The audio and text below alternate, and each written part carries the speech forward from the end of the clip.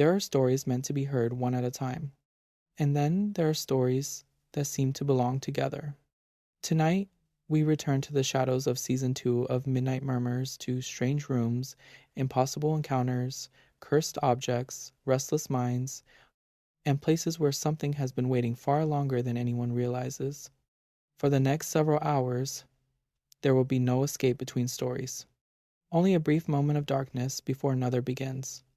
So find somewhere quiet, turn down the lights, and whatever you hear beyond the walls tonight, try not to answer it. Welcome to Midnight Murmurs, Season 2. The complete collection begins now.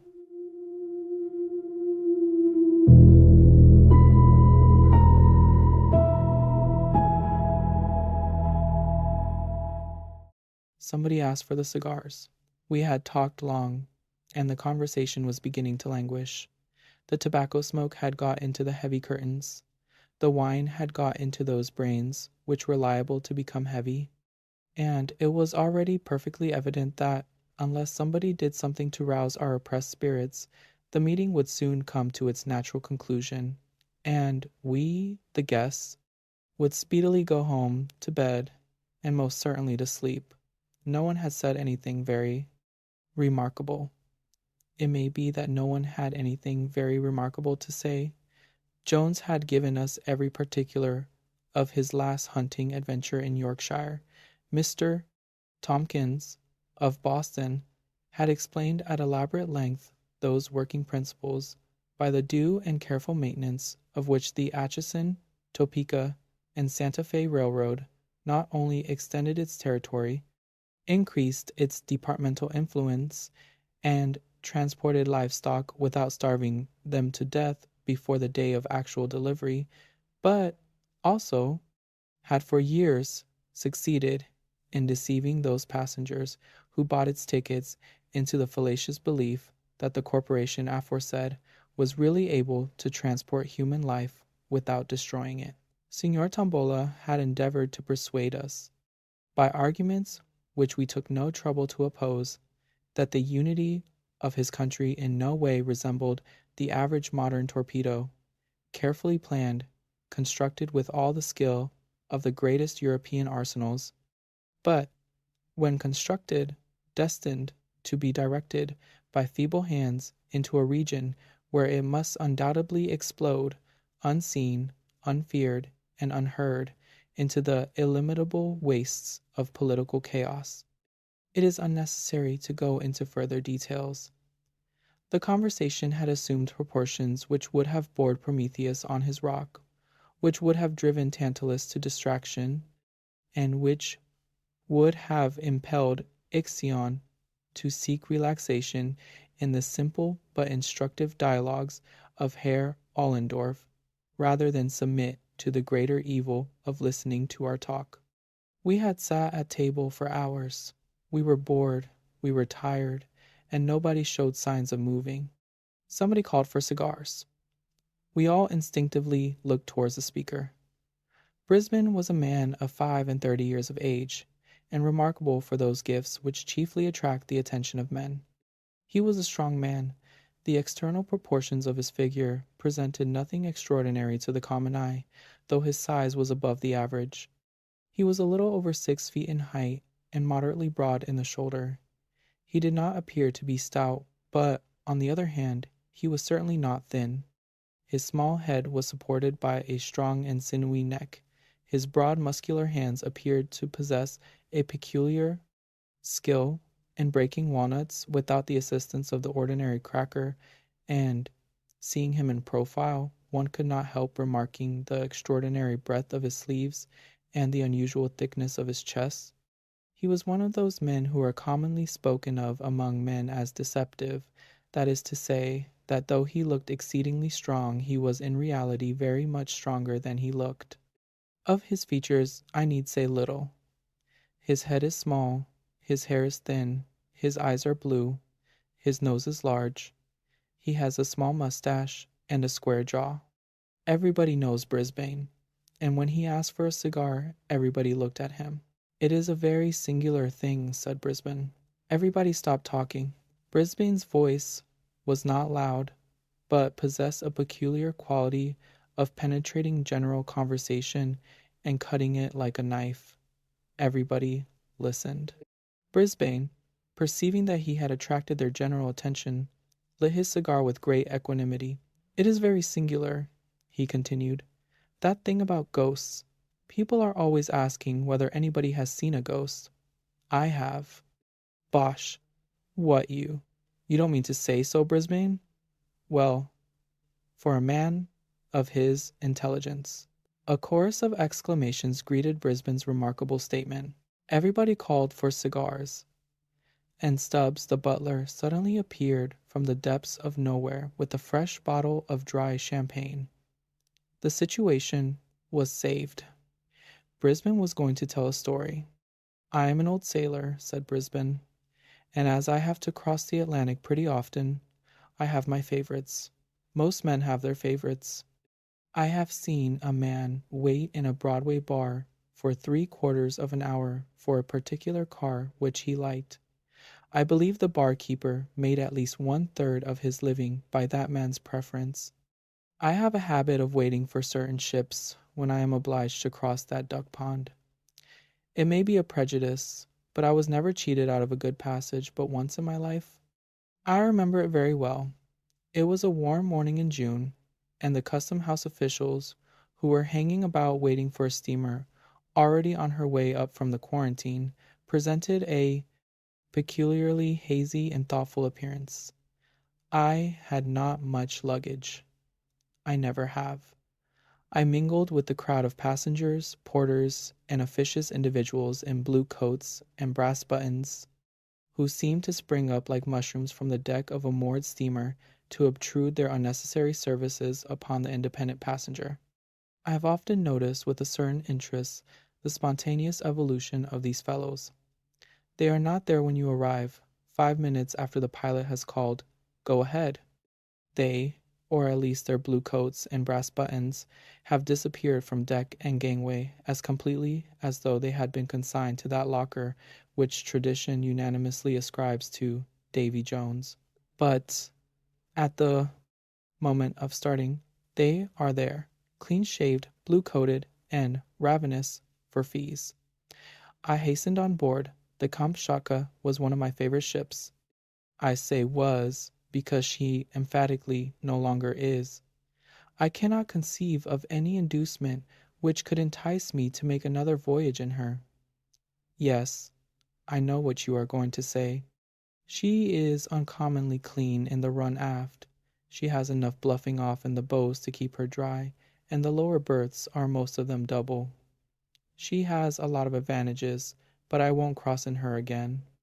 Excuse the digression. I got on board. I hailed a steward, whose red nose and redder whiskers were equally familiar to me. 105. Lower berth, said I, in the businesslike tone peculiar to men who think no more of crossing the Atlantic than taking a whiskey cocktail at downtown Delmonico's. The steward took my portmanteau, greatcoat, and rug. I shall never forget the expression of his face. Not that he turned pale. It is maintained by the most eminent divines that even miracles cannot change the course of nature. I have no hesitation in saying that he did not turn pale, but from his expression, I judged that he was either about to shed tears, to sneeze, or to drop my portmanteau. As the latter contained 2 bottles of particularly fine old sherry presented to me for my voyage by my old friend Snigginson Van Pickens, I felt extremely nervous. But the steward did none of these things. "Well, I'm damned," said he in a low voice, and led the way. I supposed my Hermes, as he led me to the lower regions, had had a little grog, but I said nothing, and followed him. 105 was on the port side, well aft. There was nothing remarkable about the stateroom. The lower berth, like most of those upon the Kamtschatka, was double. There was plenty of room. There was the usual washing apparatus, calculated to convey an idea of luxury to the mind of a North American Indian. There were the usual inefficient racks of brown wood, in which it is more easy to hang a large-size umbrella than the common toothbrush of commerce. Upon the uninviting mattresses were carefully folded together those blankets, which a great modern humorist has aptly compared to cold buckwheat cakes. The question of towels was left entirely to the imagination.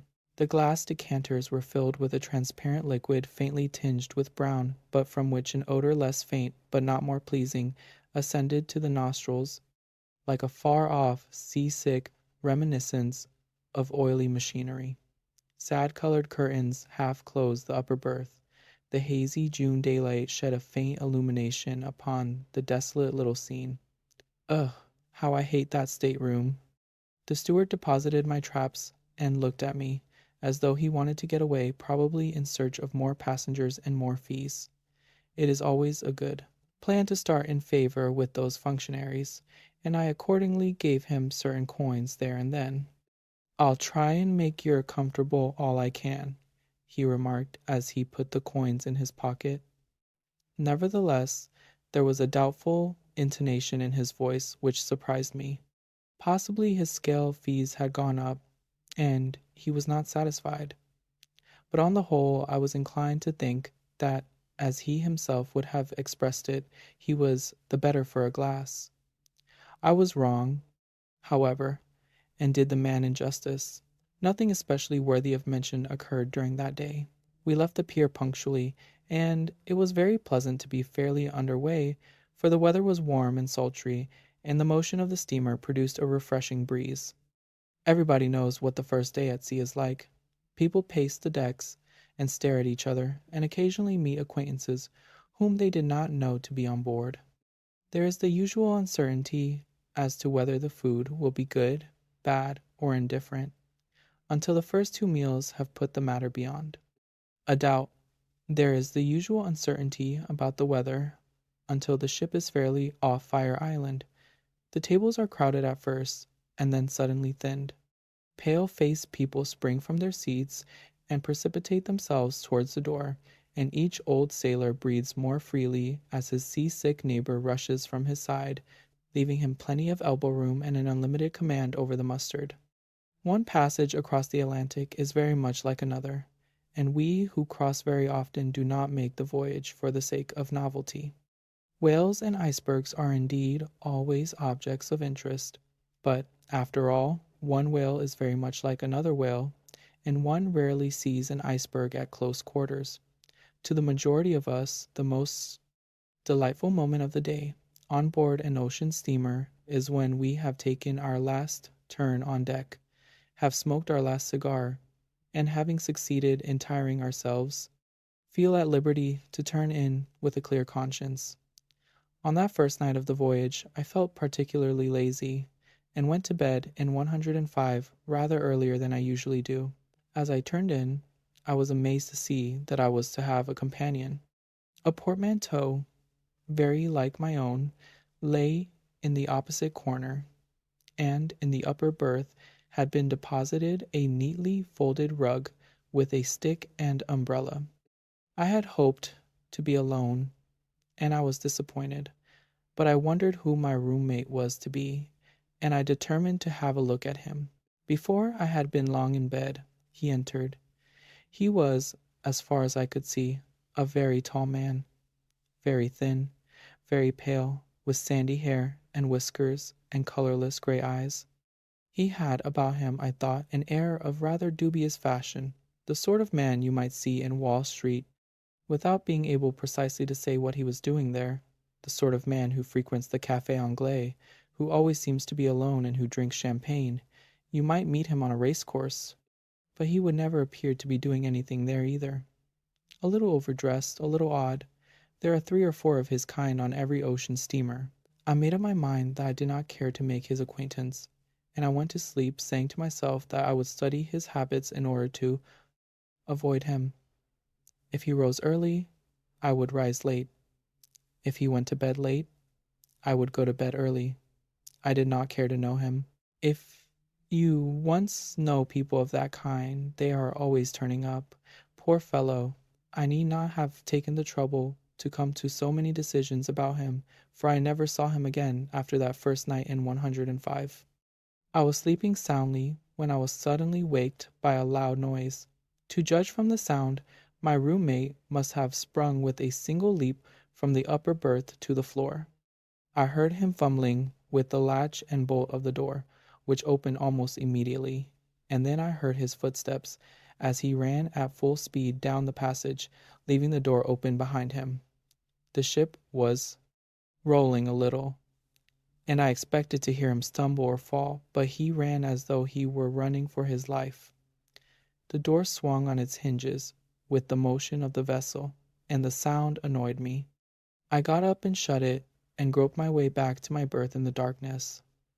I went to sleep again, but I have no idea how long I slept. When I awoke, it was still quite dark, but I felt a disagreeable sensation of cold, and it seemed to me that the air was damp. You know, the peculiar smell of a cabin which has been wet with seawater. I covered myself up as well as I could and dozed off again, framing complaints to be made the next day and selecting the most powerful epithets in the language. I could hear my roommate turn over in the upper berth. He had probably returned while I was asleep. Once I thought I heard him groan, and I argued that he was seasick. That is particularly unpleasant when one is below. Nevertheless, I dozed off and slept till early daylight. The ship was rolling heavily, much more than on the previous evening, and the gray light which came in through the porthole changed in tint with every movement, according as the angle of the vessel's side turned the glass seawards or skywards. It was very cold, unaccountably so for the month of June. I turned my head and looked at the porthole, and saw to my surprise that it was wide open and hooked back. I believe I swore audibly. Then I got up and shut it. As I turned back, I glanced at the upper berth. The curtains were drawn close together. My companion had probably felt cold as well as I. It struck me that I had slept enough. The stateroom was uncomfortable, though, strange to say, I could not smell the dampness which had annoyed me in the night. My roommate was still asleep, excellent opportunity for avoiding him, so I dressed at once and went on deck. The day was warm and cloudy, with an oily smell on the water. It was 7 o'clock as I came out much later than I had imagined. I came across the doctor, who was taking his first sniff of the morning air.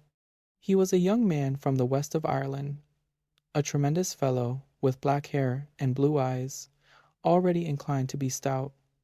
He had a happy-go-lucky, healthy look about him which was rather attractive. "Fine morning," I remarked, by way of introduction. "Well," said he, eyeing me with an air of ready interest, "it's a fine morning, and it's not a fine morning. I don't think it's much of a morning." "Well, no, it is not so very fine," said I. "It's just what I call fugly weather," replied the doctor. "It was very cold last night, I thought," I remarked. However, when I looked about, I found that the porthole was wide open. I had not noticed it when I went to bed. And the stateroom was damp too. "Damp," said he. "Whereabouts are you?" 105. To my surprise, the doctor started visibly and stared at me.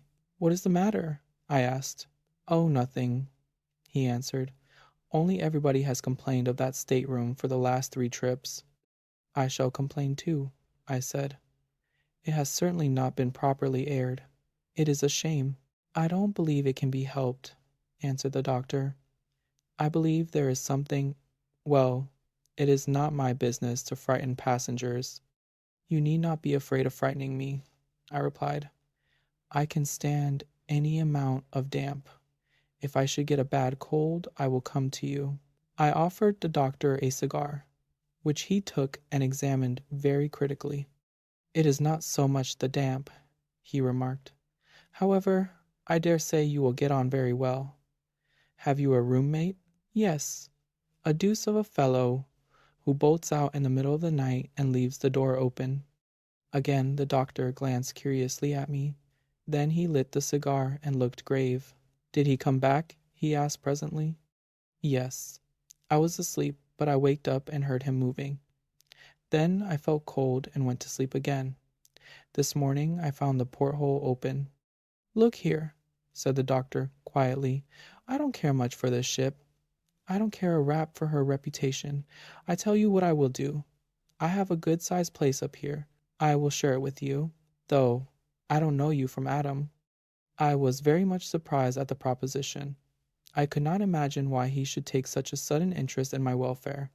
However, his manner as he spoke of the ship was peculiar. "You are very good, doctor," I said, "but really, I believe even now the cabin could be aired, or cleaned out, or something. Why do you not care for the ship?" "We are not superstitious in our profession, sir," replied the doctor, "but the sea makes people so. I don't want to prejudice you, and I don't want to frighten you, but if you will take my advice, you will move in here. I would as soon see you overboard," he added, "as know that you or any other man was to sleep in 105. "Good gracious! Why?" I asked. "Just because on the last 3 trips the people who have slept there actually have gone overboard," he answered gravely. The intelligence was startling, and exceedingly unpleasant, I confess. I looked hard at the doctor to see whether he was making game of me, but he looked perfectly serious. I thanked him warmly for his offer, but told him I intended to be the exception to the rule by which everyone who slept in that particular stateroom went overboard. He did not say much, but looked as grave as ever, and hinted that before we got across I should probably reconsider his proposal. In the course of time we went to breakfast, at which only an inconsiderable number of passengers assembled. I noticed that 1 or 2 of the officers who breakfasted with us looked grave. After breakfast I went into my stateroom in order to get a book. The curtains of the upper berth were still closely drawn. Not a word was to be heard. My roommate was probably still asleep. As I came out I met the steward whose business it was to look after me. He whispered that the captain wanted to see me, and then scuttled away down the passage as if very anxious to avoid any questions. I went toward the captain's cabin and found him waiting for me. "Sir," said he, "I want to ask a favor of you." I answered that I would do anything to oblige him. "Your roommate has disappeared," he said. "He is known to have turned in early last night. Did you notice anything extraordinary in his manner?"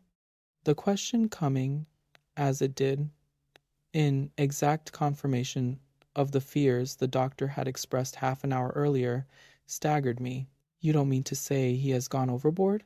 I asked. "I fear he has," answered the captain. "This is the most extraordinary thing," I began. "Why?" he asked. "He is the 4th, then?" I explained. In answer to another question from the captain, I explained, without mentioning the doctor, that I had heard the story concerning 105. He seemed very much annoyed at hearing that I knew of it. I told him what had occurred in the night. "What you say," he replied, "coincides almost exactly with what was told me by the roommates of 2 of the other 3. They bolt out of bed and run down the passage. 2 of them were seen to go overboard by the watch. We stopped and lowered boats, but they were not found. Nobody, however, saw or heard the man who was lost last night, if he is really lost. The steward, who is a superstitious fellow perhaps, and expected something to go wrong, went to look for him this morning, and found his berth empty, but his clothes lying about just as he had left them. The steward was the only man on board who knew him by sight, and he has been searching everywhere for him. He has disappeared. Now, sir, I want to beg you not to mention the circumstance to any of the passengers. I don't want the ship to get a bad name, and nothing hangs about an ocean goer like stories of suicides. You shall have your choice of any one of the officers' cabins you like, including my own, for the rest of the passage. Is that a fair bargain?" "Very," said I, "and I am much obliged to you. But since I am alone, and have the stateroom to myself, I would rather not move. If the steward will take out that unfortunate man's things, I would as lieve stay where I am. I will not say anything about the matter, and I think I can promise you that I will not follow my roommate. The captain tried to dissuade me from my intention, but I preferred having a stateroom alone to being the chum of any officer on board. I do not know whether I acted foolishly, but if I had taken his advice, I should have had nothing more to tell. There would have remained the disagreeable coincidence of several suicides occurring among men who had slept in the same cabin, but that would have been all. That was not the end of the matter, however, by any means. I obstinately made up my mind that I would not be disturbed by such tales, and I even went so far as to argue the question with the captain. There was something wrong about the stateroom, I said. It was rather damp. The porthole had been left open last night. My roommate might have been ill when he came on board, and he might have become delirious after he went to bed. He might even now be hiding somewhere on board, and might be found later. The place ought to be aired, and the fastening of the port looked to. If the captain would give me leave, I would see that what I thought necessary were done immediately. Of course you have a right to stay where you are if you please, he replied, rather petulantly. But I wish you would turn out and let me lock the place up, and be done with it. I did not see it in the same light, and left the captain, after promising to be silent concerning the disappearance of my companion. The latter had had no acquaintances on board, and was not missed in the course of the day. Towards evening I met the doctor again, and he asked me whether I had changed my mind. I told him I had not. Then you will before long, he said, very gravely. We played whist in the evening, and I went to bed late. I will confess now that I felt a disagreeable sensation when I entered my stateroom. I could not help thinking of the tall man I had seen on the previous night, who was now dead, drowned, tossing about in the long swell, 200 or 300 miles astern. His face rose very distinctly before me as I undressed, and I even went so far as to draw back the curtains of the upper berth, as though to persuade myself that he was actually gone. I also bolted the door of the stateroom. Suddenly I became aware that the porthole was open and fastened back. This was more than I could stand. I hastily threw on my dressing gown and went in search of Robert, the steward of my passage. I was very angry, I remember, and when I found him, I dragged him roughly to the door of 105 and pushed him towards the open porthole. What the deuce do you mean, you scoundrel? By leaving that port open every night, don't you know it is against the regulations? Don't you know that if the ship heeled and the water began to come in, 10 men could not shut it? I will report you to the captain, you blackguard, for endangering the ship. I was exceedingly wroth.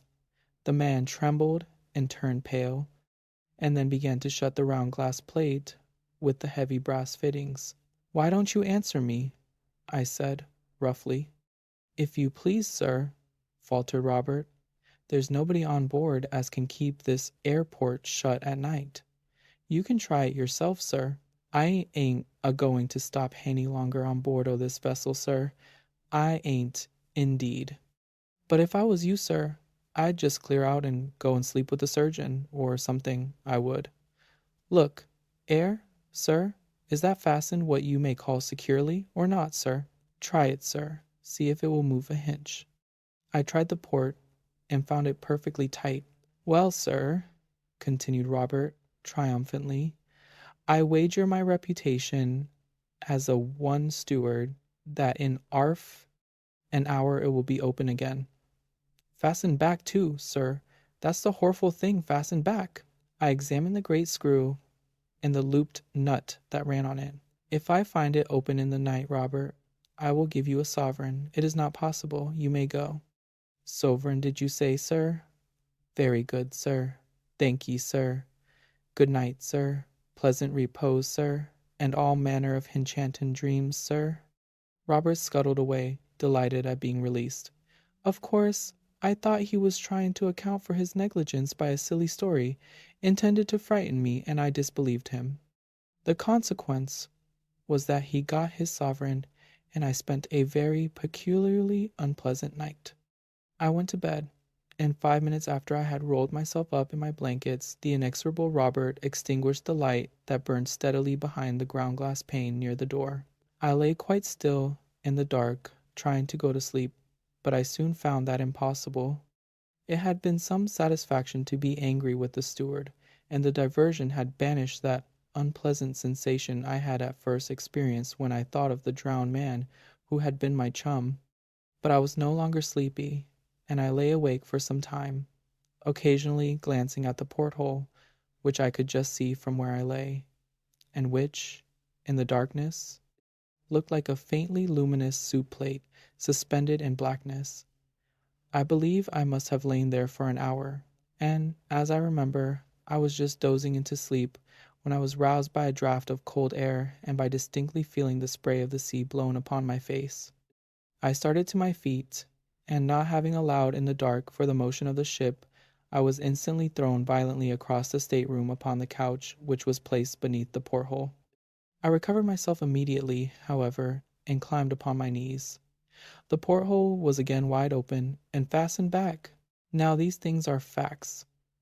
I was wide awake when I got up, and I should certainly have been waked by the fall had I still been dozing. Moreover, I bruised my elbows and knees badly, and the bruises were there on the following morning to testify to the fact if I, myself, had doubted it. The porthole was wide open and fastened back, a thing so unaccountable that I remember very well feeling astonishment rather than fear when I discovered it. I at once closed the plate again and screwed down the loop nut with all my strength. It was very dark in the stateroom. I reflected that the port had certainly been opened within an hour after Robert had at first shut it in my presence, and I determined to watch it and see whether it would open again. Those brass fittings are very heavy and by no means easy to move. I could not believe that the clump had been turned by the shaking of the screw. I stood peering out through the thick glass at the alternate white and gray streaks of the sea that foamed beneath the ship's side. I must have remained there a quarter of an hour. Suddenly, as I stood, I distinctly heard something moving behind me in one of the berths, and a moment afterwards, just as I turned instinctively to look, though I could, of course, see nothing in the darkness, I heard a very faint groan. I sprang across the stateroom and tore the curtains of the upper berth aside, thrusting in my hands to discover if there were anyone there. There was some one. I remember that the sensation as I put my hands forward was as though I were plunging them into the air of a damp cellar, and from behind the curtain came a gust of wind that smelled horribly of stagnant sea water. I laid hold of something that had the shape of a man's arm, but was smooth and wet and icy cold. But suddenly, as I pulled, the creature sprang violently forward against me, a clammy, oozy mass, as it seemed to me, heavy and wet, yet endowed with a sort of supernatural strength. I reeled across the stateroom, and in an instant the door opened and the thing rushed out. I had not had time to be frightened, and quickly recovering myself, I sprang through the door and gave chase at the top of my speed, but I was too late. 10 yards before me I could see, I am sure I saw it, a dark shadow moving in the dimly lighted passage, quickly as the shadow of a fast horse thrown before a dog-cart by the lamp on a dark night. But in a moment it had disappeared, and I found myself holding on to the polished rail that ran along the bulkhead, where the passage turned towards the companion. My hair stood on end, and the cold perspiration rolled down my face. I am not ashamed of it in the least. I was very badly frightened. Still I doubted my senses, and pulled myself together. It was absurd, I thought. The Welsh rarebit I had eaten had disagreed with me. I had been in a nightmare. I made my way back to my stateroom, and entered it with an effort. The whole place smelled of stagnant sea water, as it had when I had waked on the previous evening. It required my utmost strength to go in and grope among my things for a box of wax lights, as I lighted a railway reading lantern, which always carry in case I want to read after the lamps are out. I perceived that the porthole was again open, and a sort of creeping horror began to take possession of me which I never felt before, nor wished to feel again. But I got a light and proceeded to examine the upper berth, expecting to find it drenched with seawater. But I was disappointed. The bed had been slept in, and the smell of the sea was strong, but the bedding was as dry as a bone. I fancied that Robert had not had the courage to make the bed after the accident of the previous night. It had all been a hideous dream. I drew the curtains back as far as I could and examined the place very carefully. It was perfectly dry, but the porthole was open again. With a sort of dull bewilderment of horror, I closed it and screwed it down, and thrusting my heavy stick through the brass loop, wrenched it with all my might till the thick metal began to bend under the pressure. Then I hooked my reading lantern into the red velvet at the head of the couch and sat down to recover my senses if I could. I sat there all night, unable to think of rest, hardly able to think at all. But the porthole remained closed, and I did not believe it would now open again without the application of a considerable force. The morning dawned at last, and I dressed myself slowly, thinking over all that had happened in the night. It was a beautiful day, and I went on deck, glad to get out in the early, pure sunshine and to smell the breeze from the blue water, so different from the noisome, stagnant odor from my stateroom. Instinctively, I turned aft, towards the surgeon's cabin. There he stood, with a pipe in his mouth, taking his morning airing precisely as on the preceding day. "Good morning," said he, quietly, but looking at me with evident curiosity. "Doctor, you were quite right," said I. "There is something wrong about that place." "I thought you would change your mind," he answered, rather triumphantly. "You have had a bad night, eh? Shall I make you a pick-me-up? I have a capital recipe." "No, thanks," I cried, "but I would like to tell you what happened." I then tried to explain as clearly as possible precisely what had occurred, not omitting to state that I had been scared as I had never been scared in my whole life before. I dwelt particularly on the phenomenon of the porthole, which was a fact to which I could testify even if the rest had been an illusion. I had closed it twice in the night, and the second time I had actually bent the brass in wrenching it with my stick. I believe I insisted a good deal on this point. "You seem to think I am likely to doubt the story," said the doctor, smiling at the detailed account of the state of the porthole. "I do not doubt it in the least. I renew my invitation to you. Bring your traps here, and take half my cabin." "Come and take half of mine for one night," I said. "Help me to get at the bottom of this thing." "You will get to the bottom of something else if you try," answered the doctor. "What?" I asked. "The bottom of the sea. I am going to leave the ship. It is not canny." "Then you will not help me to find out." "Not I," said the doctor, quickly. "It is my business to keep my wits about me, not to go fiddling about with ghosts and things." "Do you really believe it is a ghost?" I inquired, rather contemptuously. But as I spoke, I remembered very well the horrible sensation of the supernatural which had got possession of me during the night. The doctor turned sharply on me. "Have you any reasonable explanation of these things to offer?" he asked. "No, you have not." "Well, you say you will find an explanation. I say that you won't, sir, simply because there is not any." "But, my dear sir," I retorted, "do you, a man of science, mean to tell me that such things cannot be explained?" "I do," he answered, stoutly. "And, if they could, I would not be concerned in the explanation." I did not care to spend another night alone in the stateroom, and yet I was obstinately determined to get at the root of the disturbances. I do not believe there are many men who would have slept there alone after passing 2 such nights. But I made up my mind to try it, if I could not get any one to share a watch with me. The doctor was evidently not inclined for such an experiment. He said he was a surgeon, and that in case any accident occurred on board he must always be in readiness. He could not afford to have his nerves unsettled.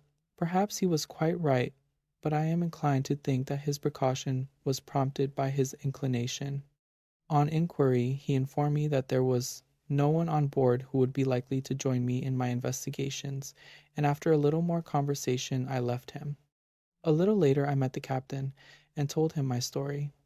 I said that if no one would spend the night with me, I would ask leave to have the light burning all night, and would try it alone. "Look here," said he, "I will tell you what I will do. I will share your watch myself, and we will see what happens. It is my belief that we can find out between us. There may be some fellow skulking on board, who steals a passage by frightening the passengers. It is just possible that there may be something queer in the carpentering of that berth." I suggested taking the ship's carpenter below and examining the place, but I was overjoyed at the captain's offer to spend the night with me. He accordingly sent for the workman and ordered him to do anything I required. We went below at once. I had all the bedding cleared out of the upper berth, and we examined the place thoroughly to see if there was a board loose anywhere, or a panel which could be opened or pushed aside. We tried the planks everywhere, tapped the flooring, unscrewed the fittings of the lower berth, and took it to pieces. In short, there was not a square inch of the stateroom which was not searched and tested. Everything was in perfect order, and we put everything back in its place. As we were finishing our work, Robert came to the door and looked in. "Well, sir, find anything, sir?" he asked with a ghastly grin. "You were right about the porthole, Robert," I said, and I gave him the promised sovereign. The carpenter did his work silently and skillfully, following my directions. When he had done, he spoke. "I'm a plain man, sir," he said, "but it's my belief you had better just turn out your things and let me run half a dozen 4-inch screws through the door of this cabin. There's no good never came o' this cabin yet, sir, and that's all about it. There's been 4 lives lost out o' here to my own remembrance, and that in 4 trips. Better give it up, sir, better give it up." "I will try it for one night more," I said. "Better give it up, sir, better give it up. It's a precious bad job," repeated the workman, putting his tools in his bag and leaving the cabin. But my spirits had risen considerably at the prospect of having the captain's company, and I made up my mind not to be prevented from going to the end of the strange business. I abstained from Welsh rarebits and grog that evening, and did not even join in the customary game of whist. I wanted to be quite sure of my nerves, and my vanity made me anxious to make a good figure in the captain's eyes. The captain was one of those splendidly tough and cheerful specimens of seafaring humanity whose combined courage, hardihood, and calmness in difficulty leads them naturally into high positions of trust. He was not the man to be led away by an idle tale, and the mere fact that he was willing to join me in the investigation was proof that he thought there was something seriously wrong, which could not be accounted for on ordinary theories, nor laughed down as a common superstition. To some extent, too, his reputation was at stake, as well as the reputation of the ship. It is no light thing to lose passengers overboard, and he knew it. About 10 o'clock that evening, as I was smoking a last cigar, he came up to me and drew me aside from the beat of the other passengers who were patrolling the deck in the warm darkness. "This is a serious matter, Mr. Brisbane," he said. "We must make up our minds either way to be disappointed or to have a pretty rough time of it. You see, I cannot afford to laugh at the affair, and I will ask you to sign your name to a statement of whatever occurs. If nothing happens tonight, we will try it again tomorrow and next day. Are you ready?" So we went below and entered the stateroom. As we went in, I could see Robert the steward, who stood a little further down the passage, watching us with his usual grin, as though certain that something dreadful was about to happen. The captain closed the door behind us and bolted it. "Supposing we put your portmanteau before the door," he suggested. "One of us can sit on it. Nothing can get out then. Is the port screwed down?" I found it as I had left it in the morning. Indeed, without using a lever, as I had done, no one could have opened it. I drew back the curtains of the upper berth so that I could see well into it. By the captain's advice, I lighted my reading lantern and placed it so that it shone upon the white sheets above. He insisted upon sitting on the portmanteau, declaring that he wished to be able to swear that he had sat before the door. Then he requested me to search the stateroom thoroughly, an operation very soon accomplished, as it consisted merely in looking beneath the lower berth and under the couch below the porthole. The spaces were quite empty. "It is impossible for any human being to get in," I said, "or for any human being to open the port." "Very good," said the captain calmly. "If we see anything now, it must be either imagination or something supernatural." I sat down on the edge of the lower berth. "The first time it happened," said the captain, crossing his legs and leaning back against the door, "was in March. The passenger who slept here, in the upper berth, turned out to have been a lunatic at all events. He was known to have been a little touched, and he had taken his passage without the knowledge of his friends. He rushed out in the middle of the night and threw himself overboard, before the officer who had the watch could stop him. We stopped and lowered a boat. It was a quiet night, just before that heavy weather came on. But we could not find him. Of course, his suicide was afterwards accounted for on the ground of his insanity." "I suppose that often happens?" I remarked, rather absently. "Not often, no," said the captain.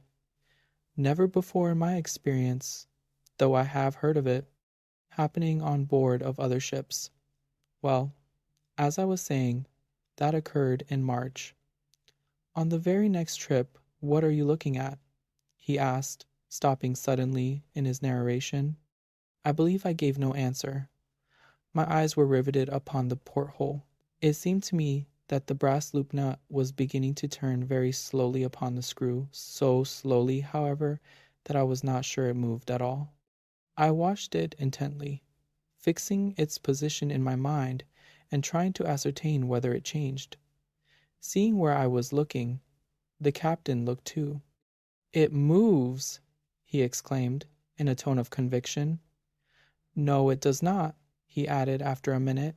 "If it were the jarring of the screw," said I, "it would have opened during the day, but I found it this evening jammed tight as I left it this morning." I rose and tried the nut. It was certainly loosened, for by an effort I could move it with my hands. "The queer thing," said the captain, "is that the second man who was lost is supposed to have got through that very port. We had a terrible time over it. It was in the middle of the night, and the weather was very heavy. There was an alarm that one of the ports was open and the sea running in. I came below and found everything flooded, the water pouring in every time she rolled, and the whole port swinging from the top bolts, not the porthole in the middle. Well, we managed to shut it, but the water did some damage. Ever since that the place smells of sea water from time to time. We supposed the passenger had thrown himself out, though the Lord only knows how he did it. The steward kept telling me that he could not keep anything shut here. Upon my word, I can smell it now, cannot you?" he inquired, sniffing the air suspiciously. "Yes, distinctly," I said, and I shuddered as that same odor of stagnant sea water grew stronger in the cabin. "Now, to smell like this, the place must be damp," I continued, "and yet when I examined it with the carpenter this morning, everything was perfectly dry. It is most extraordinary, hallo!" My reading lantern, which had been placed in the upper berth, was suddenly extinguished. There was still a good deal of light from the pane of ground glass near the door, behind which loomed the regulation lamp. The ship rolled heavily, and the curtain of the upper berth swung far out into the stateroom and back again. I rose quickly from my seat on the edge of the bed, and the captain at the same moment started to his feet with a loud cry of surprise. I had turned with the intention of taking down the lantern to examine it, when I heard his exclamation, and immediately afterwards his call for help. I sprang towards him. He was wrestling with all his might with the brass loop of the port. It seemed to turn against his hands in spite of all his efforts. I caught up my cane, a heavy oak stick I always used to carry, and thrust it through the ring and bore on it with all my strength. But the strong wood snapped suddenly, and I fell upon the couch. When I rose again, the port was wide open, and the captain was standing with his back against the door, pale to the lips. "There is something in that berth," he cried, in a strange voice, his eyes almost starting from his head. "Hold the door, while I look. It shall not escape us, whatever it is." But instead of taking his place, I sprang upon the lower bed, and seized something which lay in the upper berth. It was something ghostly, horrible beyond words, and it moved in my grip. It was like the body of a man long drowned, and yet it moved, and had the strength of 10 men living. But I gripped it with all my might, the slippery, oozy, horrible thing. The dead, white eyes seemed to stare at me out of the dusk. The putrid odor of rank sea-water was about it, and its shiny hair hung in foul, wet curls over its dead face. I wrestled with the dead thing. It thrust itself upon me and forced me back, and nearly broke my arms. It wound its corpse's arms about my neck, the living death, and overpowered me, so that I, at last, cried aloud and fell, and left my hold. As I fell, the thing sprang across me, and seemed to throw itself upon the captain. When I last saw him on his feet, his face was white and his lips set.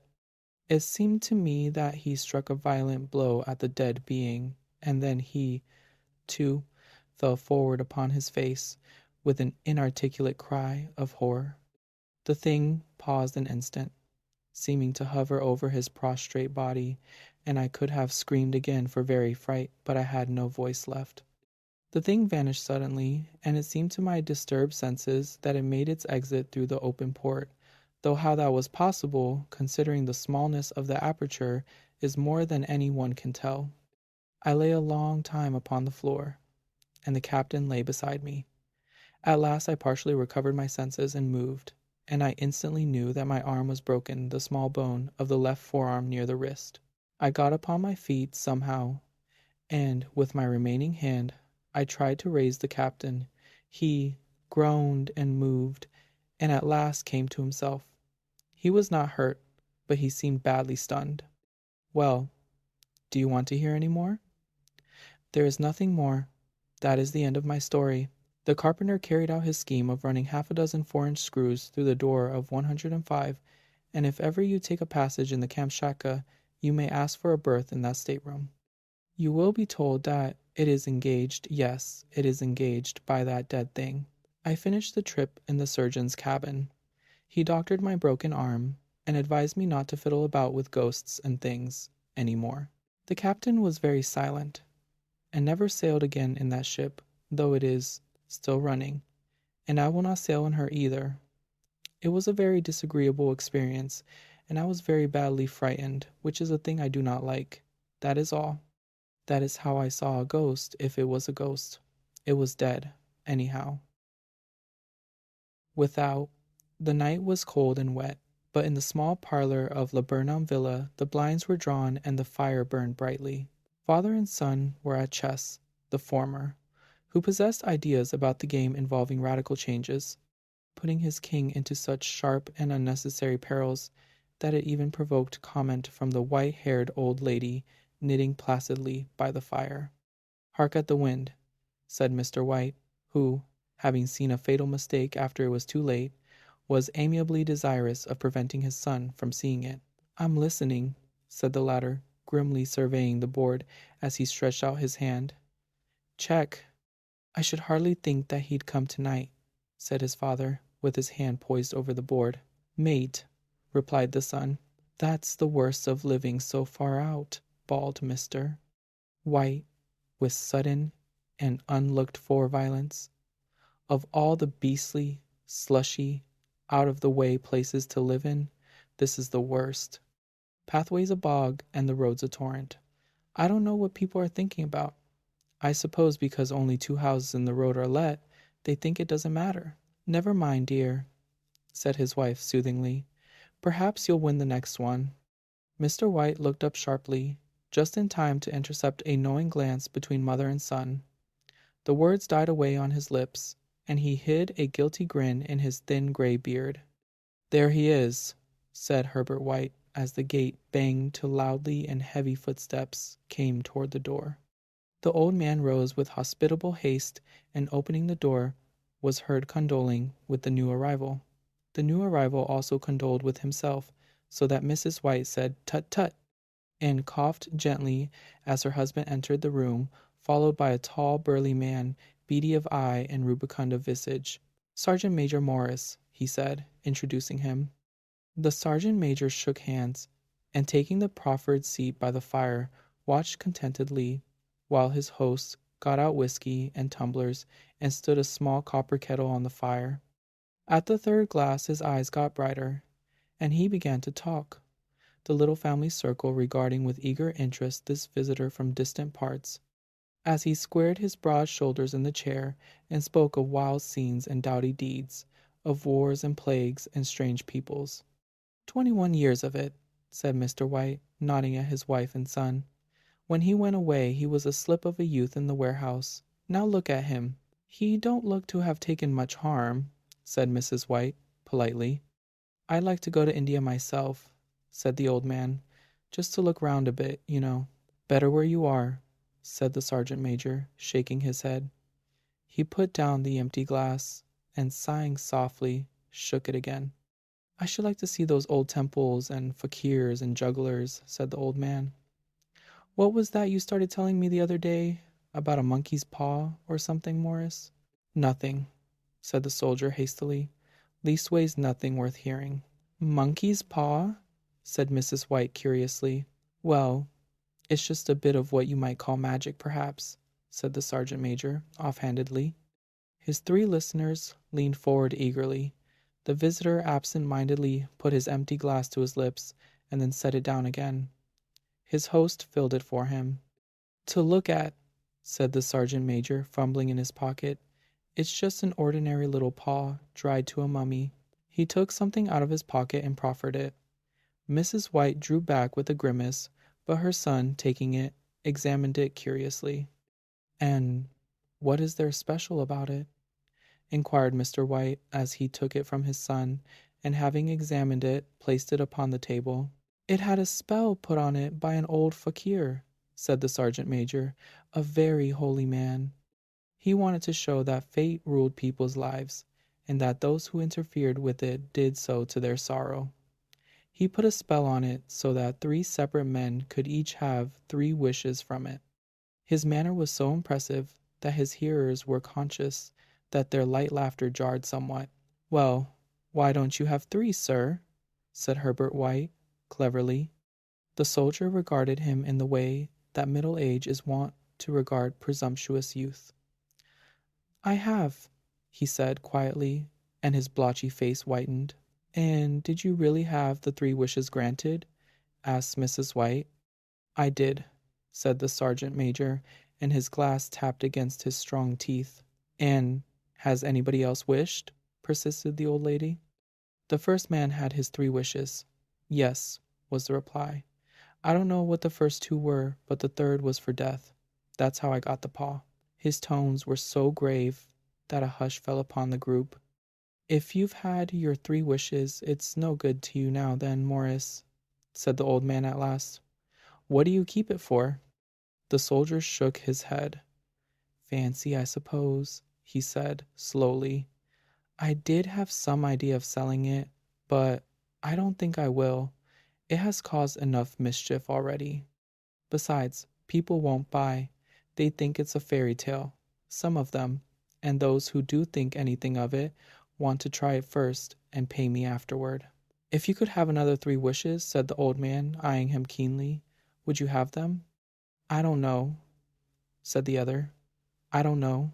He took the paw, and dangling it between his forefinger and thumb, suddenly threw it upon the fire.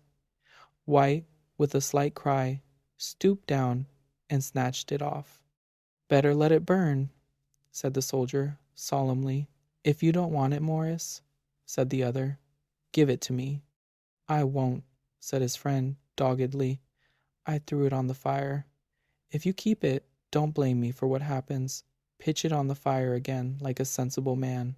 The other shook his head and examined his new possession closely. How do you do it? He inquired. Hold it up in your right hand and wish aloud, said the sergeant major, but I warn you of the consequences. Sounds like the Arabian Nights, said Mrs. White as she rose and began to set the supper. Don't you think you might wish for 4 pairs of hands for me? Her husband drew the talisman from pocket, and then all 3 burst into laughter as the sergeant major, with a look of alarm on his face, caught him by the arm. If you must wish, he said, gruffly, wish for something sensible. Mr. White dropped it back in his pocket, and, placing chairs, motioned his friend to the table. In the business of supper, the talisman was partly forgotten, and afterward the 3 sat listening in an enthralled fashion to a second installment of the soldier's adventures in India. If the tale about the monkey's paw is not more truthful than those he has been telling us, said Herbert, as the door closed behind their guest, just in time for him to catch the last train, we shan't make much out of it. Did you give him anything for it, father? Inquired Mrs. White, regarding her husband closely. A trifle, said he, coloring slightly.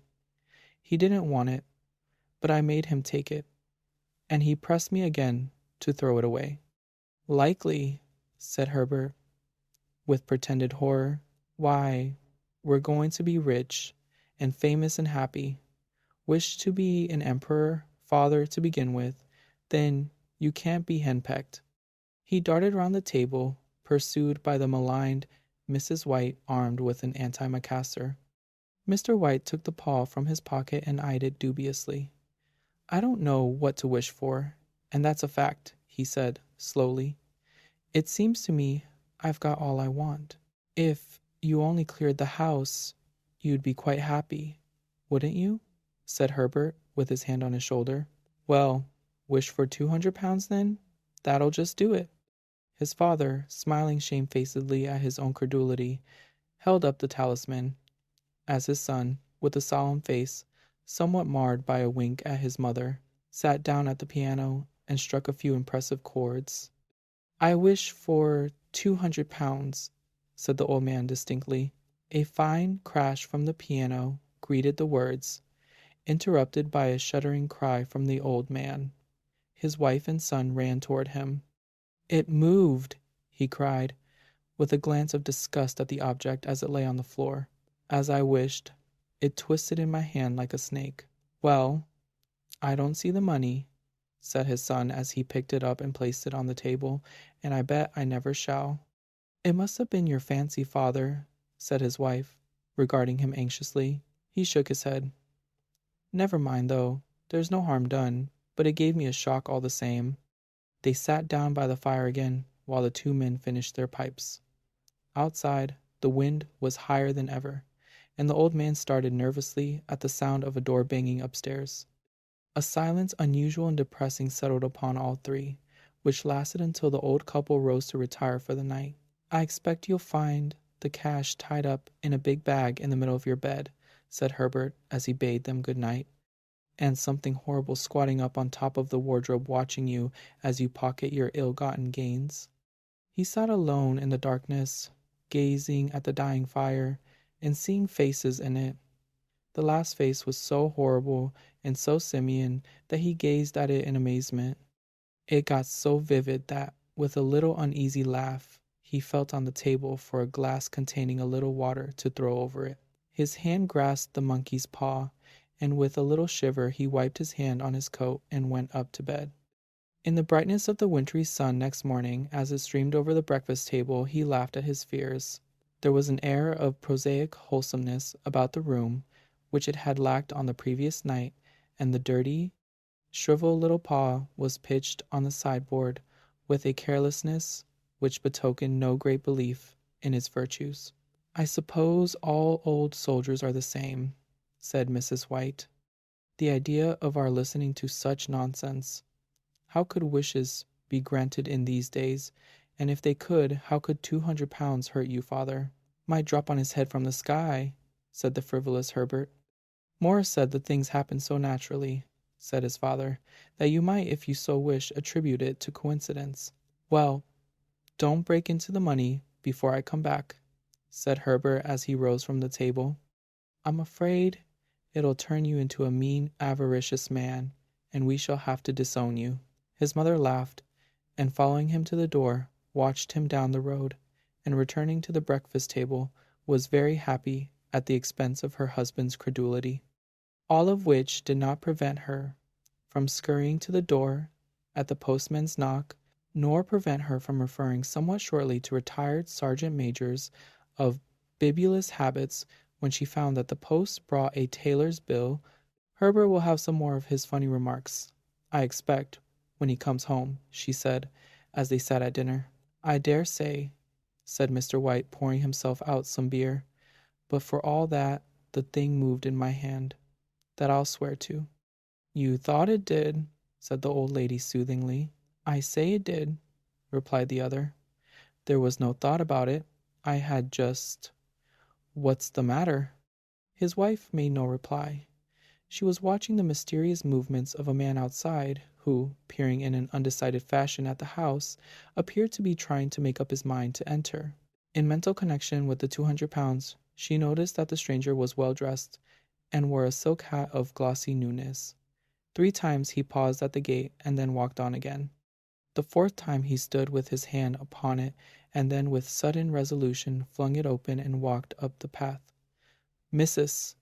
White at the same moment placed her hands behind her, and hurriedly unfastening the strings of her apron, put that useful article of apparel beneath the cushion of her chair. She brought the stranger, who seemed ill at ease, into the room. He gazed at her furtively, and listened in a preoccupied fashion, as the old lady apologized for the appearance of the room and her husband's coat, a garment which he usually reserved for the garden. She then waited as patiently as her sex would permit for him to broach his business, but he was at first strangely silent. I was asked to call, he said at last, and stooped and picked a piece of cotton from his trousers. I come from Ma and Megan's. The old lady started. Is anything the matter? She asked breathlessly. Has anything happened to Herbert? What is it? What is it? Her husband interposed. There, mother, he said hastily. Sit down, and don't jump to conclusions. You've not brought bad news, I'm sure, sir. And he eyed the other wistfully. I'm sorry, began the visitor. Is he hurt? Demanded the mother, wildly. The visitor bowed in assent. Badly hurt, he said, quietly, but he is not in any pain. Oh, thank God, said the old woman, clasping her hands. Thank God for that. Thank... She broke off suddenly, as the sinister meaning of the assurance dawned upon her, and she saw the awful confirmation of her fears in the other's averted face. She caught her breath, and turning to her slower-witted husband, laid her trembling old hand upon his. There was a long silence. He was caught in the machinery, said the visitor at length in a low voice. Caught in the machinery, repeated Mr. White, in a dazed fashion. Yes. He sat staring blankly out at the window, and taking his wife's hand between his own, pressed it as he had been wont to do in their old courting days nearly 40 years before. He was the only one left to us, he said, turning gently to the visitor. It is hard. The other coughed, and rising, walked slowly to the window. The firm wished me to convey their sincere sympathy with you in your great loss, he said, without looking round. I beg that you will understand I am only their servant and merely obeying orders. There was no reply. The old woman's face was white, her eyes staring, and her breath inaudible.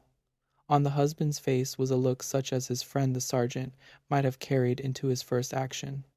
I was to say that Ma and Megan's disclaim all responsibility, continued the other. They admit no liability at all, but in consideration of your son's services, they wish to present you with a certain sum as compensation. Mr. White dropped his wife's hand and rising to his feet gazed with a look of horror at his visitor. His dry lips shaped the words, How much? 200 pounds, was the answer. Unconscious of his wife's shriek, the old man smiled faintly, put out his hands like a sightless man, and dropped a senseless heap to the floor. In the huge new cemetery, some 2 miles distant, the old people buried their dead and came back to a house steeped in shadow and silence. It was all over so quickly that at first they could hardly realize it and remained in a state of expectation as though of something else to happen, something else which was to lighten this load, too heavy for old hearts to bear.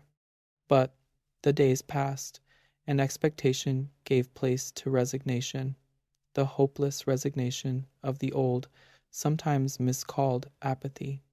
Sometimes they hardly exchanged a word, for now they had nothing to talk about, and their days were long to weariness. It was about a week after that the old man, waking suddenly in the night, stretched out his hand and found himself alone. The room was in darkness, and the sound of subdued weeping came from the window. He raised himself in bed and listened. "Come back," he said tenderly. "You will be cold. It is colder for my son," said the old woman, and wept afresh. The sound of her sobs died away on his ears. The bed was warm, and his eyes heavy with sleep. He dozed fitfully, and then slept until a sudden wild cry from his wife awoke him with a start. "The paw!" she cried wildly. "The monkey's paw!" He started up in alarm. "Where? Where is it? What's the matter?" She came stumbling across the room toward him. "I want it," she said quietly. "You've not destroyed it?" "It's in the parlor, on the bracket," he replied, marveling. "Why?" She cried and laughed together, and bending over, kissed his cheek. "I only just thought of it," she said hysterically. "Why didn't I think of it before? Why didn't you think of it?" "Think of what?" he questioned. "The other 2 wishes," she replied rapidly. "We've only had one." "Was not that enough?" he demanded fiercely. "No," she cried triumphantly. "We'll have one more. Go down and get it quickly, and wish our boy alive again." The man sat up in bed and flung the bedclothes from his quaking limbs. "Good God, you are mad!" he cried, aghast. "Get it," she panted. "Get it quickly, and wish. Oh, my boy, my boy!" Her husband struck a match and lit the candle. "Get back to bed," he said unsteadily. "You don't know what you are saying." "We had the first wish granted," said the old woman feverishly. "Why not the second?" "A coincidence?" stammered the old man. "Go and get it and wish," cried his wife, quivering with excitement. The old man turned and regarded her, and his voice shook. "He has been dead 10 days, and besides I would not tell you else, but I could only recognize him by his clothing.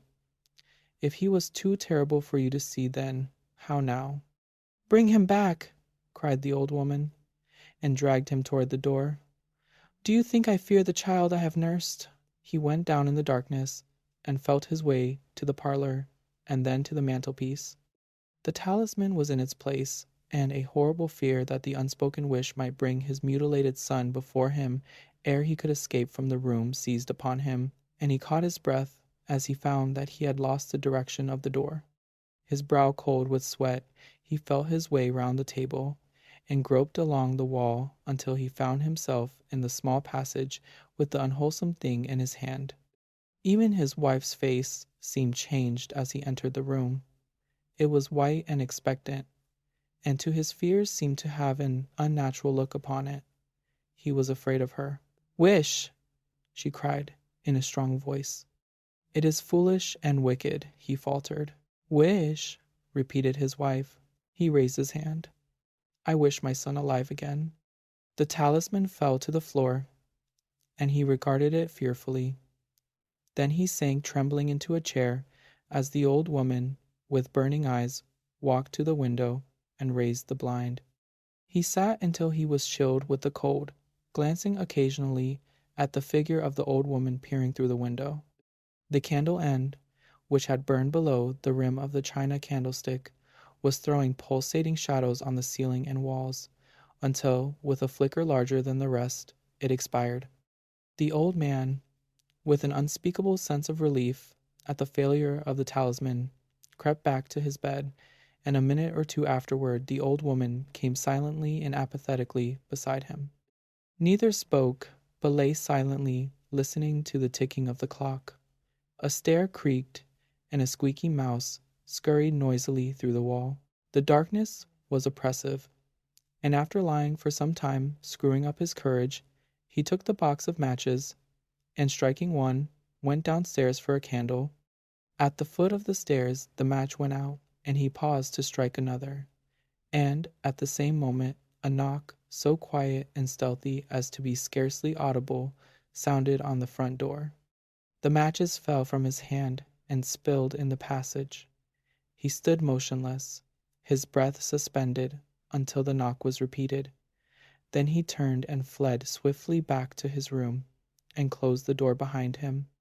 A third knock sounded through the house. "What's that?" cried the old woman, starting up.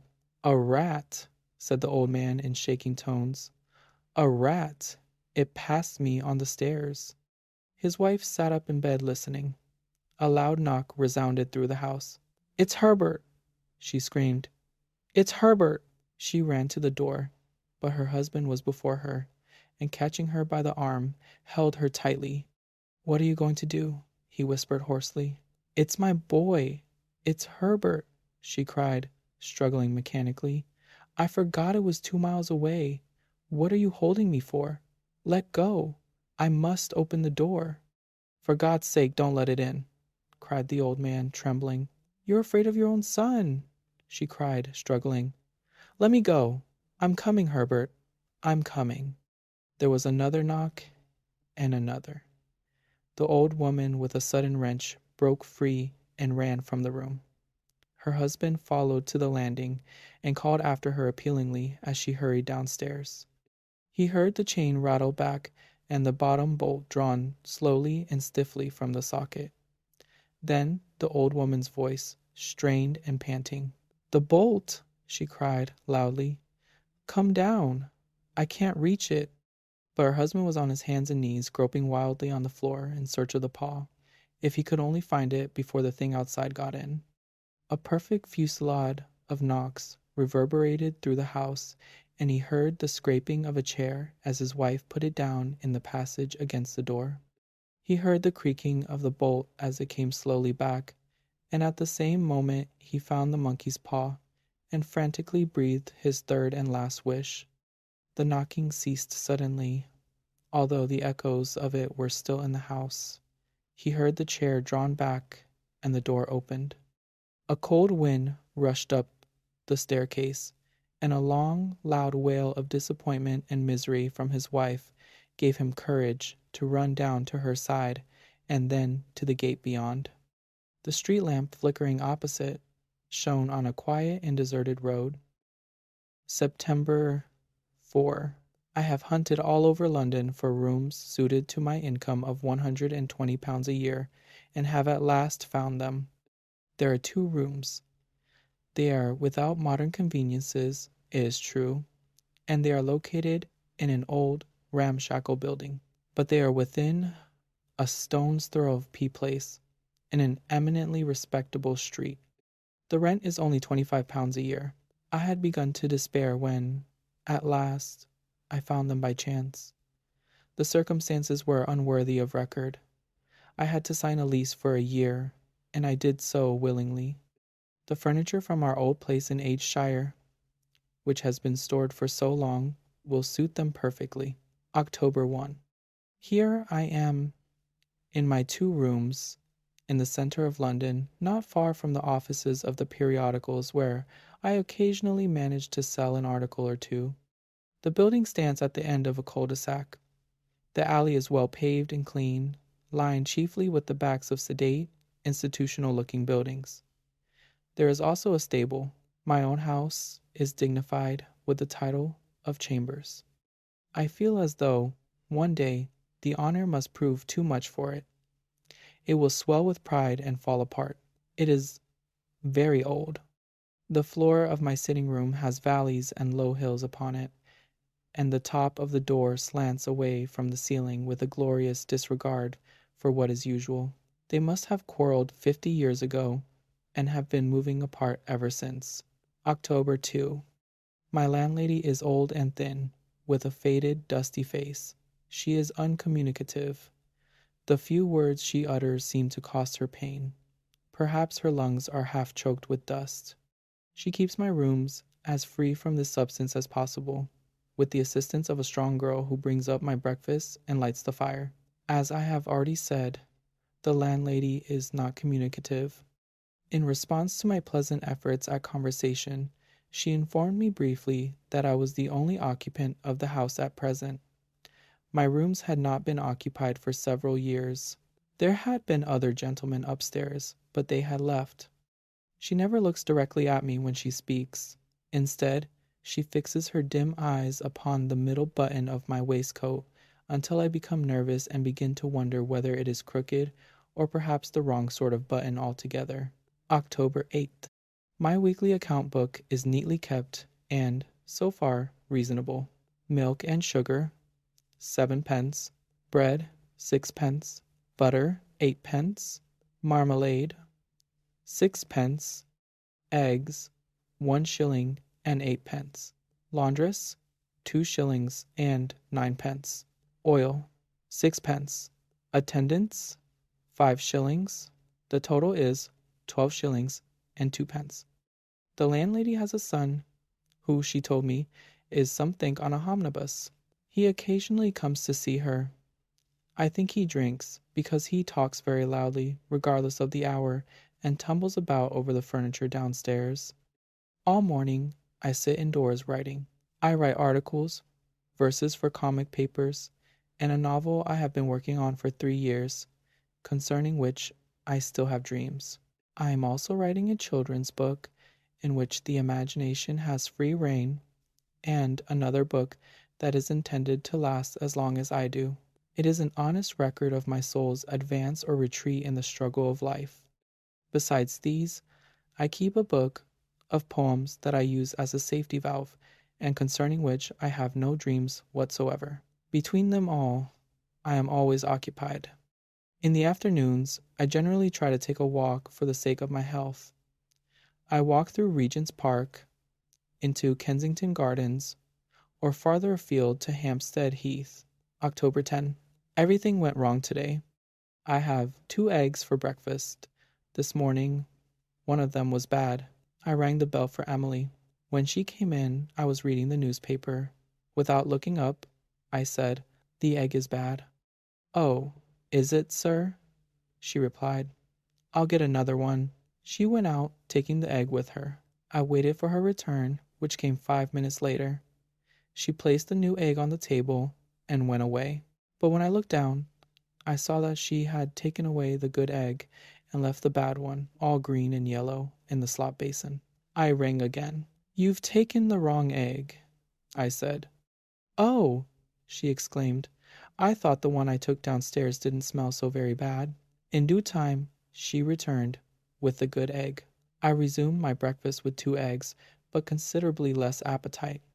It was all very trivial, to be sure, but it was so stupid that I felt annoyed. The character of that egg influenced everything I did. I wrote a bad article and tore it up. I developed a bad headache. I used bad words to myself. Everything was bad. So, I abandoned my work and went for a long walk. I dined at a cheap chop house on my way back and reached home at approximately 9 o'clock. Rain was beginning to fall as I entered, and the wind was rising. It promised to be an ugly night. The alley looked dismal and dreary. The hall of the house felt as chilly as a tomb when I passed through it. It was the first stormy night I had experienced in my new quarters. The drafts were awful. They came crisscrossing through the room, meeting in the middle and forming eddies, whirlpools, and cold, silent currents that almost lifted the hair from my head. I stuffed the window frames with neckties and odd socks, then sat over the smoky fire in my greatcoat to keep warm. At first I tried to write, but it was too cold. My hand turned to ice upon the paper. What tricks the wind played with the old place? It came rushing up the forsaken alley with a sound like the feet of a hurrying crowd, stopping suddenly outside the door. I felt as though a group of curious people had arranged themselves just outside and were staring up at my windows. Then they took to their heels again, fleeing down the lane in whispers and laughter, only to return with the next gust of wind and repeat their impertinence. On the other side of my room, a single square window opened into a narrow shaft, or well, measuring approximately 6 feet across to the back wall of another house. The wind dropped down this funnel, puffing and shouting. I had never heard such noises before. Between these two entertainments, I sat over the fire in my greatcoat and listened to the deep booming in the chimney. It was like being aboard a ship at sea. I almost expected the floor to rise in waves and rock back and forth beneath me. October 12. I wish I were not quite so lonely and so poor, yet I love both my loneliness and my poverty. The former makes me appreciate the companionship of the wind and rain. The latter preserves my liver and prevents me from wasting time dancing attendance upon women. Poor, badly dressed men are not considered acceptable attendants. My parents are dead, and my only sister is not dead, exactly, but married to a very rich man. They travel most of the time. He travels to recover his health, while she travels to lose herself. Through sheer neglect on her part, she has long since passed out of my life. The door closed when, after an absolute silence of 5 years, she sent me a check for £50 at Christmas. It was signed by her husband. I returned it to her in 1,000 pieces, enclosed in an unstamped envelope. At least I had the satisfaction of knowing that it cost her something. She wrote back with a broad quill pen that covered an entire page with 3 lines. You are evidently as cracked as ever, and rude and ungrateful into the bargain. It had always been my greatest fear that the insanity in my father's family might leap across the generations and appear in me. This thought haunted me, and she knew it. After this little exchange of civilities, the door slammed shut, never to open again. I heard the crash it made. With it came the sound of many little pieces of china falling from the walls of my heart. Some of it was rare china, possessing its own peculiar value. It had only needed dusting. Those same walls had once held mirrors in which I sometimes saw reflected the misty lawns of childhood, daisy chains, wind-torn blossoms scattered through the orchard by warm rain, the robber's cave along the old path, and the secret store of apples in the hayloft. My sister had been my inseparable companion then, but when the door slammed, the mirrors cracked across their entire length, and the visions they held vanished forever. Now I am quite alone. At 40, one cannot begin again and carefully construct new friendships. All others seem comparatively worthless. October 14. My bedroom measures 10 feet by 10 feet. It lies below the level of the front room, and a single step leads down into it. Both rooms are very quiet on calm nights because there is no traffic along this forsaken alleyway. Despite the occasional tricks of the wind, it is a sheltered little strip. At its upper end, beneath my windows, all the cats of the neighborhood congregate as soon as darkness gathers. They lie undisturbed upon the long ledge of a blind window in the opposite building. After the postman has come and gone at 9:30, no footsteps ever interrupt their sinister gathering. There is no step but my own, or occasionally the unsteady footfall of the son, who is some think on a omnibus. October 15. I dined at an ABC shop on poached eggs and coffee, then went for a stroll around the outer edge of Regent's Park. It was 10 o'clock when I returned home. I counted no fewer than 13 cats, all dark in color, crouching along the sheltered side of the alley walls. It was a cold night. The stars shone like points of ice in a blue-black sky. The cats turned their heads and stared at me in silence as I passed. An odd sensation of shyness took possession of me beneath the glare of so many pairs of unblinking eyes. As I fumbled with the latchkey, the cats jumped noiselessly down and pressed against my legs, as though anxious to be allowed inside. But I slammed the door in their faces and hurried upstairs. When I entered the front room and began groping for the matches, it felt as cold as a stone vault. The air also possessed an unusual dampness. October 17. For several days, I have been working on a ponderous article that permits no play of the imagination. My imagination requires a careful rein. I am afraid to let it loose, because it sometimes carries me into appalling places beyond the stars and beneath the world. No one understands the danger better than I do. But what a foolish thing to write here. There is no one to know, no one to understand. My mind has lately entertained unusual thoughts. They are thoughts I have never experienced before concerning medicines, drugs, and the treatment of strange illnesses. I cannot imagine their source.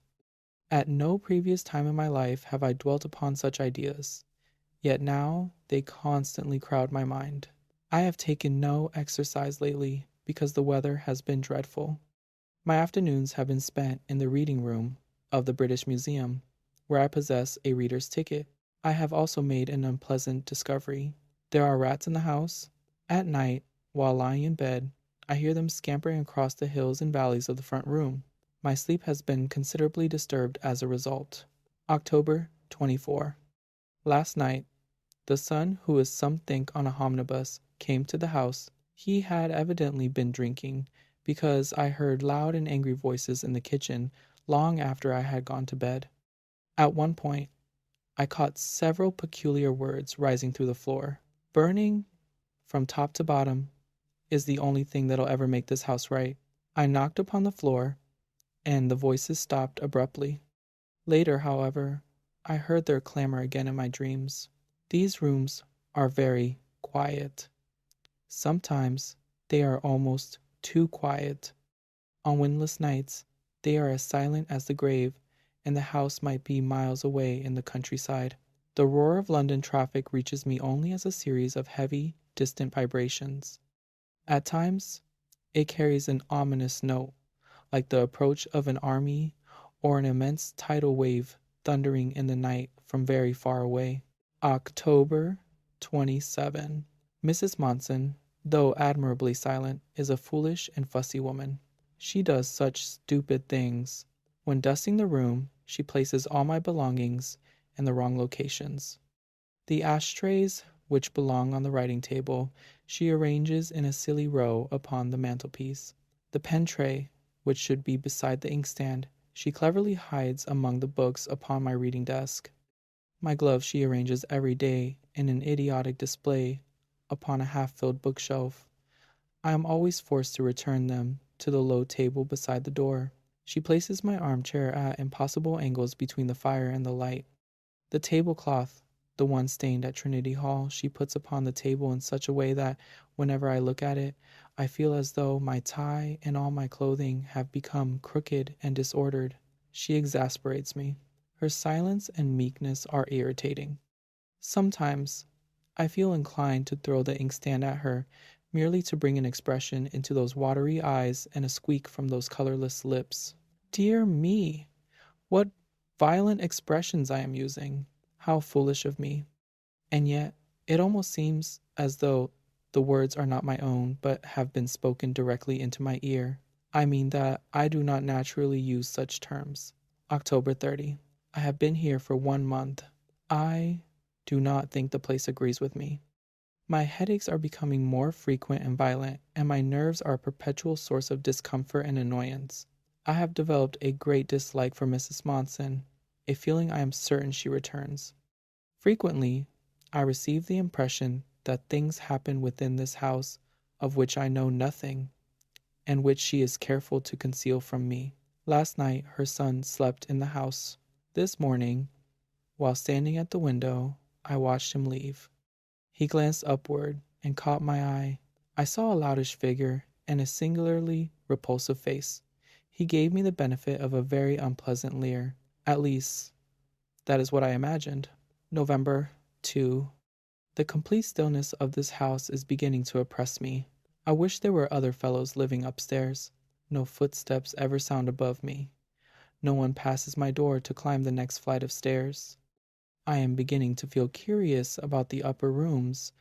I should like to go upstairs and see what they are like. I feel lonely and isolated here, as though I have been swept into a deserted corner of the world and forgotten. Once, I caught myself gazing into the long, cracked mirrors, trying to see sunlight dancing beneath the trees of the orchard, but only deep shadows gathered there now. I quickly looked away.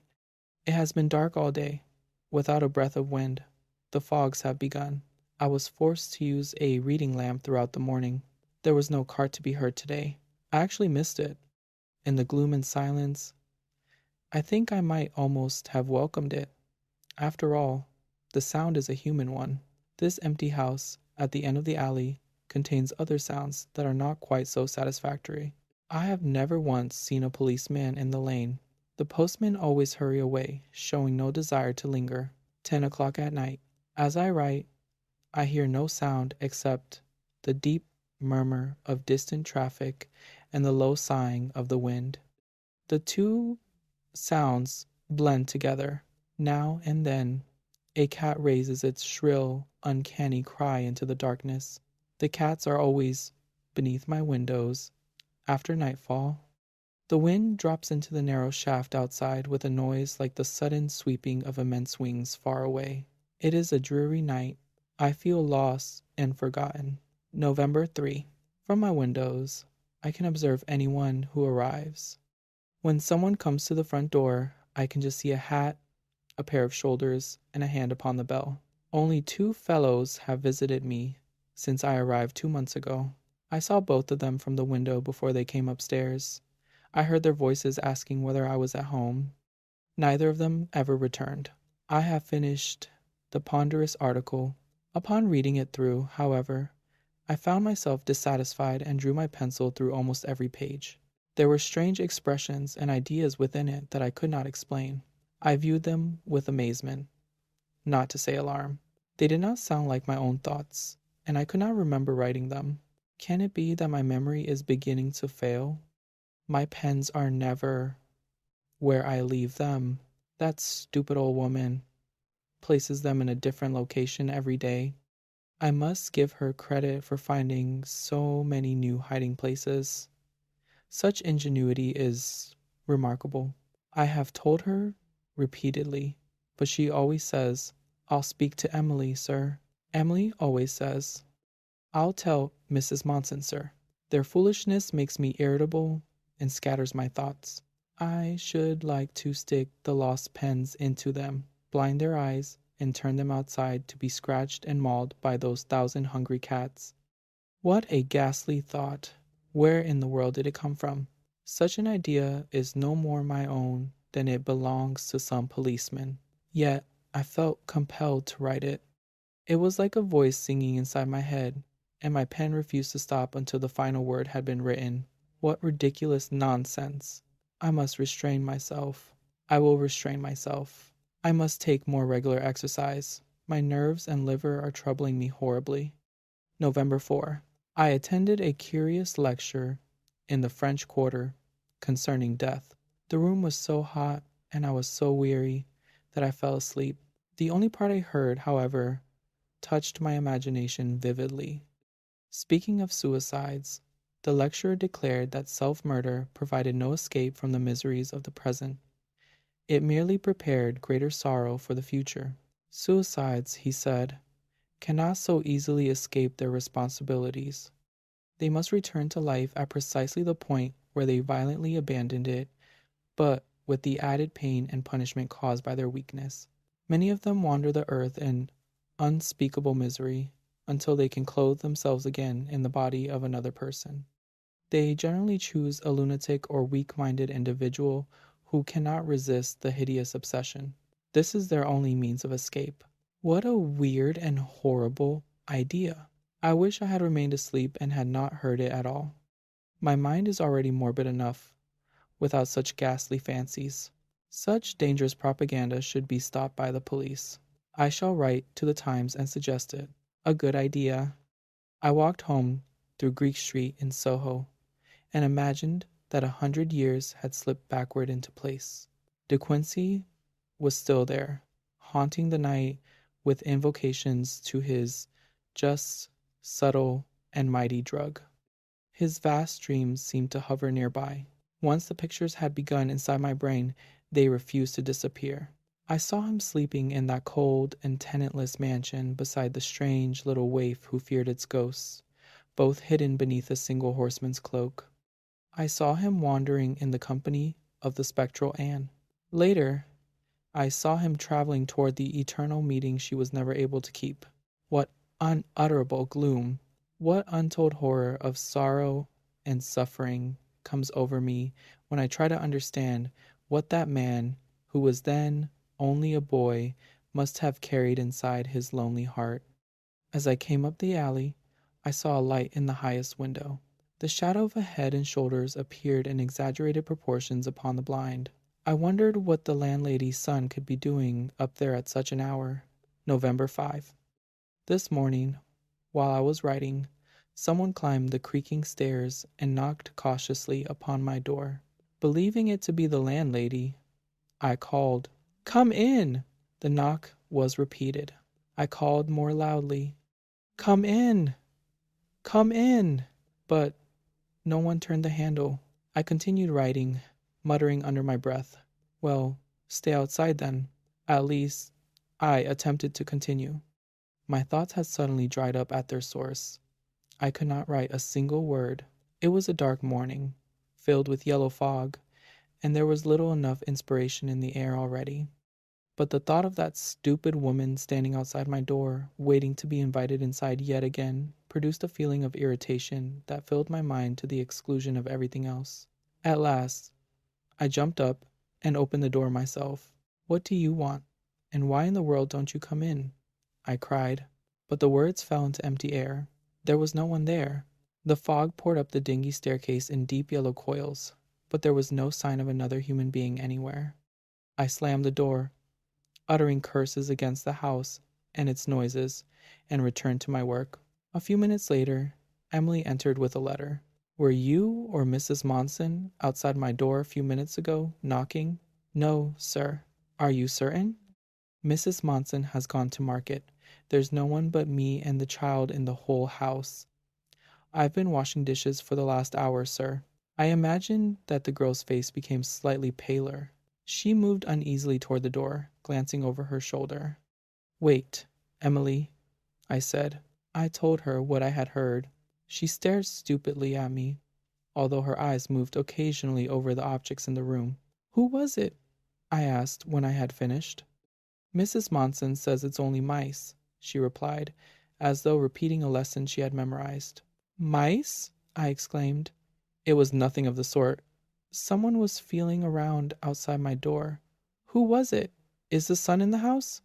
Her entire manner changed. She suddenly became earnest, rather than evasive. She appeared anxious to tell me the truth. "Oh, no, sir. There's no one in the house but you, me, and the child. There couldn't have been anybody at your door. As for those knocks—" She stopped abruptly, as though she had already said too much. "Well, what about the knocks?" I asked more gently. "Of course," she stammered. "The knocks aren't mice, and neither are the footsteps. But then," again she stopped completely. "Is there something wrong with the house?" "Lord, no, sir. The drains are splendid." "I don't mean the drains, girl. I mean, did anything bad ever happen here?" She flushed to the roots of her hair, then suddenly turned pale again. She was clearly in considerable distress. There was something she wanted to tell me, yet was afraid to reveal. Some forbidden matter she had been ordered not to mention. "I do not mind what it was," I said encouragingly. "I should simply like to know." She raised her frightened eyes to my face. She began to blurt out something concerning that which happened once to a gentleman who lived upstairs. Then a shrill voice called her name from below. "Emily! Emily!" It was the returning landlady. The girl tumbled downstairs as though an invisible rope had pulled her backward. She left me filled with questions about what could possibly have happened to a gentleman upstairs that might, in so peculiar a manner, affect my ears downstairs. The mystery has only just begun. An empty house, strange noises, a frightened servant, and a secret that no one seems willing to speak aloud. In part 2, the writer's unease deepens as the house reveals more of its unsettling nature, leading him closer to the truth hidden above his rooms. November 10. I have done capital work, have finished the ponderous article, and had it accepted for the review, and another one ordered. I feel well and cheerful, and have had regular exercise and good sleep. No headaches, no nerves, no liver. Those pills the chemist recommended are wonderful. Even the gray-faced landlady rouses pity in me. I am sorry for her. So worn, so weary, so oddly put together, just like the building. She looks as if she had once suffered some shock of terror, and was momentarily dreading another. When I spoke to her today very gently about not putting the pens in the ashtray and the gloves on the bookshelf, she raised her faint eyes to mine for the first time, and said with the ghost of a smile, "I'll try and remember, sir." I felt inclined to pat her on the back and say, "Come, cheer up and be jolly. Life's not so bad after all." "Oh, I am much better." There's nothing like open air and success and good sleep. They build up as if by magic, the portions of the heart eaten down by despair and unsatisfied yearnings. Even to the cats, I feel friendly.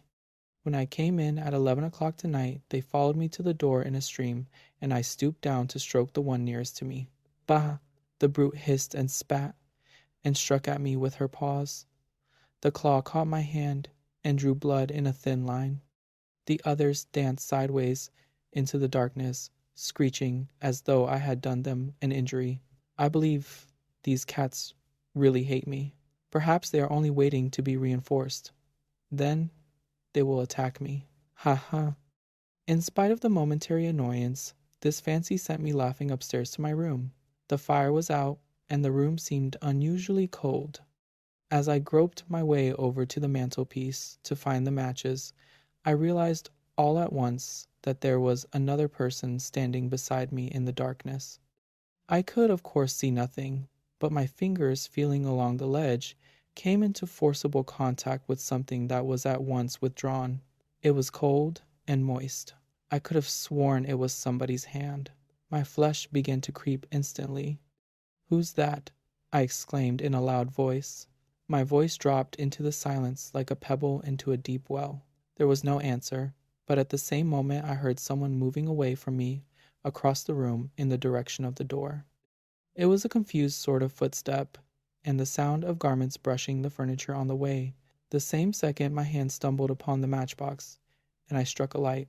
I expected to see Mrs. Monson, or Emily, or perhaps the son who is something on an omnibus, but the flare of the gas jet illumined an empty room. There was not a sign of a person anywhere.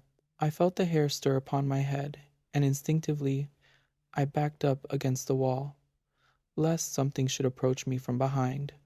I was distinctly alarmed, but the next minute I recovered myself. The door was open onto the landing, and I crossed the room, not without some inward trepidation, and went out. The light from the room fell upon the stairs, but there was no one to be seen anywhere, nor was there any sound on the creaking wooden staircase to indicate a departing creature. I was in the act of turning to go in again, when a sound overhead caught my ear. It was a very faint sound, not unlike the sigh of wind, yet it could not have been the wind, for the night was still as the grave. Though it was not repeated, I resolved to go upstairs and see for myself what it all meant. Two senses had been affected, touch and hearing, and I could not believe that I had been deceived. So, with a lighted candle, I went stealthily forth on my unpleasant journey into the upper regions of this queer little old house. On the first landing there was only one door, and it was locked. On the second there was also only one door, but when I turned the handle it opened. There came forth to meet me the chill, musty air that is characteristic of a long unoccupied room. With it there came an indescribable odor. I use the adjective advisedly. Though very faint, diluted as it were, it was nevertheless an odor that made my gorge rise. I had never smelt anything like it before, and I cannot describe it. The room was small and square, close under the roof, with a sloping ceiling and two tiny windows. It was cold as the grave, without a shred of carpet or a stick of furniture. The icy atmosphere and the nameless odor combined to make the room abominable to me, and after lingering a moment to see that it contained no cupboards or corners into which a person might have crept for concealment, I made haste to shut the door and went downstairs again to bed. Evidently, I had been deceived after all as to the noise. In the night, I had a foolish but very vivid dream. I dreamed that the landlady and another person, dark and not properly visible, entered my room on all fours, followed by a horde of immense cats. They attacked me as I lay in bed and murdered me, and then dragged my body upstairs and deposited it on the floor of that cold little square room under the roof. November 11. Since my talk with Emily, the unfinished talk, I have hardly once set eyes on her. Mrs. Monson now attends wholly to my wants. As usual, she does everything exactly as I don't like it done. It is all too utterly trivial to mention, but it is exceedingly irritating. Like small doses of morphine often repeated, she has finally a cumulative effect. November 12. This morning I woke early and came into the front room to get a book, meaning to read in bed till it was time to get up. Emily was laying the fire. "Good morning," I said cheerfully. "Mind you make a good fire. It's very cold." The girl turned and showed me a startled face. It was not Emily at all. "Where's Emily?" I exclaimed. "You mean the girl as was ere before me? Has Emily left?" "I came on the 6th," she replied sullenly, "and she'd gone then." I got my book and went back to bed. Emily must have been sent away almost immediately after our conversation. This reflection kept coming between me and the printed page. I was glad when it was time to get up. Such prompt energy, such merciless decision, seemed to argue something of importance to somebody. November 13. The wound inflicted by the cat's claw has swollen and causes me annoyance and some pain. It throbs and itches. I'm afraid my blood must be in poor condition, or it would have healed by now. I opened it with a penknife soaked in an antiseptic solution and cleaned it thoroughly. I have heard unpleasant stories of the results of wounds inflicted by cats. November 14. In spite of the curious effect this house certainly exercises upon my nerves, I like it. It is lonely and deserted in the very heart of London, but it is also for that reason quiet to work in. I wonder why it is so cheap. Some people might be suspicious, but I did not even ask the reason. No answer is better than a lie. If only I could remove the cats from the outside and the rats from the inside. I feel that I shall grow accustomed more and more to its peculiarities and shall die here. Ah, that expression reads queerly and gives a wrong impression. I meant live and die here. I shall renew the lease from year to year till one of us crumbles to pieces. From present indications, the building will be the first to go. November 16. This morning, I woke to find my clothes scattered about the room and a cane chair overturned beside the bed. My coat and waistcoat looked just as if they had been tried on by someone in the night. I had horribly vivid dreams too, in which someone covering his face with his hands kept coming close up to me, crying out as if in pain. Where can I find covering? Oh, who will clothe me? How silly, and yet it frightened me a little. It was so dreadfully real. It is now over a year since I last walked in my sleep and woke up with such a shock on the cold pavement of Earl's Court Road, where I then lived. I thought I was cured, but evidently not. This discovery has rather a disquieting effect upon me. Tonight I shall resort to the old trick of tying my toe to the bedpost. Thank you. November 17. Last night I was again troubled by most oppressive dreams. Someone seemed to be moving in the night up and down my room, sometimes passing into the front room, and then returning to stand beside the bed and stare intently down upon me. I was being watched by this person all night long. I never actually awoke, though I was often very near it. I suppose it was a nightmare, from indigestion, for this morning I have one of my old vile headaches. Yet all my clothes lay about the floor when I awoke, where they had evidently been flung had I tossed them during the dark hours, and my trousers trailed over the step into the front room. Worse than this, though I fancied I noticed about the room in the morning that strange, fetid odor. Though very faint, its mere suggestion is foul and nauseating. What in the world can it be? I wonder. In future, I shall lock my door. I have accomplished a lot of good work during this past week, and have also managed to get regular exercise. I have felt well and in an equable state of mind. Only two things have occurred to disturb my equanimity. The first is trivial in itself, and no doubt to be easily explained. The upper window, where I saw the light on the night of November 4th, with the shadow of a large head and shoulder upon the blind, is one of the windows in the square room under the roof. In reality, it has no blind at all. Here is the other thing. I was coming home last night in a fresh fall of snow about 11 o'clock, my umbrella low down over my head. Halfway up the alley, where the snow was wholly untrodden, I saw a man's legs in front of me. The umbrella hid the rest of his figure, but on raising it I saw that he was tall and broad and was walking, as I was, towards the door of my house. He could not have been 4 feet ahead of me. I had thought the alley was empty when I entered it, but might of course been mistaken very easily. A sudden gust of wind compelled me to lower the umbrella, and when I raised it again, not half a minute later, there was no longer any man to be seen. With a few more steps, I reached the door. It was closed as usual. I then noticed, with a sudden sensation of dismay, that the surface of the freshly fallen snow was unbroken. My own footmarks were the only ones to be seen anywhere, and though I retraced my way to the point where I had first seen the man, I could find no slightest impression of any other boots. Feeling creepy and uncomfortable, I went upstairs and was glad to get into bed. On November 28, with the fastening of my bedroom door, the disturbances ceased. I am convinced that I walked in my sleep. Probably I untied my toe and then tied it up again. The fancied security of the locked door would alone have been enough to restore sleep to my troubled spirit and enable me to rest quietly. Last night, however, the annoyance was suddenly renewed in another and more aggressive form.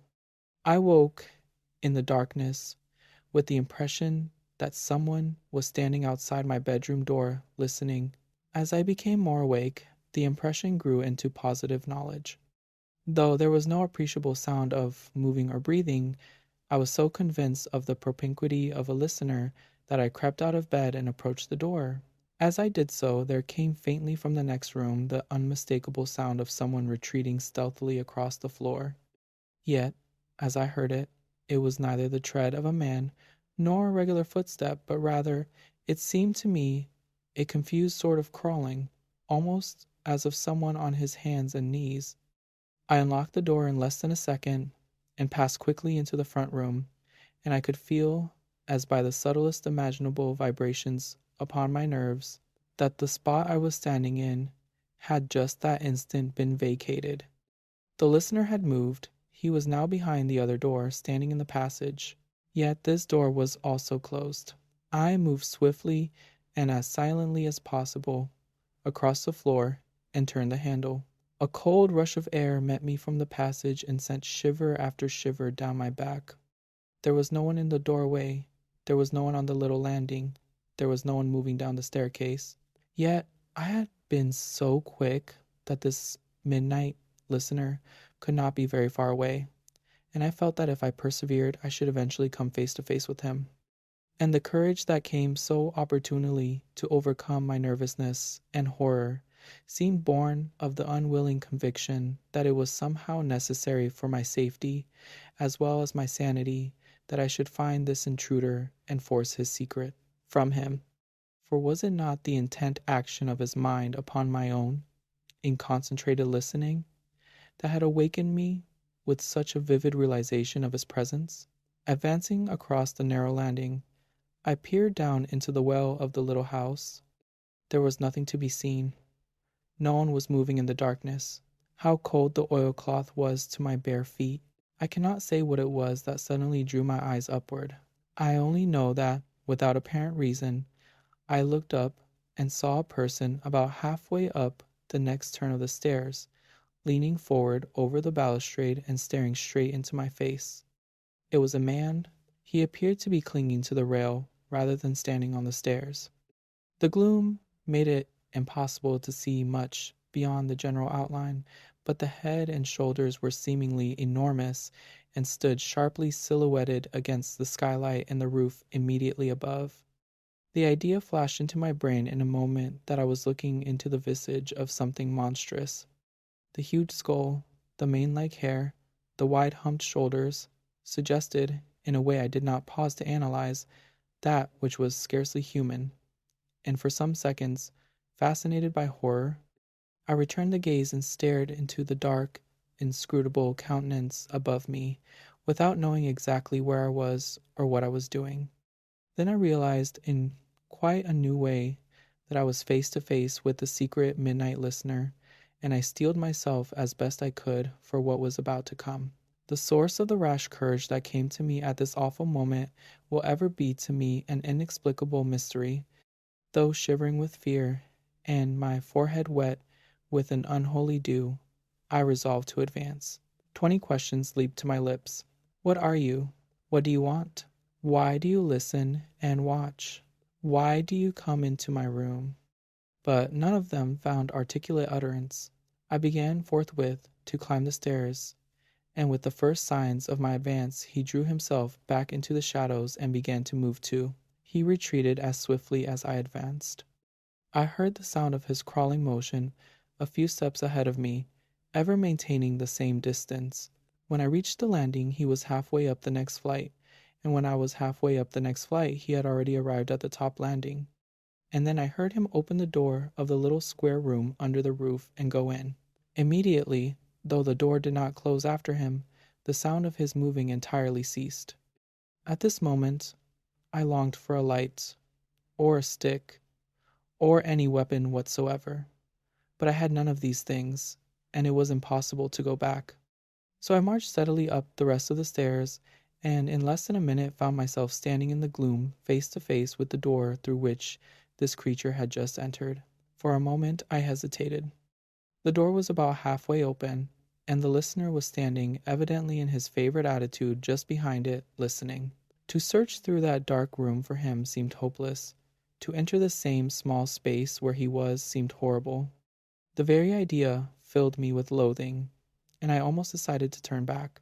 It is strange at such times how trivial things impinge on the consciousness with a shock as of something important and immense. Something, it might have been a beetle or a mouse, scuttled over the bare boards behind me. The door moved a quarter of an inch, closing. My decision came back with a sudden rush, as it were, and thrusting out a foot, I kicked the door so that it swung sharply back to its full extent, and permitted me to walk forward slowly into the aperture of profound blackness beyond. What a queer, soft sound my bare feet made on the boards! How the blood sang and buzzed in my head! I was inside. The darkness closed over me, hiding even the windows. I groped my way round the walls in a thorough search, but in order to prevent all possibility of the other's escape, I first of all closed the door. There we were, we two, shut in together between four walls, within a few feet of one another. But with what, with whom, was I thus momentarily imprisoned? A new light flashed suddenly over the affair with a swift, illuminating brilliance, and I knew I was a fool, an utter fool. I was wide awake, at last, and the horror was evaporating. My cursed nerves again, a dream, a nightmare, and the old result walking in my sleep. The figure was a dream figure. Many a time before had the actors in my dreams stood before me for some moments after I was awake. There was a chance match in my pajamas pocket, and I struck it on the wall. The room was utterly empty. It held not even a shadow. I went quickly down to bed, cursing my wretched nerves and my foolish, vivid dreams. But as soon as ever I was asleep again, the same uncouth figure of a man crept back to my bedside, and bending over me with his immense head close to my ear, whispered repeatedly in my dreams, "I want your body. I want its covering. I am waiting for it and listening always." Words scarcely less foolish than the dream. But I wonder what that queer odor was up in the square room. I noticed it again, and stronger than ever before, and it seemed to be also in my bedroom when I woke this morning. Why? November 29. Slowly, as moonbeams rise over a misty sea in June, the thought is entering my mind that my nerves and somnambulistic dreams do not adequately account for the influence this house exercises upon me. It holds me as with a fine, invisible net. I cannot escape if I would. It draws me, and it means to keep me. Why? November 30. The post this morning brought me a letter from Aidan, forwarded from my old rooms in Earl's Court. It was from Chapter, my former Trinity chum, who was on his way home from the East and asked for my address. I sent it to him at the hotel he mentioned to await arrival. As I have already said, my windows command a view of the alley, and I can see an arrival without difficulty. This morning, while I was busy writing, the sound of footsteps coming up the alley filled me with a sense of vague alarm that I could in no way account for. I went over to the window and saw a man standing below, waiting for the door to be opened. His shoulders were broad, his top hat glossy, and his overcoat fitted beautifully round the collar. All this I could see, but no more. Presently the door opened, and the shock to my nerves was unmistakable when I heard a man's voice ask, "Is Mr. still here?" mentioning my name. I could not catch the answer, but it could only have been in the affirmative, for the man entered the hall and the door shut to behind him. But I waited in vain for the sound of his steps on the stairs. There was no sound of any kind.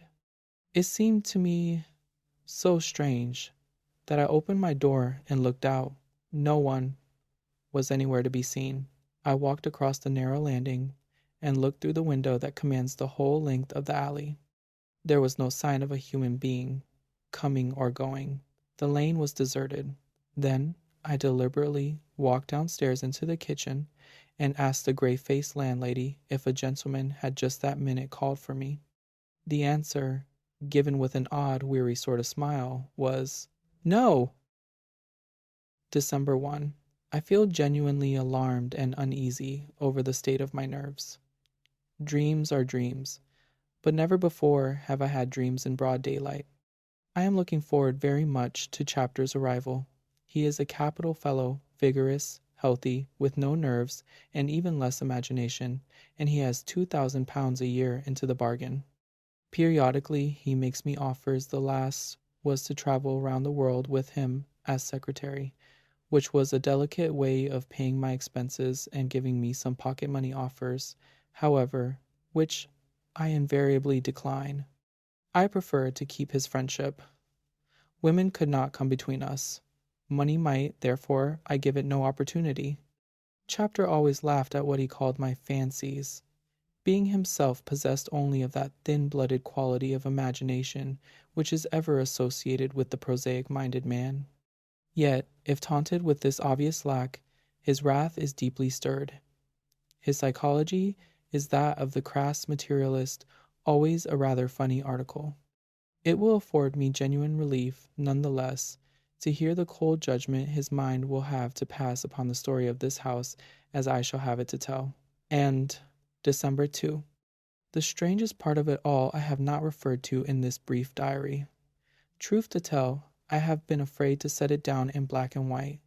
I have kept it in the background of my thoughts, preventing it as far as possible from taking shape. In spite of my efforts, however, it has continued to grow stronger. Now that I come to face the issue squarely, it is harder to express than I imagined. Like a half-remembered melody that trips in the head but vanishes the moment you try to sing it, these thoughts form a group in the background of my mind, behind my mind, as it were, and refuse to come forward. They are crouching, ready to spring, but the actual leap never takes place.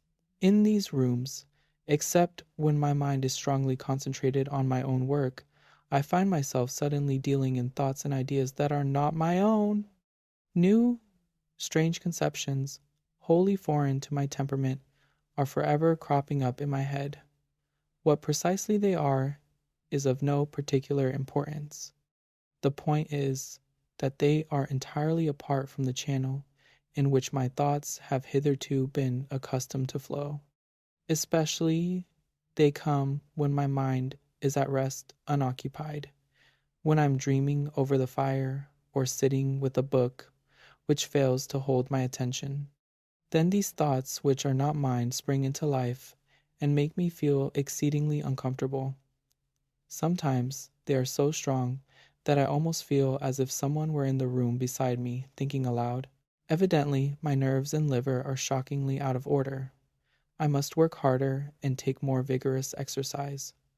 The horrid thoughts never come when my mind is much occupied, but they are always there waiting, and, as it were, alive. What I have attempted to describe above came first upon me gradually after I had been some days in the house, and then grew steadily in strength. The other strange thing has come to me only twice in all these weeks. It appalls me. It is the consciousness of the propinquity of some deadly and loathsome disease. It comes over me like a wave of fever heat and then passes off, leaving me cold and trembling. The air seems for a few seconds to become tainted. So penetrating and convincing is the thought of this sickness that on both occasions my brain has turned momentarily dizzy, and through my mind, like flames of white heat, have flashed the ominous names of all the dangerous illnesses I know. I can no more explain these visitations than I can fly. Yet I know there is no dreaming about the clammy skin and palpitating heart which they always leave as witnesses of their brief visit. Most strongly of all was I aware of this nearness of a mortal sickness when, on the night of the 28th, I went upstairs in pursuit of the listening figure. When we were shut in together in that little square room under the roof, I felt that I was face to face with the actual essence of this invisible and malignant disease. Such a feeling never entered my heart before, and I pray to God it never may again. There! Now I have confessed.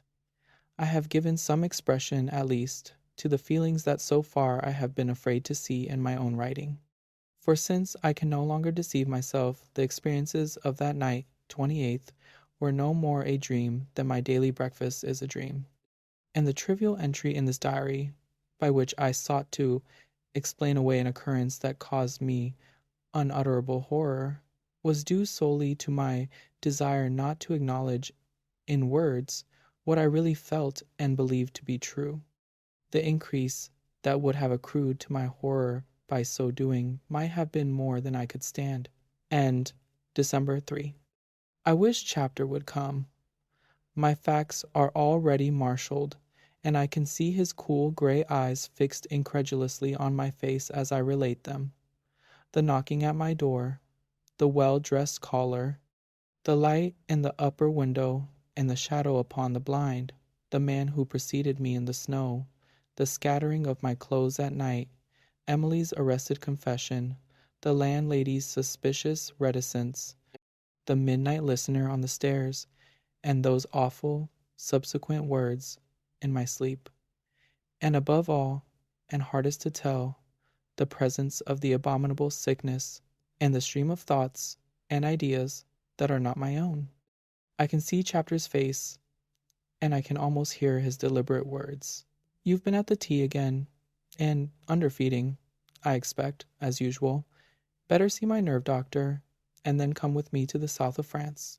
For this fellow, who knows nothing of disordered liver or high-strung nerves, goes regularly to a great nerve specialist with the periodical belief that his nervous system is beginning to decay. December 5. Ever since the incident of the listener, I have kept a nightlight burning in my bedroom, and my sleep has been undisturbed. Last night, however, I was subjected to a far worse annoyance. I woke suddenly and saw a man in front of the dressing table regarding himself in the mirror. The door was locked, as usual. I knew at once it was the listener, and the blood turned to ice in my veins. Such a wave of horror and dread swept over me that it seemed to turn me rigid in the bed, and I could neither move nor speak. I noted, however, that the odor I so abhorred was strong in the room. The man seemed to be tall and broad. He was stooping forward over the mirror. His back was turned to me, but in the glass I saw the reflection of a huge head and face illumined fitfully by the flicker of the nightlight. The spectral gray of very early morning stealing in round the edges of the curtains lent an additional horror to the picture, for it fell upon the hair that was tawny and mane-like, hanging about a face whose swollen, rugose features bore the once seen, never forgotten leonine expression of "I dare not write down that awful word." But, by way of corroborative proof, I saw in the faint mingling of the two lights that there were several bronze-colored blotches on the cheeks which the man was evidently examining with great care in the glass. The lips were pale and very thick and large. One hand I could not see, but the other rested on the ivory back of my hairbrush. Its muscles were strangely contracted, the fingers thin to emaciation, the back of the hand closely puckered up. It was like a big gray spider crouching to spring, or the claw of a great bird.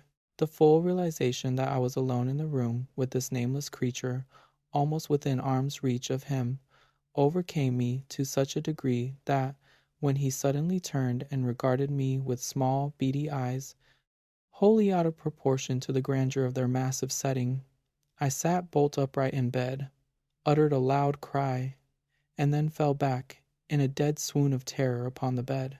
1. December 6. When I came to this morning, the first thing I noticed was that my clothes were strewn all over the floor. I find it difficult to put my thoughts together, and have sudden accesses of violent trembling. I determined that I would go at once to Chapter's hotel and find out when he is expected. I cannot refer to what happened in the night. It is too awful, and I have to keep my thoughts rigorously away from it. I feel lightheaded and queer, couldn't eat any breakfast, and have twice vomited with blood. While dressing to go out, a hansom rattled up noisily over the cobbles, and a minute later the door opened, and to my great joy in walked the very subject of my thoughts. The sight of his strong face and quiet eyes had an immediate effect upon me, and I grew calmer again. His very handshake was a sort of tonic. But, as I listened eagerly to the deep tones of his reassuring voice, and the visions of the night-time paled a little, I began to realize how very hard it was going to be to tell him my wild, intangible tale. Some men radiate an animal vigor that destroys the delicate woof of a vision and effectually prevents its reconstruction. Chapter was one of these men. We talked of incidents that had filled the intervals since we last met, and he told me something of his travels. He talked, and I listened. But so full was I of the horrid thing I had to tell that I made a poor listener. I was forever watching my opportunity to leap in and explode it all under his nose. Before very long, however, it was borne in upon me that he too was merely talking for time. He too held something of importance in the background of his mind, something too weighty to let fall till the right moment presented itself.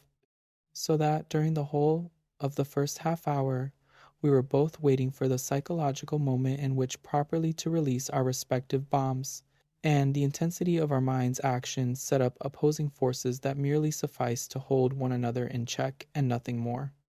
As soon as I realized this, therefore, I resolved to yield. I renounced for the time my purpose of telling my story, and had the satisfaction of seeing that his mind, released from the restraint of my own, at once began to make preparations for the discharge of its momentous burden. The talk grew less and less magnetic, the interest waned, the descriptions of his travels became less alive.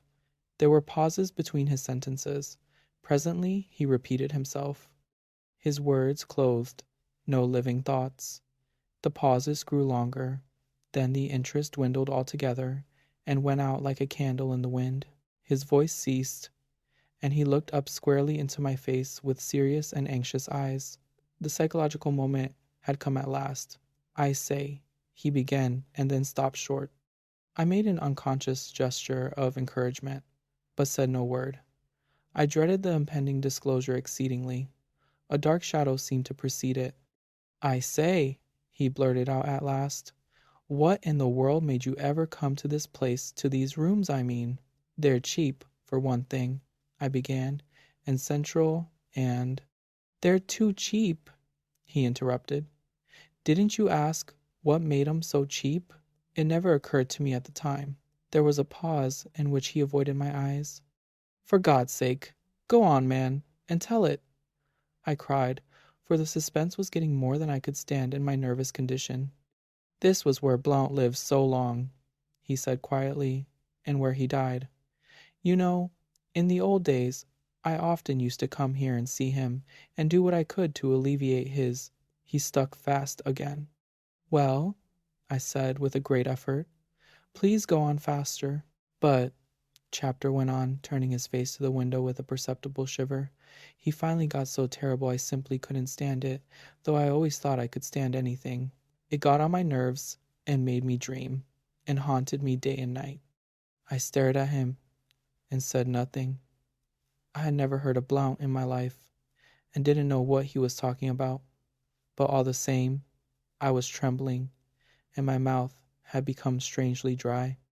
This is the first time I've been back here since, he said almost in a whisper, and, 'pon my word, it gives me the creeps. I swear it isn't fit for a man to live in. I never saw you look so bad, old man. I've got it for a year, I jerked out with a forced laugh, signed the lease and all. I thought it was rather a bargain. Chapter shuddered and buttoned his overcoat up to his neck. Then he spoke in a low voice, looking occasionally behind him as though he thought someone was listening. I, too, could have sworn someone else was in the room with us. He did it himself, you know, and no one blamed him a bit. His sufferings were awful.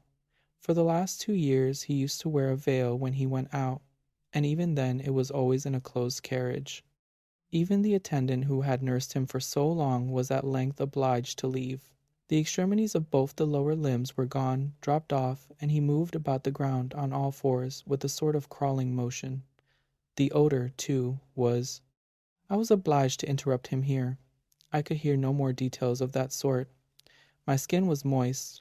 I felt hot and cold by turns, for at last I was beginning to understand.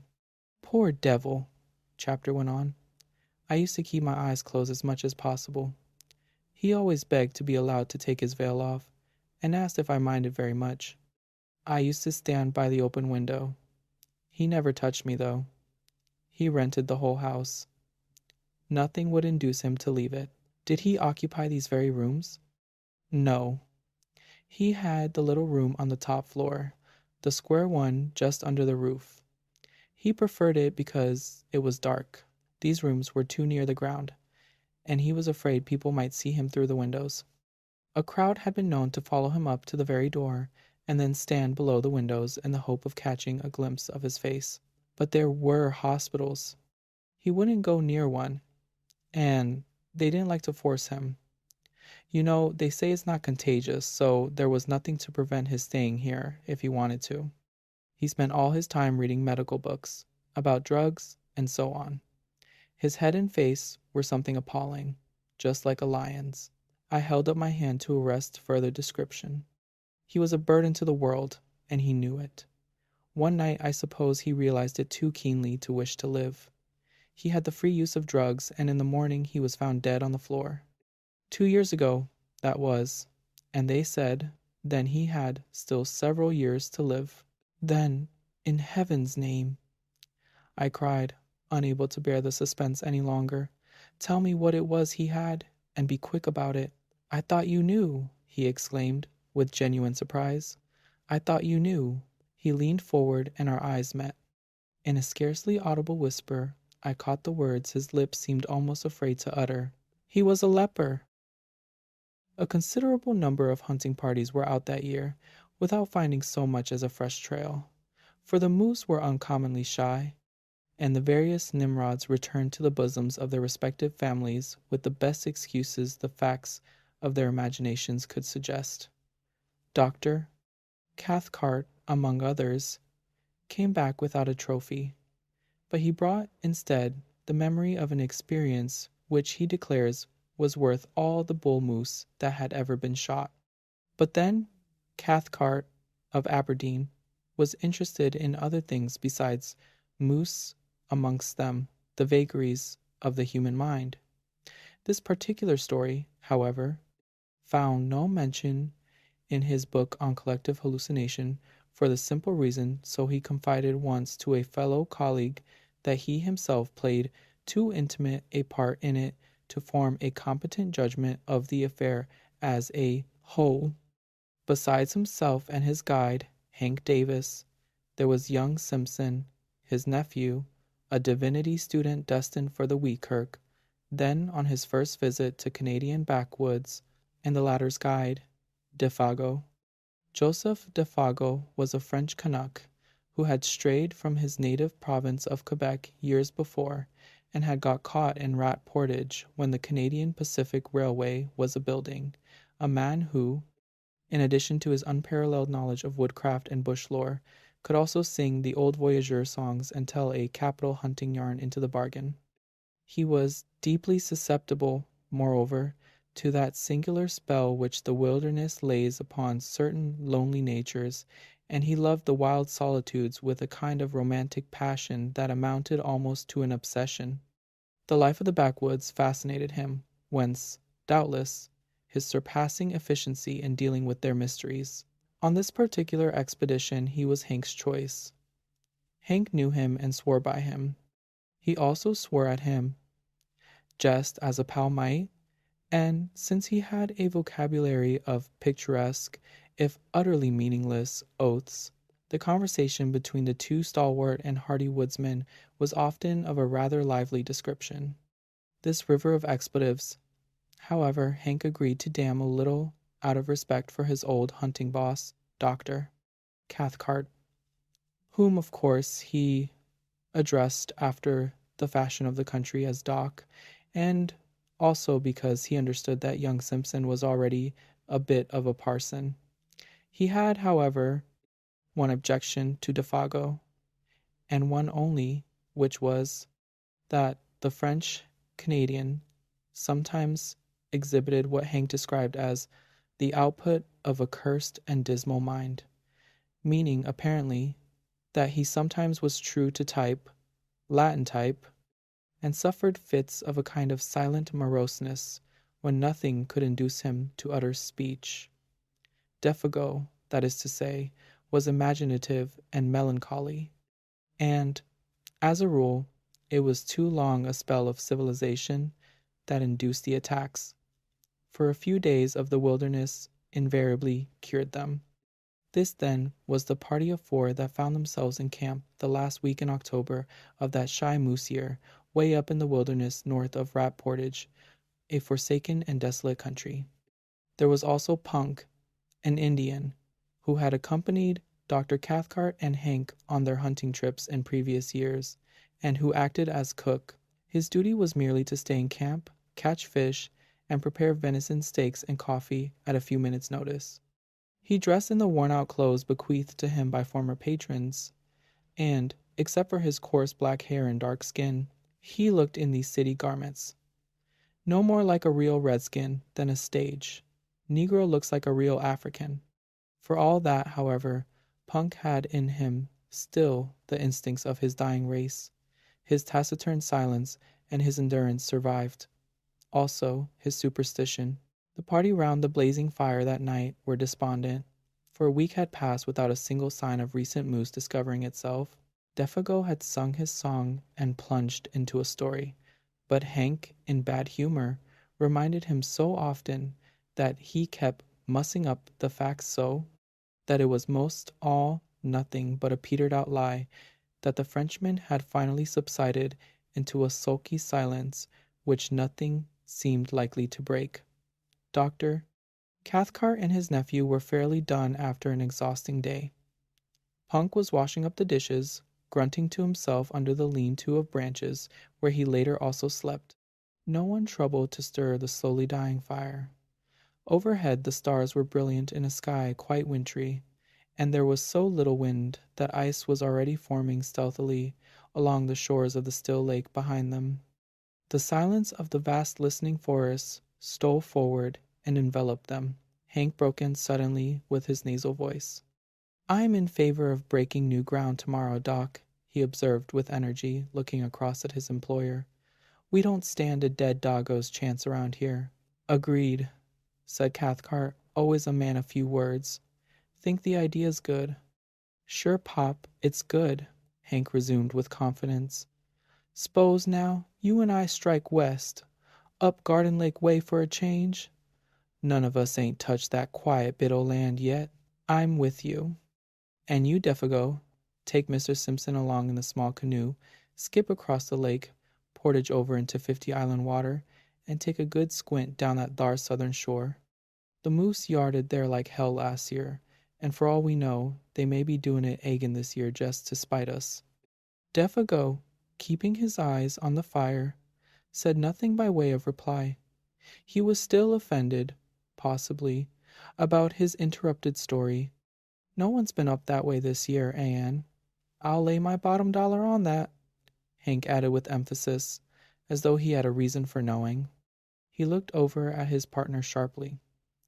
Better take the little silk tent and stay away a couple of nights, he concluded, as though the matter were definitely settled. For Hank was recognized as general organizer of the hunt and in charge of the party.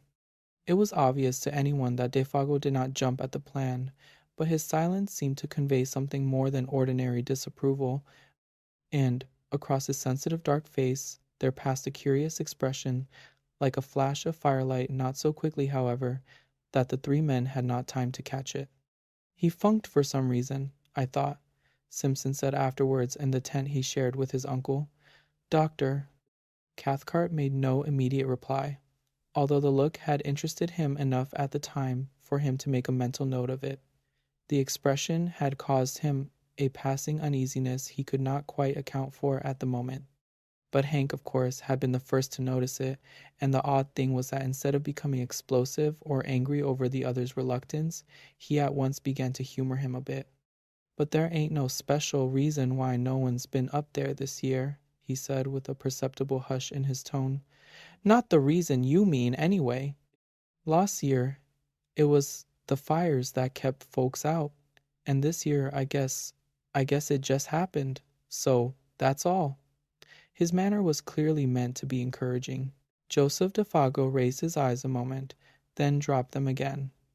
A breath of wind stole out of the forest and stirred the embers into a passing blaze. Doctor.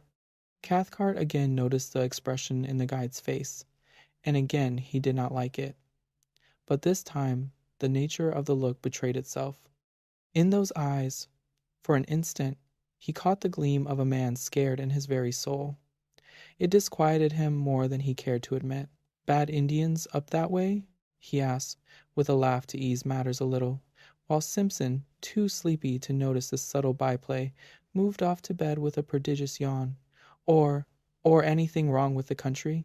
He added, when his nephew was out of hearing. Hank met his eye with something less than his usual frankness. He's just skeered, he replied good-humoredly. Skeered stiff about some old fairy tale. That's all, ain't it, old pard? And he gave Defago a friendly kick on the moccasined foot that lay nearest the fire.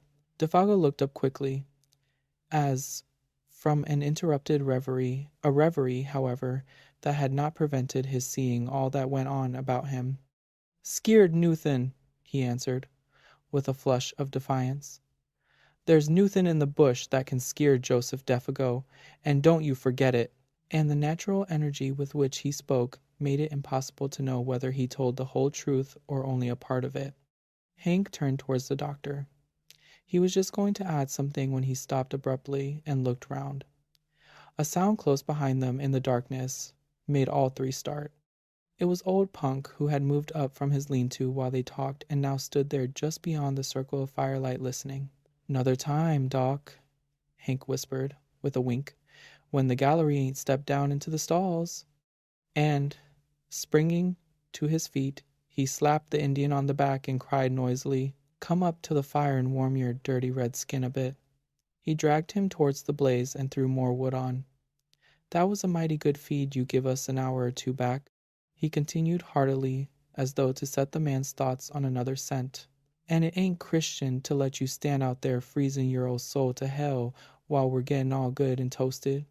Punk moved in and warmed his feet, smiling darkly at the other's volubility, which he only half understood, but saying nothing, And presently Dr. Cathcart, seeing that further conversation was impossible, followed his nephew's example and moved off to the tent, leaving the three men smoking over the now blazing fire.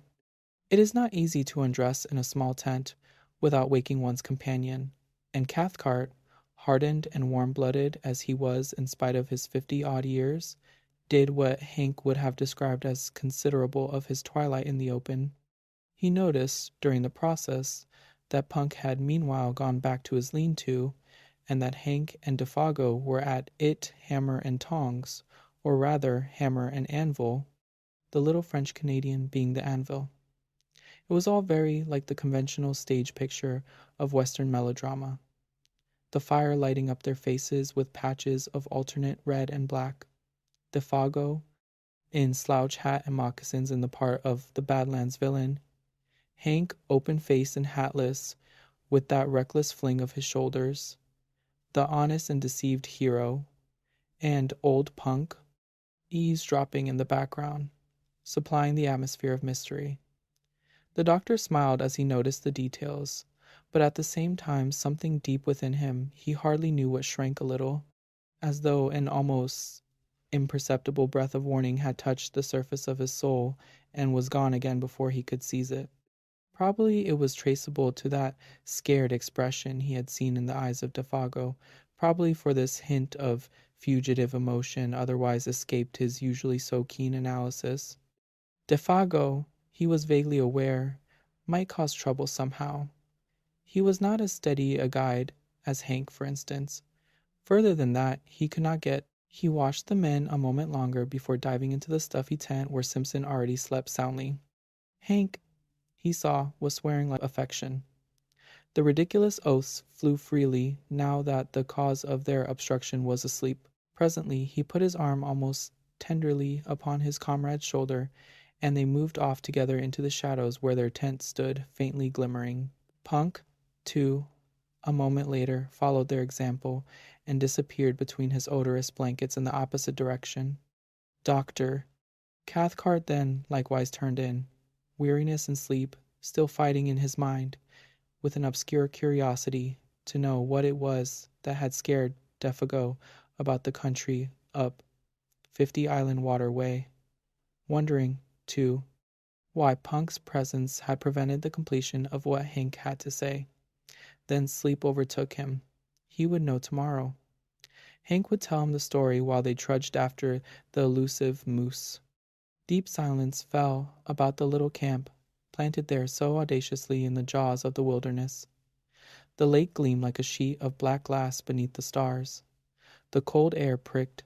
In the draughts of night that poured their silent tide from the depths of the forest, with messages from distant ridges and from lakes just beginning to freeze, there lay already the faint, bleak odors of coming winter. White men, with their dull scent, might never have divined them. The fragrance of the wood fire would have concealed from them these almost electrical hints of moss and bark and hardening swamp 100 miles away. Even Hank and Defago, subtly in league with the soul of the woods as they were, would probably have spread their delicate nostrils in vain. But an hour later, when all slept like the dead, old Punk crept from his blankets and went down to the shore of the lake like a shadow silently, as only Indian blood can move. He raised his head and looked about him.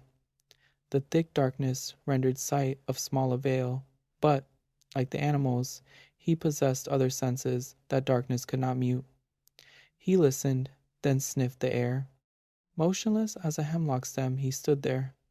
After 5 minutes again, he lifted his head and sniffed, and yet once again, a tingling of the wonderful nerves that betrayed itself by no outer sign ran through him as he tasted the keen air.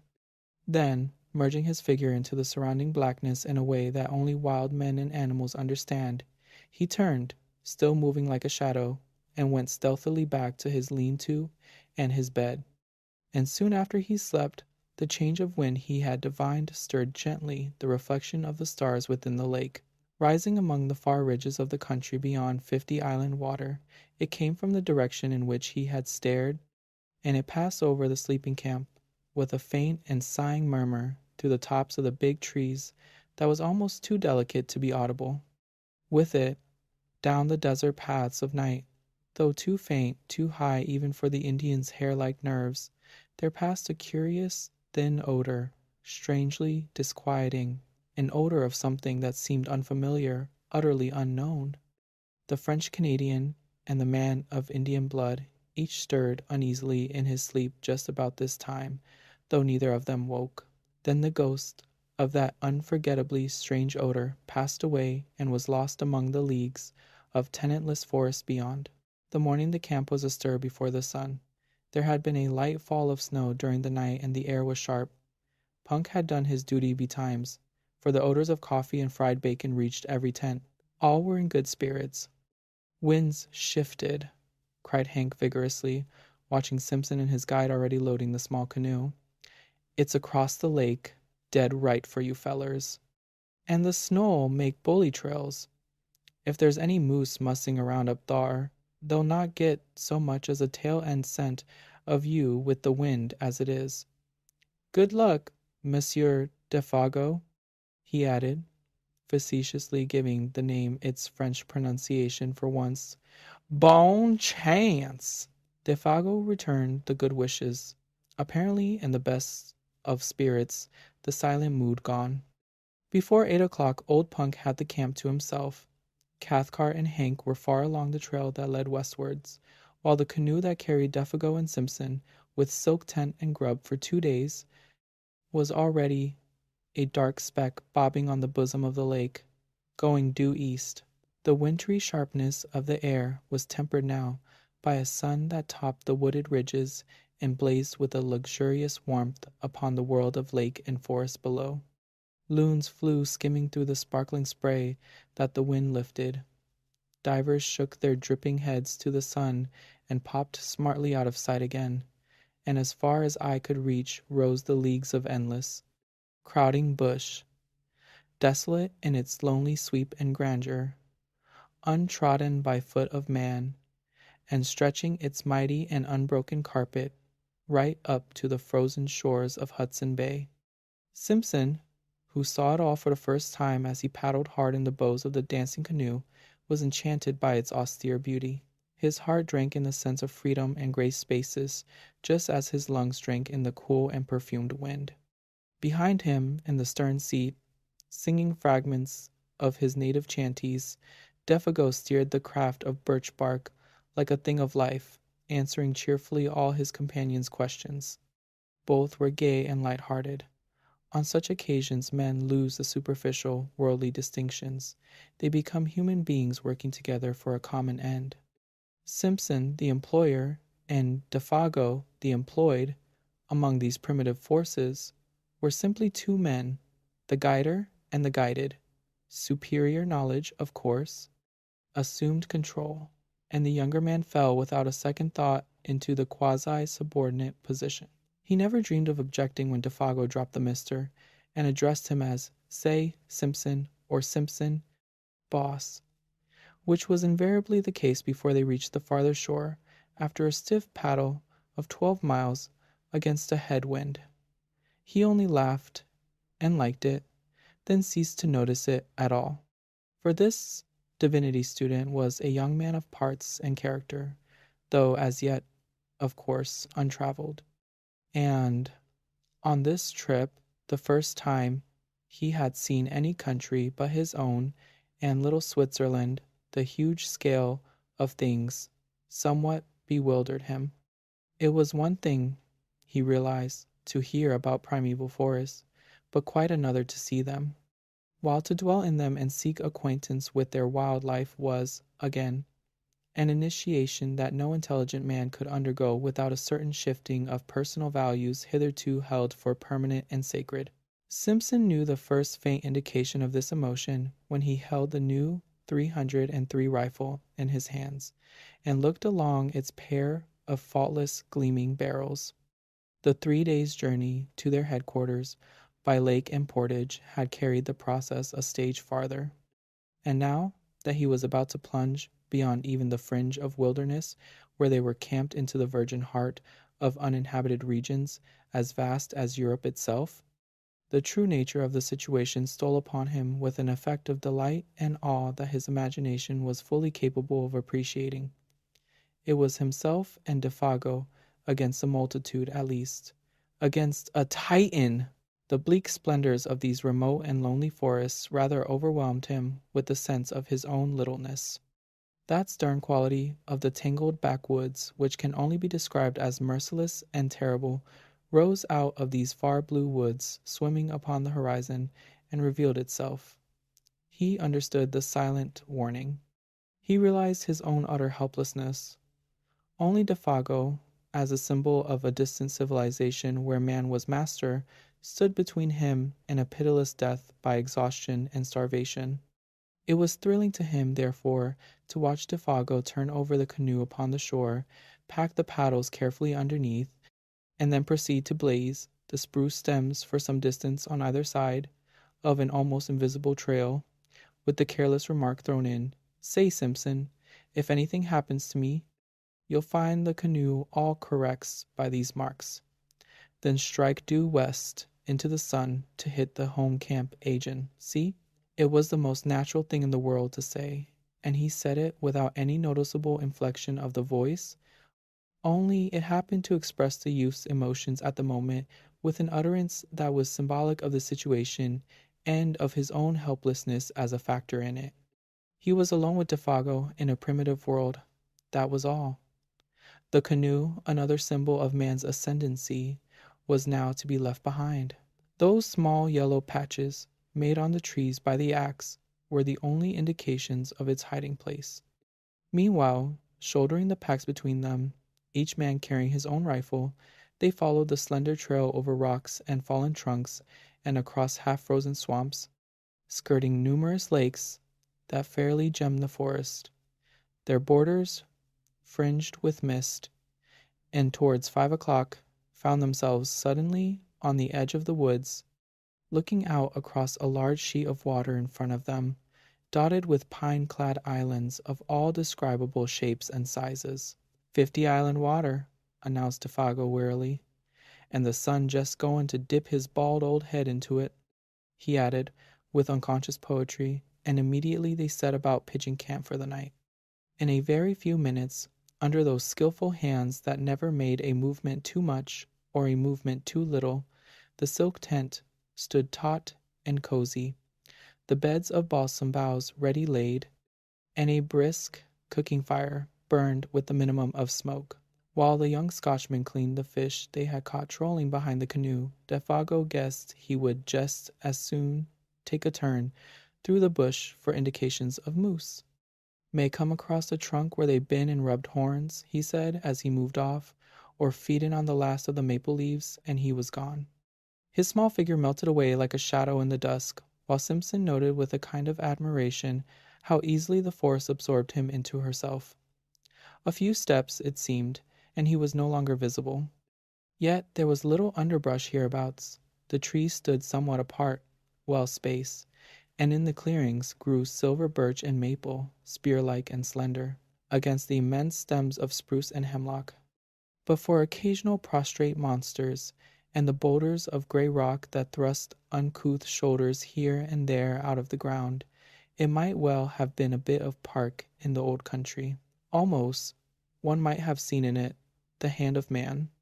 A little to the right, however, began the great burnt section, miles in extent, proclaiming its real character, brûlé, as it is called, where the fires of the previous year had raged for weeks, and the blackened stumps now rose gaunt and ugly, bereft of branches, like gigantic match-heads stuck into the ground, savage and desolate beyond words. The perfume of charcoal and rain-soaked ashes still hung faintly about it. The dusk rapidly deepened. The glades grew dark. The crackling of the fire and the wash of little waves along the rocky lake shore were the only sounds audible. The wind had dropped with the sun, and in all that vast world of branches nothing stirred. Any moment, it seemed, the woodland gods, who are to be worshipped in silence and loneliness, might stretch their mighty and terrific outlines among the trees. In front, through doorways pillared by huge straight stems, lay the stretch of 50 Island water, a crescent-shaped lake, some 15 miles from tip to tip, and perhaps 5 miles across where they were camped. A sky of rose and saffron, more clear than any atmosphere Simpson had ever known, still dropped its pale streaming fires across the waves. Were the islands 100, surely, rather than 50, floated like the fairy barquees of some enchanted fleet, fringed with pines whose crests fingered most delicately the sky. They almost seemed to move upwards, as the light faded, about to weigh anchor and navigate the pathways of the heavens, instead of the currents of their native and desolate lake. And strips of colored cloud, like flaunting pennons, signaled their departure to the stars. The beauty of the scene was strangely uplifting. Simpson smoked the fish and burnt his fingers into the bargain in his efforts to enjoy it and at the same time tend the frying pan and the fire. Yet, ever at the back of his thoughts lay that other aspect of the wilderness, the indifference to human life, the merciless spirit of desolation which took no note of man. The sense of his utter loneliness, now that even Défago had gone, came close as he looked about him and listened for the sound of his companion's returning footsteps. There was pleasure in the sensation, yet with it a perfectly comprehensible alarm. And instinctively the thought stirred in him. What could I, do if anything happened and he did not come back? They enjoyed their well-earned supper, eating untold quantities of fish and drinking unmilked tea strong enough to kill men who had not covered 30 miles of hard going, eating little on the way. And when it was over, they smoked and told stories round the blazing fire, laughing, stretching weary limbs, and discussing plans for the morrow. Défago was in excellent spirits, though disappointed at having no signs of moose to report. But it was dark, and he had not gone far. The brûlée, too, was bad. His clothes and hands were smeared with charcoal. Simpson, watching him, realized with renewed vividness their position alone together in the wilderness. Défago, he said presently, these woods, are a bit too big to feel quite at home in. To feel comfortable in, I mean. Eh? He merely gave expression to the mood of the moment. He was hardly prepared for the earnestness, the solemnity even, with which the guide took him up. You've hit it right, Simpson, boss, he replied, fixing his searching brown eyes on his face. And that's the truth, sure. There's no end to 'em. No end at all. Then he added in a lowered tone, as if to himself, there's lots found out that, and gone plumb to pieces. But the man's gravity of manner was not quite to the other's liking. It was a little too suggestive for the scenery and setting. He was sorry he had broached the subject.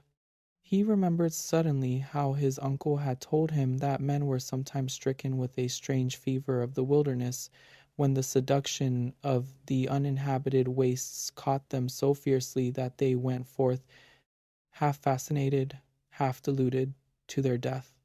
And he had a shrewd idea that his companion held something in sympathy with that queer type. He led the conversation on to other topics, on to Hank and the doctor, for instance, and the natural rivalry as to who should get the first sight of moose.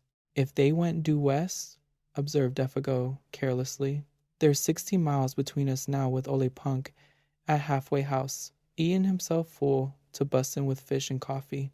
They laughed together over the picture, but the casual mention of those 60 miles again made Simpson realize the prodigious scale of this land where they hunted. 60 miles was a mere step, 200 little more than a step. Stories of lost hunters rose persistently before his memory. The passion and mystery of homeless and wandering men, seduced by the beauty of great forests, swept his soul in a way too vivid to be quite pleasant.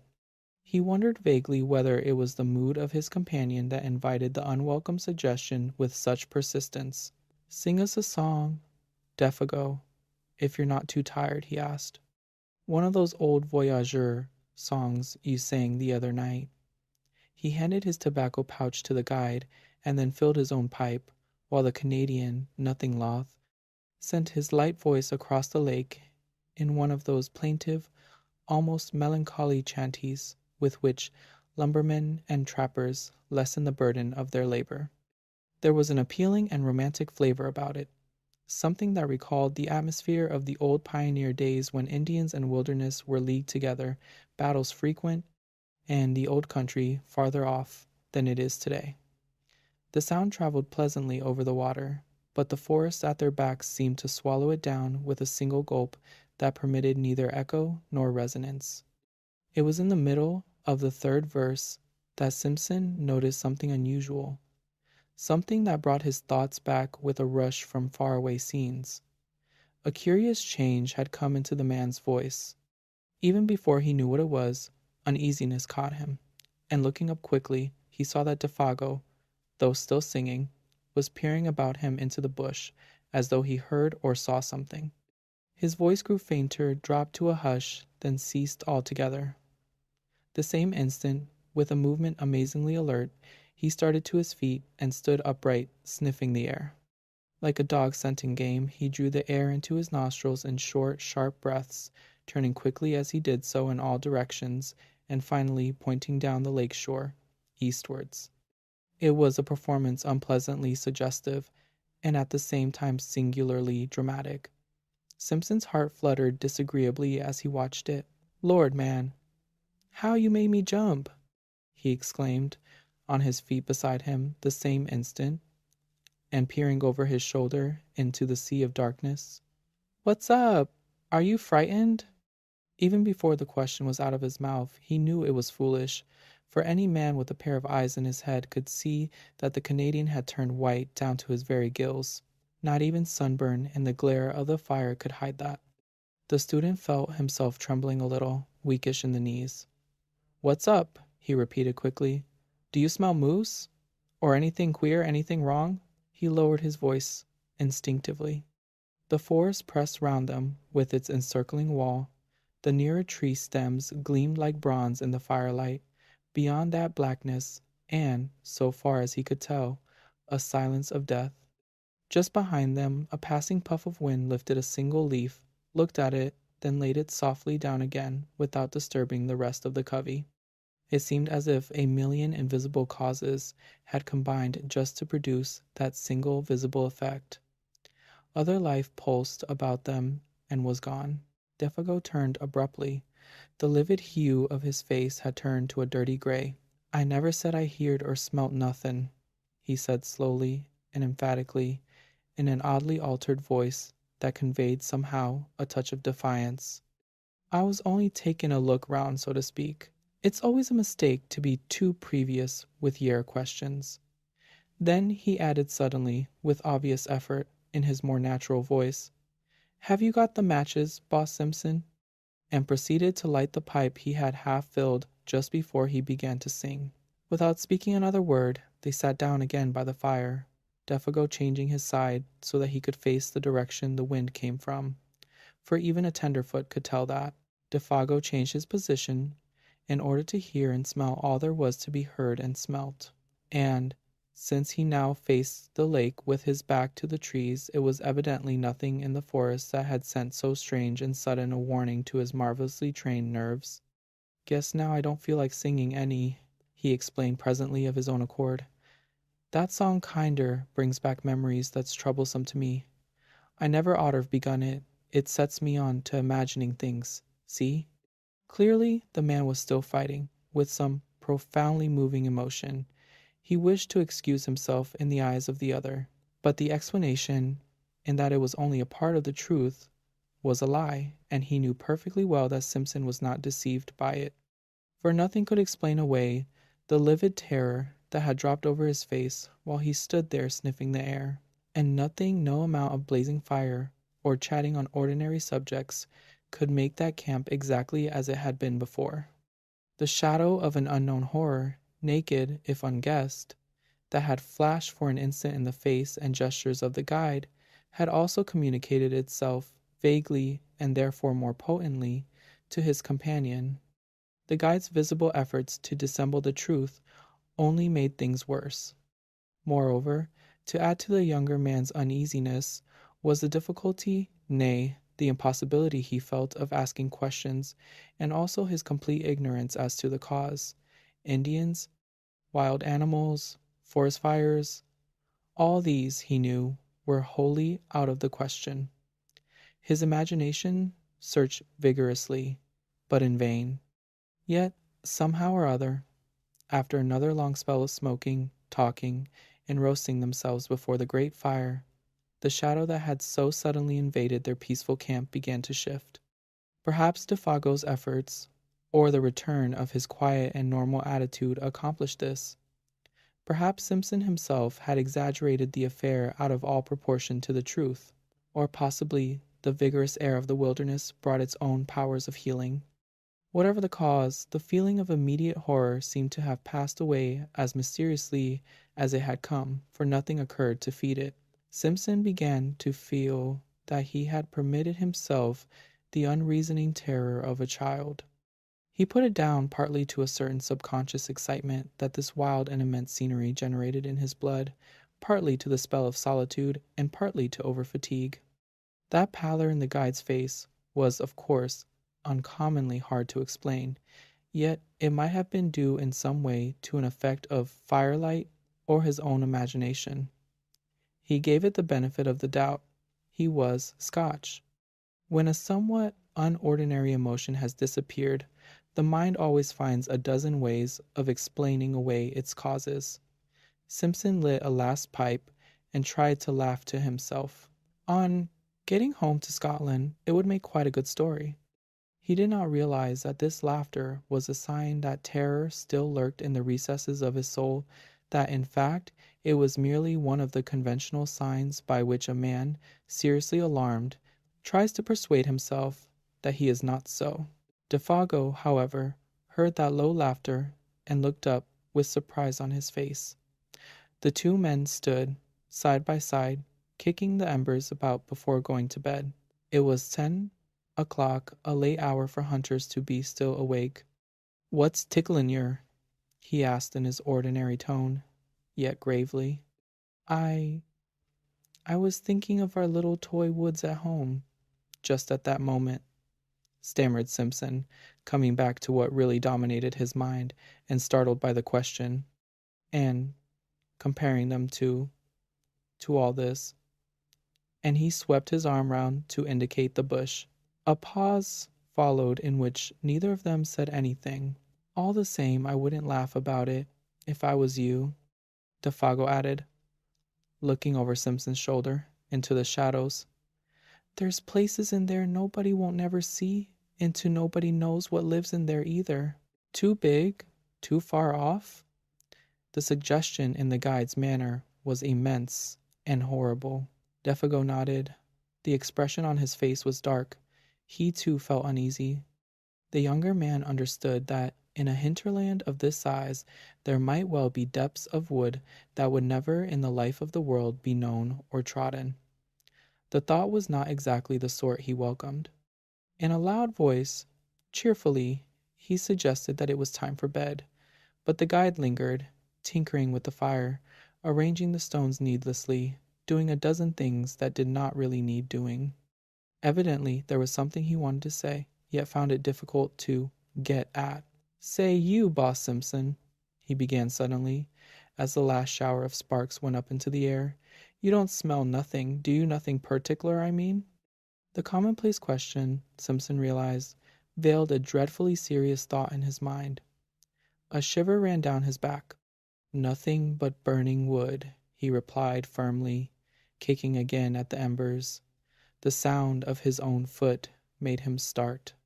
"And all the evenin' you ain't smelt nothin'?" persisted the guide, peering at him through the gloom. "Nothing extraordinary and different to anything else you ever smelt before?" No, man, nothing at all," he replied aggressively, half angrily. Defago's face cleared. "That's good," he exclaimed with evident relief. "That's good to hear." "Have you?" asked Simpson sharply, and the same instant regretted the question. The Canadian came closer in the darkness. He shook his head. "I guess not," he said, though without overwhelming conviction. "It must have been just that song of mine that did it." It's the song they sing in lumber camps and God-forsaken places like that when they're scared the Wendigos somewhere around, doing a bit of swift traveling. And what's the Wendigo, pray? Simpson asked quickly, irritated because again he could not prevent that sudden shiver of the nerves. He knew that he was close upon the man's terror, and the cause of it. Yet a rushing, passionate curiosity overcame his better judgment and his fear. Defago turned swiftly and looked at him as though he were suddenly about to shriek. His eyes shone, but his mouth was wide open.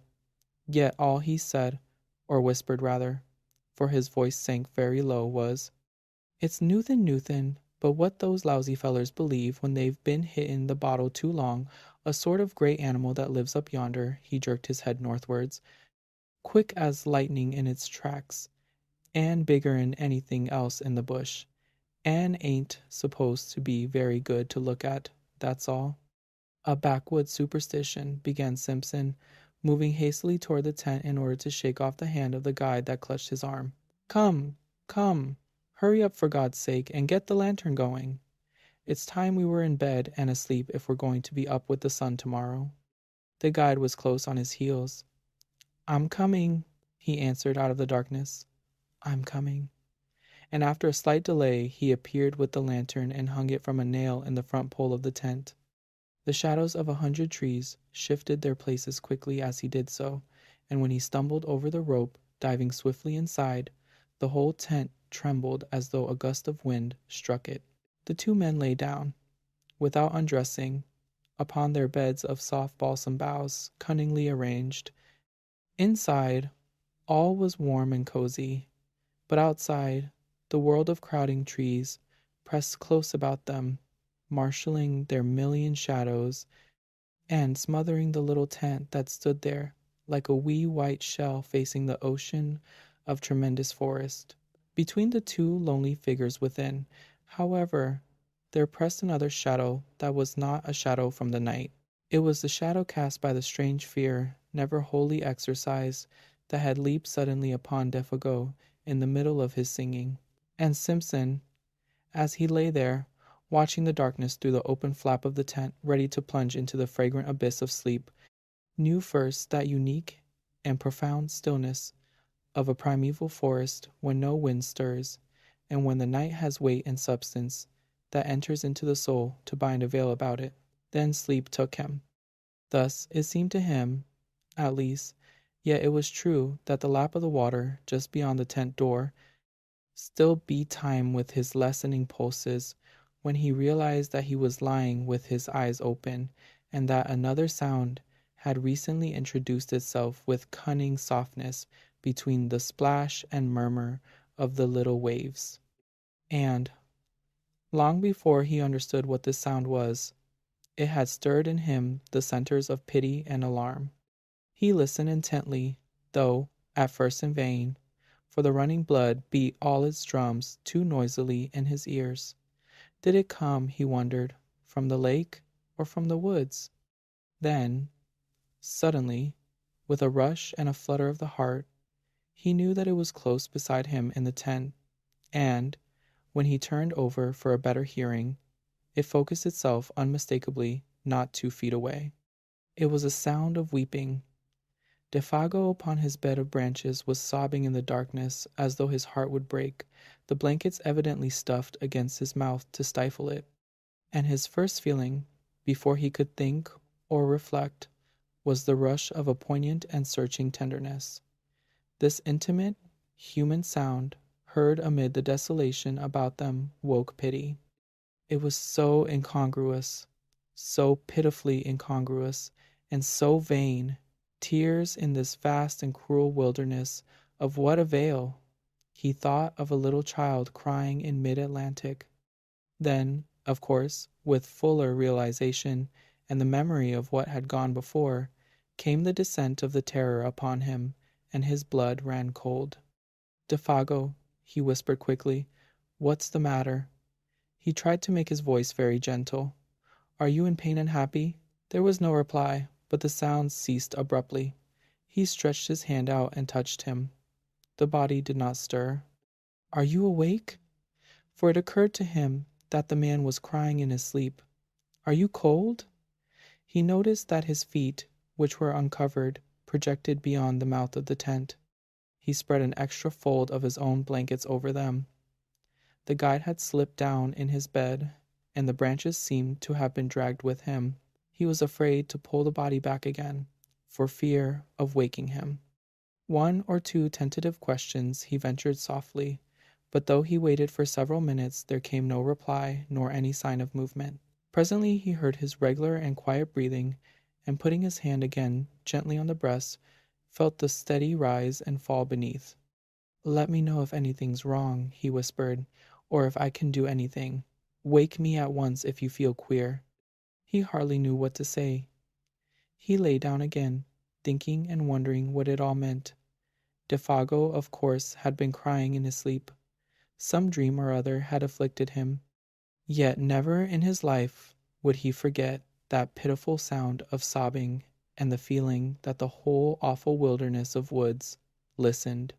His own mind busied itself for a long time with the recent events, of which this took its mysterious place as one, and though his reason successfully argued away all unwelcome suggestions, a sensation of uneasiness remained, resisting ejection, very deep-seated, peculiar, beyond ordinary.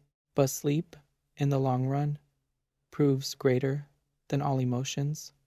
His thoughts soon wandered again. He lay there, warm as toast, exceedingly weary. The night soothed and comforted, blunting the edges of memory and alarm. Half an hour later he was oblivious of everything in the outer world about him. Yet sleep, in this case, was his great enemy, concealing all approaches, smothering the warning of his nerves, as sometimes in a nightmare events crowd upon each other's heels with a conviction of dreadfulest reality, yet some inconsistent detail accuses the whole display of incompleteness and disguise. So the events that now followed, though they actually happened, persuaded the mind somehow that the detail which could explain them had been overlooked in the confusion, and that therefore they were but partly true, the rest delusion. At the back of the sleeper's mind something remains awake, ready to let slip the judgment. All this is not quite real. When you wake up you'll understand. And thus, in a way, it was with Simpson. The events, not wholly inexplicable or incredible in themselves, yet remained for the man who saw and heard them a sequence of separate facts of cold horror, because the little piece that might have made the puzzle clear lay concealed or overlooked.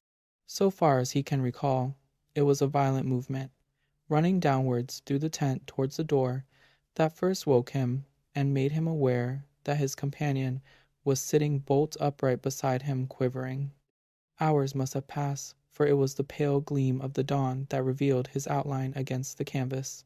This time the man was not crying. He was quaking like a leaf. The trembling he felt plainly through the blankets down the entire length of his own body. Défago had huddled down against him for protection, shrinking away from something that apparently concealed itself near the door flaps of the little tent. Simpson thereupon called out in a loud voice some question or other. In the first bewilderment of waking, he does not remember exactly what, and the man made no reply. The atmosphere and feeling of true nightmare lay horribly about him, making movement and speech both difficult. At first, indeed, he was not sure where he was, whether in one of the earlier camps or at home in his bed at Aberdeen. The sense of confusion was very troubling, and next almost simultaneous with his waking, it seemed the profound stillness of the dawn outside was shattered by a most uncommon sound. It came without warning or audible approach, and it was unspeakably dreadful. It was a voice, Simpson declares, possibly a human voice, hoarse yet plaintive, a soft, roaring voice, close outside the tent, overhead rather than upon the ground, of immense volume, while in some strange way most penetratingly and seductively sweet. It rang out, too, in 3 separate and distinct notes, or cries, that bore in some odd fashion a resemblance, far-fetched yet recognizable, to the name of the guide. Defago! The student admits he is unable to describe it quite intelligently, for it was unlike any sound he had ever heard in his life, and combined a blending of such contrary qualities. A sort of windy, crying voice, he calls it, as of something lonely and untamed, wild and of abominable power, and, even before it ceased, dropping back into the great gulfs of silence, the guide beside him had sprung to his feet with an answering though unintelligible cry. He blundered against the tent pole with violence, shaking the whole structure, spreading his arms out frantically for more room, and kicking his legs impetuously free of the clinging blankets. For a second, perhaps two, he stood upright by the door, his outline dark against the pallor of the dawn. Then, with a furious, rushing speed, before his companion could move a hand to stop him, he shot with a plunge through the flaps of canvas, and was gone. And as he went so astonishingly fast that the voice could actually be heard dying in the distance, he called aloud in tones of anguished terror that at the same time held something strangely like the frenzied exultation of delight. Oh, oh! My feet of fire! My burning feet of fire! Oh, oh! This height and fiery speed! And then the distance quickly buried it, and the deep silence of very early morning descended upon the forest as before. It had all come about with such rapidity that, but for the evidence of the empty bed beside him, Simpson could almost have believed it to have been the memory of a nightmare carried over from sleep. He still felt the warm pressure of that vanished body against his side. There lay the twisted blankets in a heap. The very tent yet trembled with the vehemence of the impetuous departure. The strange words rang in his ears, as though he still heard them in the distant wild language of a suddenly stricken mind. Moreover, it was not only the senses of sight and hearing that reported uncommon things to his brain, for even while the man cried and ran, he had become aware that a strange perfume, faint yet pungent, pervaded the interior of the tent, and it was at this point, it seems, brought to himself by the consciousness that his nostrils were taking this distressing odor down into his throat, that he found his courage, sprang quickly to his feet, and went out. The gray light of dawn that dropped, cold and glimmering, between the trees, revealed the scene tolerably well. There stood the tent behind him, soaked with dew, the dark ashes of the fire still warm, the lake, white beneath a coating of mist, the islands rising darkly out of it, like objects packed in wool, and patches of snow beyond among the clearer spaces of the bush, everything cold, still, waiting for the sun, but nowhere a sign of the vanished guide, still, doubtless, flying at frantic speed through the frozen woods. There was not even the sound of disappearing footsteps, nor the echoes of the dying voice. He had gone utterly. There was nothing but the sense of his recent presence, so strongly left behind about the camp, and this penetrating, all-pervading odor, and even this was now rapidly disappearing in its turn. In spite of his exceeding mental perturbation, Simpson struggled hard to detect its nature and define it. But the ascertaining of an elusive scent, not recognized subconsciously and at once, is a very subtle operation of the mind, and he failed. It was gone before he could properly seize or name it. Approximate description, even, seems to have been difficult, for it was unlike any smell he knew. Acrid, rather, not unlike the odor of a lion, he thinks, yet softer and not wholly unpleasing, with something almost sweet in it that reminded him of the scent of decaying garden leaves, earth, and the myriad, nameless perfumes that make up the odor of a big forest. Yet the odor of lions is the phrase with which he usually sums it all up. Then it was wholly gone, and he found himself standing by the ashes of the fire in a state of amazement and stupid terror that left him the helpless prey of anything that chose to happen. Had a muskrat poked its pointed muzzle over a rock, or a squirrel scuttled in that instant down the bark of a tree, he would most likely have collapsed without more ado and fainted, for he felt about the whole affair the touch somewhere of a great outer horror, and his scattered powers had not as yet had time to collect themselves into a definite attitude of fighting self-control. Nothing did happen, however. A great kiss of wind ran softly through the awakening forest, and a few maple leaves here and there rustled tremblingly to earth. The sky seemed to grow suddenly much lighter. Simpson felt the cool air upon his cheek and uncovered head, realized that he was shivering with the cold, and making a great effort, realized next that he was alone in the bush, and that he was called upon to take immediate steps to find and succor his vanished companion. Make an effort, accordingly, he did, though an ill-calculated and futile one. With that wilderness of trees about him, the sheet of water cutting him off behind, and the horror of that wild cry in his blood, he did what any other inexperienced man would have done in similar bewilderment. He ran about without any sense of direction, like a frantic child, and called loudly without ceasing the name of the guide. "Defago! Defago! Defago!" he yelled, and the trees gave him back the name as often as he shouted, only a little softened. "Defago! Defago! Defago!" He followed the trail that lay a short distance across the patches of snow, and then lost it again where the trees grew too thickly for snow to lie. He shouted till he was hoarse, and till the sound of his own voice in all that unanswering and listening world began to frighten him. His confusion increased in direct ratio to the violence of his efforts. His distress became formidably acute, till at length his exertions defeated their own object, and from sheer exhaustion he headed back to the camp again. It remains a wonder that he ever found his way. It was with great difficulty, and only after numberless false clues, that he at last saw the white tent between the trees, and so reached safety. Exhaustion then applied its own remedy, and he grew calmer. He made the fire and breakfasted. Hot coffee and bacon put a little sense and judgment into him again, and he realized that he had been behaving like a boy.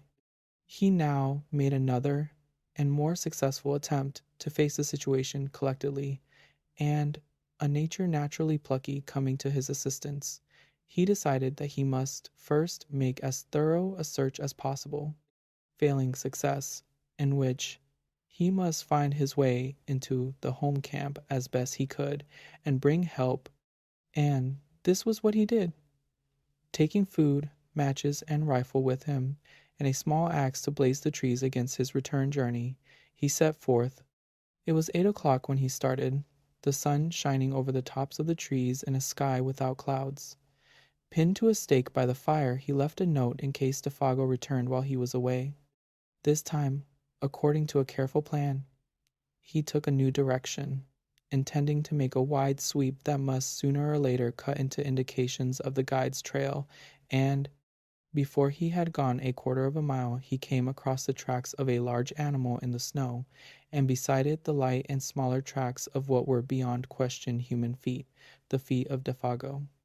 The relief he at once experienced was natural, though brief, for at first sight he saw in these tracks a simple explanation of the whole matter. These big marks had surely been left by a bull moose that, whined against it, had blundered upon the camp, and uttered its singular cry of warning and alarm the moment its mistake was apparent. Defago, in whom the hunting instinct was developed to the point of uncanny perfection, had scented the brute coming down the wind hours before.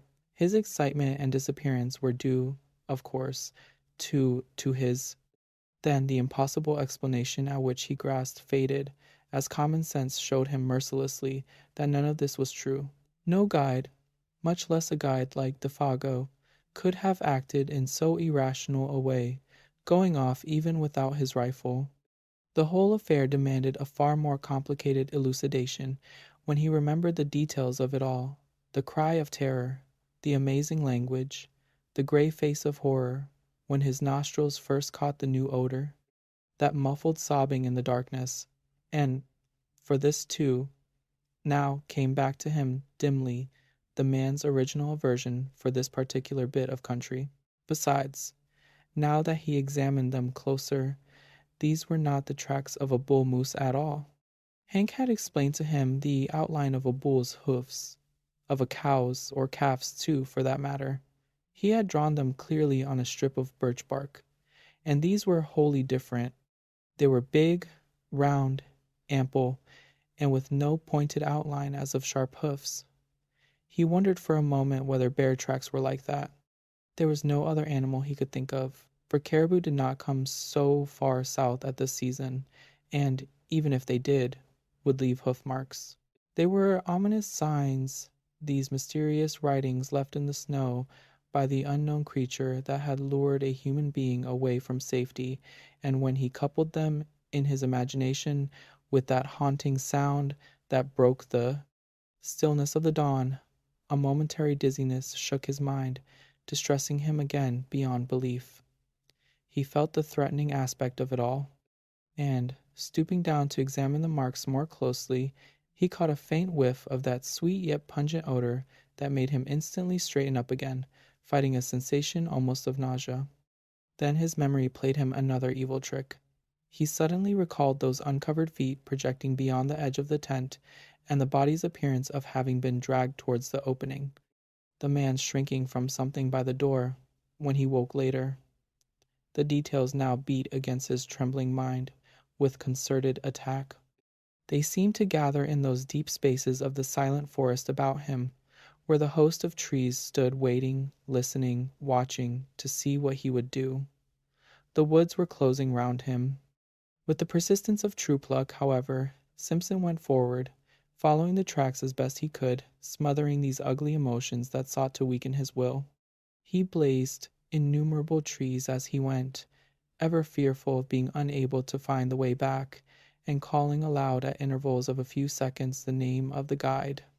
The dull tapping of the axe upon the massive trunks and the unnatural accents of his own voice became at length sounds that he even dreaded to make, dreaded to hear, for they drew attention, without ceasing, to his presence and exact whereabouts, and if it were really the case that something was hunting himself down in the same way that he was hunting down another, with a strong effort he crushed the thought out the instant it rose.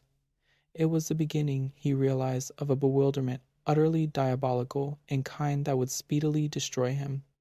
Although the snow was not continuous, lying merely in shallow flurries over the more open spaces, he found no difficulty in following the tracks for the first few miles. They went straight as a ruled line wherever the trees permitted. The stride soon began to increase in length, till it finally assumed proportions that seemed absolutely impossible for any ordinary animal to have made. Like huge flying leaps they became. One of these he measured, and though he knew that stretch of 18 feet must be somehow wrong, he was at a complete loss to understand why he found no signs on the snow between the extreme points. But what perplexed him even more, making him feel his vision had gone utterly awry, was that Défago's stride increased in the same manner, and finally covered the same incredible distances. It looked as if the great beast had lifted him with it and carried him across these astonishing intervals. Simpson, who was much longer in the limb, found that he could not compass even half the stretch by taking a running jump, and the sight of these huge tracks running side by side, silent evidence of a dreadful journey in which terror or madness had urged to impossible results, was profoundly moving. It shocked him in the secret depths of his soul. It was the most horrible thing his eyes had ever looked upon. He began to follow them mechanically, absent-mindedly almost, ever peering over his shoulder to see if he, too, were being followed by something with a gigantic tread. And soon it came about that he no longer quite realized what it was they signified.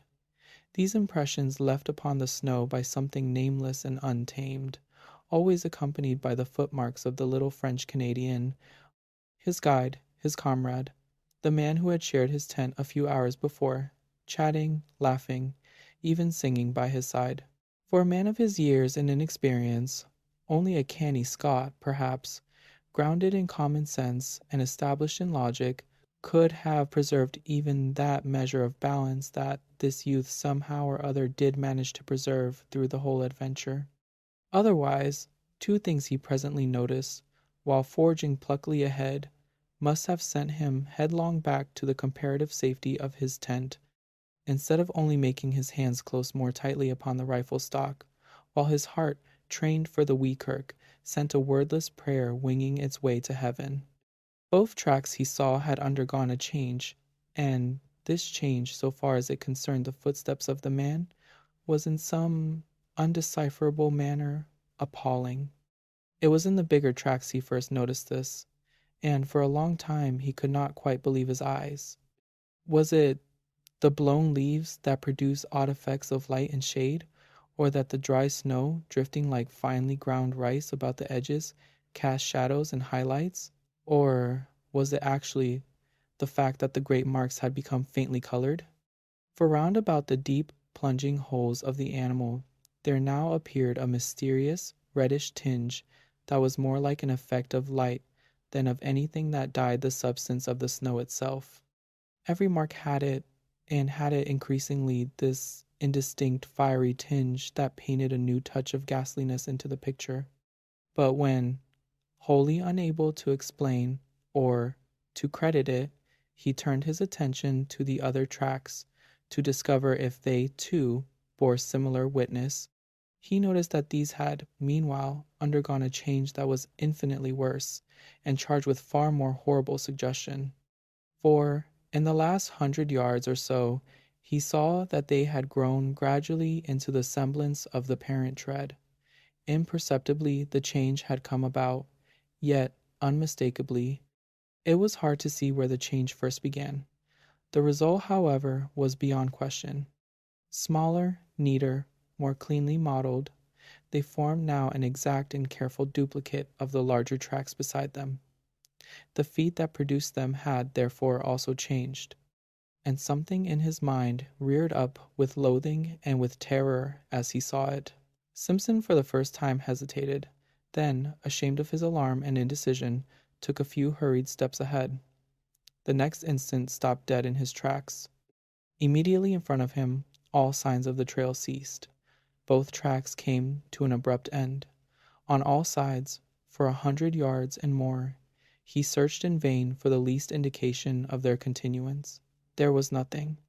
The trees were very thick just there. Big trees, all of them. Spruce, cedar, hemlock. There was no underbrush. He stood, looking about him, all distraught, bereft of any power of judgment. Then he set to work to search again, and again, and yet again, but always with the same result: nothing. The feet that printed the surface of the snow thus far had now, apparently, left the ground. And it was in that moment of distress and confusion that the whip of terror laid its most nicely calculated lash about his heart. It dropped with deadly effect upon the sorest spot of all, completely unnerving him. He had been secretly dreading all the time that it would come, and come it did. Far overhead, muted by great height and distance, strangely thinned and wailing, he heard the crying voice of Défago, the guide. The sound dropped upon him out of that still, wintry sky with an effect of dismay and terror unsurpassed. The rifle fell to his feet. He stood motionless an instant, listening, as it were, with his whole body, then staggered back against the nearest tree for support, disorganized hopelessly in mind and spirit. To him, in that moment, it seemed the most shattering and dislocating experience he had ever known, so that his heart emptied itself of all feeling whatsoever, as by a sudden draught. Oh, oh, this fiery height! Oh, my feet of fire, my burning feet of fire! Ran in far, beseeching accents of indescribable appeal, this voice of anguish down the sky. Once it called, then silenced through all the listening wilderness of trees. And Simpson, scarcely knowing what he did, presently found himself running wildly to and fro, searching, calling, tripping over roots and boulders, and flinging himself in a frenzy of undirected pursuit after the caller. Behind the screen of memory and emotion with which experience veils events, he plunged, distracted and half deranged, picking up false lights like a ship at sea, terror in his eyes and heart and soul. For the panic of the wilderness had called to him, in that far voice, the power of untamed distance, the enticement of the desolation that destroys. He knew in that moment all the pains of someone hopelessly and irretrievably lost, suffering the lust and travail of a soul in the final loneliness. A vision of Defago, eternally hunted, driven and pursued across the ski vastness of those ancient forests, fled like a flame across the dark ruin of his thoughts. It seemed ages before he could find anything in the chaos of his disorganized sensations to which he could anchor himself steady for a moment and think. The cry was not repeated. His own hoarse calling brought no response. The inscrutable forces of the wild had summoned their victim beyond recall and held him fast.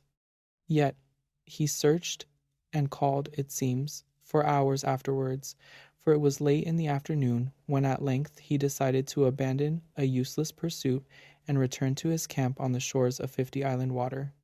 Even then he went with reluctance, that crying voice still echoing in his ears. With difficulty he found his rifle and the homeward trail. The concentration necessary to follow the badly blazed trees and a biting hunger that gnawed helped to keep his mind steady. Otherwise, he admits, the temporary aberration he had suffered might have been prolonged to the point of positive disaster. Gradually, the ballast shifted back again, and he regained something that approached his normal equilibrium. But for all that, the journey through the gathering dusk was miserably haunted.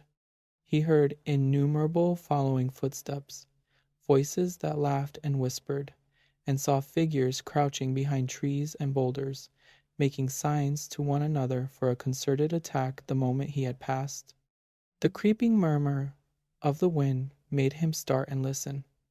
He went stealthily, trying to hide where possible, and making as little sound as he could.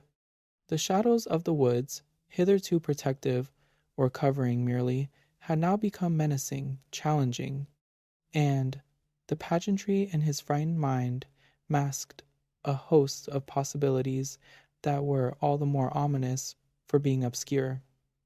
The presentiment of a nameless doom lurked ill-concealed behind every detail of what had happened. It was really admirable how he emerged victor in the end. Men of riper powers and experience might have come through the ordeal with less success. He had himself tolerably well in hand, all things considered, and his plan of action proves it. Sleep being absolutely out of the question and traveling an unknown trail in the darkness equally impracticable, he sat up the whole of that night, rifle in hand, before a fire he never for a single moment allowed to die down. The severity of the haunted vigil marked his soul for life, but it was successfully accomplished, and with the very first signs of dawn he set forth upon the long return journey to the home camp to get help. As before, he left a written note to explain his absence, and to indicate where he had left a plentiful cache of food and matches, though he had no expectation that any human hands would find them. How Simpson found his way alone by the lake and forest might well make a story in itself, for to hear him tell it is to know the passionate loneliness of soul that a man can feel when the wilderness holds him in the hollow of its illimitable hand and laughs. It is also to admire his indomitable pluck. He claims no skill, declaring that he followed the almost invisible trail mechanically and without thinking. And this, doubtless, is the truth. He relied upon the guiding of the unconscious mind, which is instinct. Perhaps, too, some sense of orientation known to animals and primitive men may have helped as well, for through all that tangled region, he succeeded in reaching the exact spot where Defago had hidden the canoe nearly 3 days before, with the remark, "Strike due west across the lake into the sun to find the camp." There was not much sun left to guide him, but he used his compass to the best of his ability, embarking in the frail craft for the last 12 miles of his journey with a sensation of immense relief that the forest was at last behind him. And, fortunately, the water was calm. He took his line across the center of the lake instead of coasting round the shores for another 20 miles. Fortunately, too, the other hunters were back. The light of their fires furnished a steering point without which he might have searched all night long for the actual position of the camp. It was close upon midnight all the same when his canoe grated on the sandy cove, and Hank, Punk, and his uncle, disturbed in their sleep by his cries, ran quickly down and helped a very exhausted and broken specimen of Scotch humanity over the rocks toward a dying fire. Whatever moves through these woods has only begun to reveal itself. The sudden entrance of his prosaic uncle into this world of wizardry and horror that had haunted him without interruption now for 2 days and 2 nights had the immediate effect of giving to the affair an entirely new aspect. The sound of that crisp, "Hulloa, my boy, and what's up now?" and the grasp of that dry and vigorous hand introduced another standard of judgment. A revulsion of feeling washed through him. He realized that he had let himself go rather badly. He even felt vaguely ashamed of himself. The native hard-headedness of his race reclaimed him, and this doubtless explains why he found it so hard to tell that group round the fire everything. He told enough, however, for the immediate decision to be arrived at, that a relief party must start at the earliest possible moment, and that Simpson, in order to guide it capably, must first have food and, above all, sleep. Dr. Cathcart, observing the lad's condition more shrewdly than his patient knew, gave him a very slight injection of morphine. For 6 hours he slept like the dead. From the description carefully written out afterwards by this student of divinity, it appears that the account he gave to the astonished group omitted sundry vital and important details. He declares that, with his uncle's wholesome, matter-of-fact countenance staring him in the face, he simply had not the courage to mention them. Thus, all the search party gathered, it would seem, was that Defago had suffered in the night an acute and inexplicable attack of mania, had imagined himself called by someone or something, and had plunged into the bush after it without food or rifle, where he must die a horrible and lingering death by cold and starvation unless he could be found and rescued in time. In time, moreover, meant at once. In the course of the following day, however, they were off by 7, leaving Punk in charge with instructions to have food and fire always ready. Simpson found it possible to tell his uncle a good deal more of the story's true inwardness, without divining that it was drawn out of him, as a matter of fact, by a very subtle form of cross-examination. By the time they reached the beginning of the trail where the canoe was laid up against the return journey, he had mentioned how Defago spoke vaguely of something he called a wendigo, how he cried in his sleep, how he imagined an unusual scent about the camp, and had betrayed other symptoms of mental excitement. He also admitted the bewildering effect of that extraordinary odor upon himself, pungent and acrid like the odor of lions. And by the time they were within an easy hour of 50 Island Water, he had let slip the further fact, a foolish avowal of his own hysterical condition, as he felt afterwards that he had heard the vanished guide call for help. He omitted the singular phrases used, for he simply could not bring himself to repeat the preposterous language. Also, while describing how the man's footsteps in the snow had gradually assumed an exact miniature likeness of the animal's plunging tracks, he left out the fact that they measured a wholly incredible distance. It seemed a question, nicely balanced between individual pride and honesty, what he should reveal and what suppress.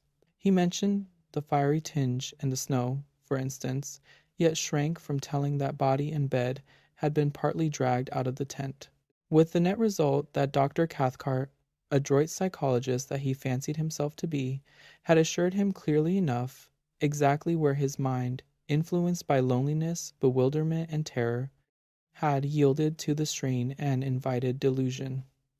While praising his conduct, he managed at the same time to point out where, when, and how his mind had gone astray. He made his nephew think himself finer than he was by judicious praise, yet more foolish than he was by minimizing the value of the evidence. Like many another materialist, that is, he lied cleverly on the basis of insufficient knowledge, because the knowledge supplied seemed to his own particular intelligence inadmissible.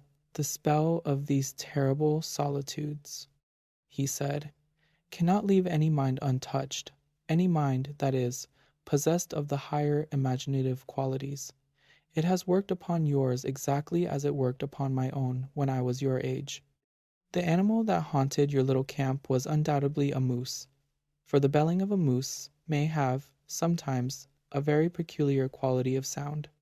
The colored appearance of the big tracks was obviously a defect of vision in your own eyes produced by excitement. The size and stretch of the tracks we shall prove when we come to them. But the hallucination of an audible voice, of course, is one of the commonest forms of delusion due to mental excitement. An excitement, my dear boy, perfectly excusable, and, let me add, wonderfully controlled by you, under the circumstances.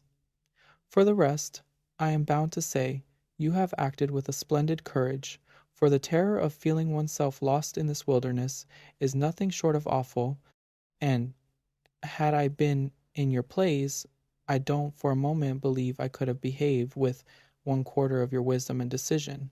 The only thing I find it uncommonly difficult to explain is that damned odor. It made me feel sick, I assure you, declared his nephew, positively dizzy. His uncle's attitude of calm omniscience, merely because he knew more psychological formulae, made him slightly defiant. It was so easy to be wise in the explanation of an experience one has not personally witnessed.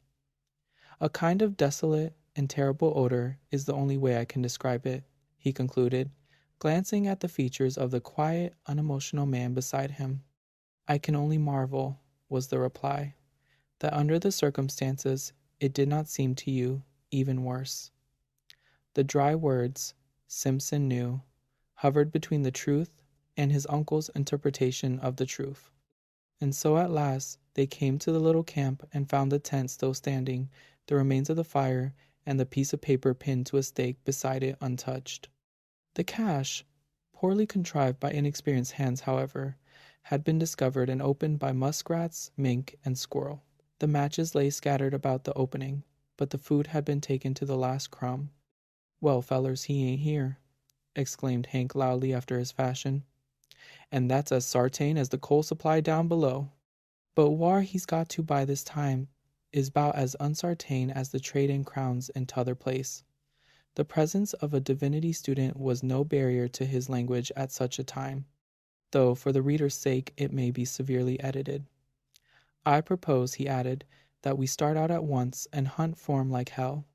The gloom of Défago's probable fate oppressed the whole party with a sense of dreadful gravity the moment they saw the familiar signs of recent occupancy. Especially the tent, with the bed of balsam branches, still smoothed and flattened by the pressure of his body, seemed to bring his presence near to them. Simpson, feeling vaguely as if his world were somehow at stake, went about explaining particulars in a hushed tone. He was much calmer now, though overwearied with the strain of his many journeys. His uncle's method of explaining away, rather, the details still fresh in his haunted memory, helped, too, to put ice upon his emotions. "And that's the direction he ran off in," he said to his two companions, pointing in the direction where the guide had vanished that morning in the gray dawn. "Straight down there he ran like a deer, in between the birch and the hemlock." Hank and Dr. Cathcart exchanged glances. "And it was about 2 miles down there, in a straight line," continued the other, speaking with something of the former terror in his voice, "that I followed his trail to the place where it stopped dead." "And where you heard him callin' and caught the stench, and all the rest of the wicked entertainment?" cried Hank with a volubility that betrayed his keen distress.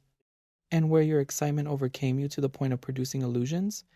added Dr. Cathcart under his breath, yet not so low that his nephew did not hear it. It was early in the afternoon, for they had traveled quickly, and there were still a good 2 hours of daylight left. Doctor, Cathcart and Hank lost no time in beginning the search, but Simpson was too exhausted to accompany them. They would follow the blaze marks on the trees, and where possible, his footsteps. Meanwhile, the best thing he could do was to keep a good fire going and rest. But after something like 3 hours' search, the darkness already down, the two men returned to camp with nothing to report. Fresh snow had covered all signs, and though they had followed the blazed trees to the spot where Simpson had turned back, they had not discovered the smallest indication of a human being or, for that matter, of an animal. There were no fresh tracks of any kind. The snow lay undisturbed. It was difficult to know what was best to do, though in reality there was nothing more they could do. They might stay and search for weeks without much chance of success. The fresh snow destroyed their only hope, and they gathered round the fire for supper, a gloomy and despondent party.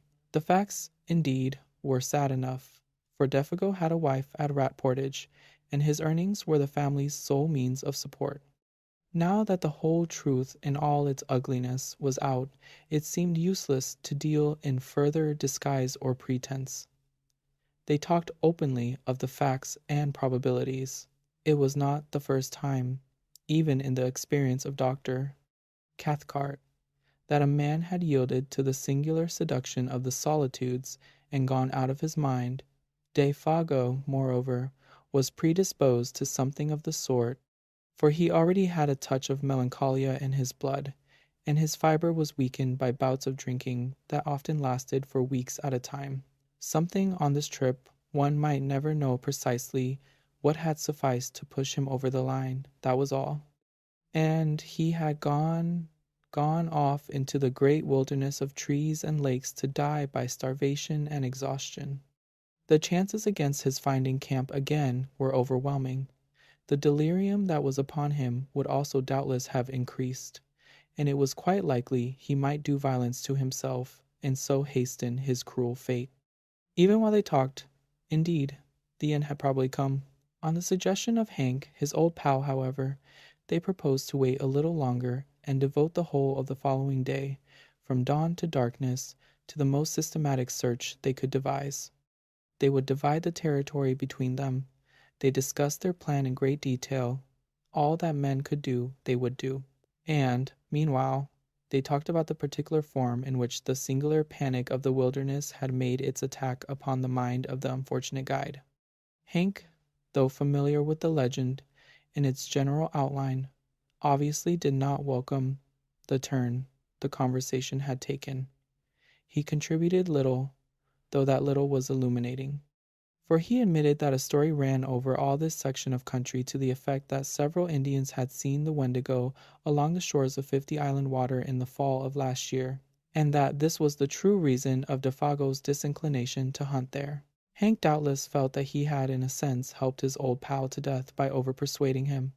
When an Indian goes crazy, he explained, talking to himself more than to the others, it seemed, it's always put that he's seen the Wendigo.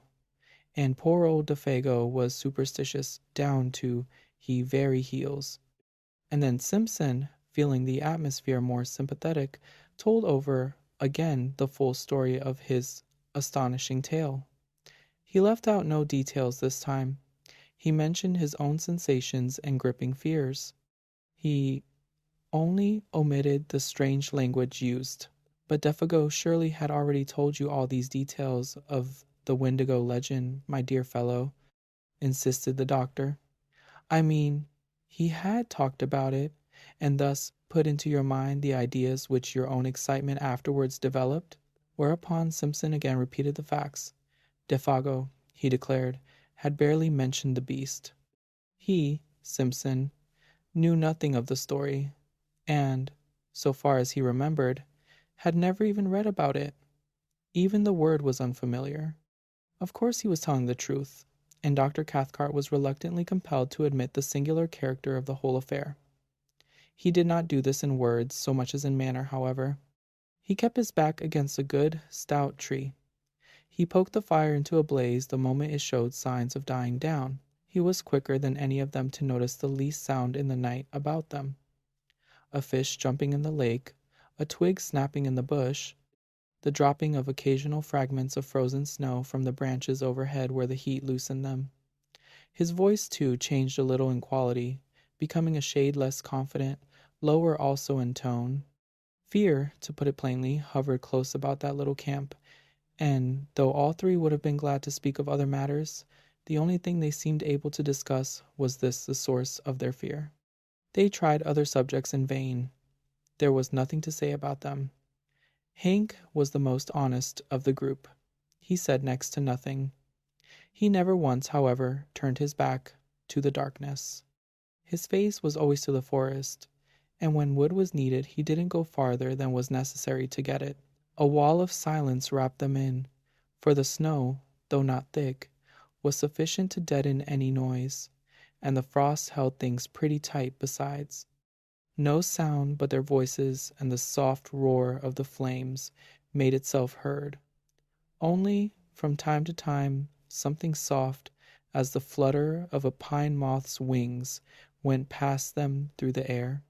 No one seemed anxious to go to bed. The hours slipped towards midnight.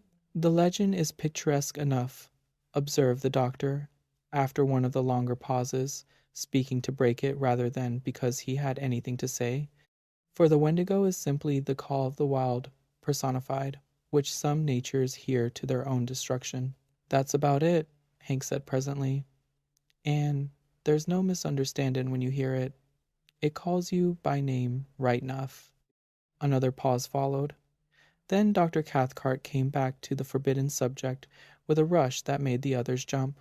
"The allegory is significant," he remarked, looking about him into the darkness, "for the voice, they say, resembles all the minor sounds of the bush wind, falling water, cries of the animals, and so forth. And once the victim hears that, he's off for good. Of course! His most vulnerable points, moreover, are said to be the feet and the eyes. The feet, you see, for the lust of wandering, and the eyes for the lust of beauty.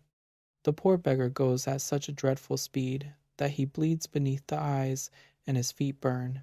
Dr. Cathcart, as he spoke, continued to peer uneasily into the surrounding gloom. His voice sank to a hushed tone. "The Wendigo," he added, "is said to burn his feet, owing to the friction, apparently caused by its tremendous velocity, till they drop off, and new ones form exactly like its own." Simpson listened in horrified amazement, but it was the pallor on Hank's face that fascinated him most. He would willingly have stopped his ears and closed his eyes had he dared. "It don't always keep to the ground neither," came in Hank's slow, heavy drawl, "for it goes so high that he thinks the stars have set him all afire. And it'll take great thumping jumps sometimes, and run along the tops of the trees, carrying its partner with it, and then dropping him just as a fish hawk'll drop a pickerel to kill it before eatin'. And its food, of all the muck in the whole bush, is moss?" And he laughed a short, unnatural laugh. "It's a moss-eater, is the Wendigo," he added, looking up excitedly into the faces of his companions. "Moss-eater," he repeated, with a string of the most outlandish oaths he could invent. But Simpson now understood the true purpose of all this talk. What these two men, each strong and experienced in his own way, dreaded more than anything else was silence. They were talking against time. They were also talking against darkness, against the invasion of panic, against the admission reflection might bring that they were in an enemy's country against anything, in fact, rather than allow their inmost thoughts to assume control. He himself, already initiated by the awful vigil with terror, was beyond both of them in this respect. He had reached the stage where he was immune. But these two, the scoffing, analytical doctor and the honest, dogged backwoodsman, each sat trembling in the depths of his being. Thus the hours passed, and thus, with lowered voices and a kind of taut inner resistance of spirit, this little group of humanity sat in the jaws of the wilderness, and talked foolishly of the terrible and haunting legend. It was an unequal contest, all things considered, for the wilderness had already the advantage of first attack and of a hostage. The fate of their comrade hung over them with the steadily increasing weight of oppression that finally became insupportable. It was Hank, after a pause longer than the preceding ones that no one seemed able to break, who first let loose all this pent-up emotion in very unexpected fashion, by springing suddenly to his feet and letting out the most ear-shattering yell imaginable into the night. He could not contain himself any longer, it seemed. To make it carry even beyond an ordinary cry, he interrupted its rhythm by shaking the palm of his hand before his mouth. "That's for Defago," he said, looking down at the other two with a queer, defiant laugh, "for it's my belief the sandwich oaths may be omitted that my Olay partner's not far from us at this very minute." There was a vehemence and recklessness about his performance that made Simpson too start to his feet in amazement, and betrayed even the doctor into letting the pipe slip from between his lips. Hank's face was ghastly, but Cathcart's showed a sudden weakness, a loosening of all his faculties, as it were. Then a momentary anger blazed into his eyes, and he too, though with deliberation born of habitual self-control, got upon his feet and faced the excited guide. For this was unpermissible, foolish, dangerous, and he meant to stop it in the bud. What might have happened in the next minute or two, one may speculate about, yet never definitely know, for in the instant of profound silence that followed Hank's roaring voice, and as though in answer to it, something went past through the darkness of the sky overhead at terrific speed, something of necessity very large, for it displaced much air, while down between the trees there fell a faint and windy cry of a human voice, calling in tones of indescribable anguish and appeal. "Oh! Oh! This fiery height! Oh! Oh! My feet of fire! My burning feet of fire!" White to the very edge of his shirt, Hank looked stupidly about him like a child. "Doctor!" Cathcart uttered some kind of unintelligible cry, turning as he did so with an instinctive movement of blind terror towards the protection of the tent, then halting in the act as though frozen. Simpson, alone of the three, retained his presence of mind a little. His own horror was too deep to allow of any immediate reaction. He had heard that cry before. Turning to his stricken companions, he said almost calmly, "That's exactly the cry I heard, the very words he used." Then, lifting his face to the sky, he cried aloud, "Defago! Defago! Come down here to us! Come down!" And before there was time for anybody to take definite action one way or another, there came the sound of something dropping heavily between the trees, striking the branches on the way down, and landing with a dreadful thud upon the frozen earth below. The crash and thunder of it was really terrific. "That's him! S'help me the good God!" came from Hank in a whispering cry, half-choked, his hand going automatically toward the hunting knife in his belt. "And he's coming! He's coming!" he added, with an irrational laugh of horror, as the sounds of heavy footsteps crunching over the snow became distinctly audible, approaching through the blackness towards the circle of light. And while the steps, with their stumbling motion, moved nearer and nearer upon them, the three men stood round that fire, motionless and dumb. Doctor Cathcart had the appearance of a man suddenly withered. Even his eyes did not move. Hank, suffering shockingly, seemed on the verge again of violent action, yet did nothing. He, too, was hewn of stone. Like stricken children they seemed. The picture was hideous, and, meanwhile, their owners still invisible, the footsteps came closer, crunching the frozen snow. It was endless, too prolonged to be quite real, this measured and pitiless approach. It was accursed. Then, at length, the darkness, having thus laboriously conceived, brought forth a figure. It drew forward into the zone of uncertain light where fire and shadows mingled, not 10 feet away, then halted, staring at them fixedly. The same instant it started forward again with the spasmodic motion as of a thing moved by wires, and coming up closer to them, full into the glare of the fire, they perceived then that it was a man, and apparently that this man was Defago.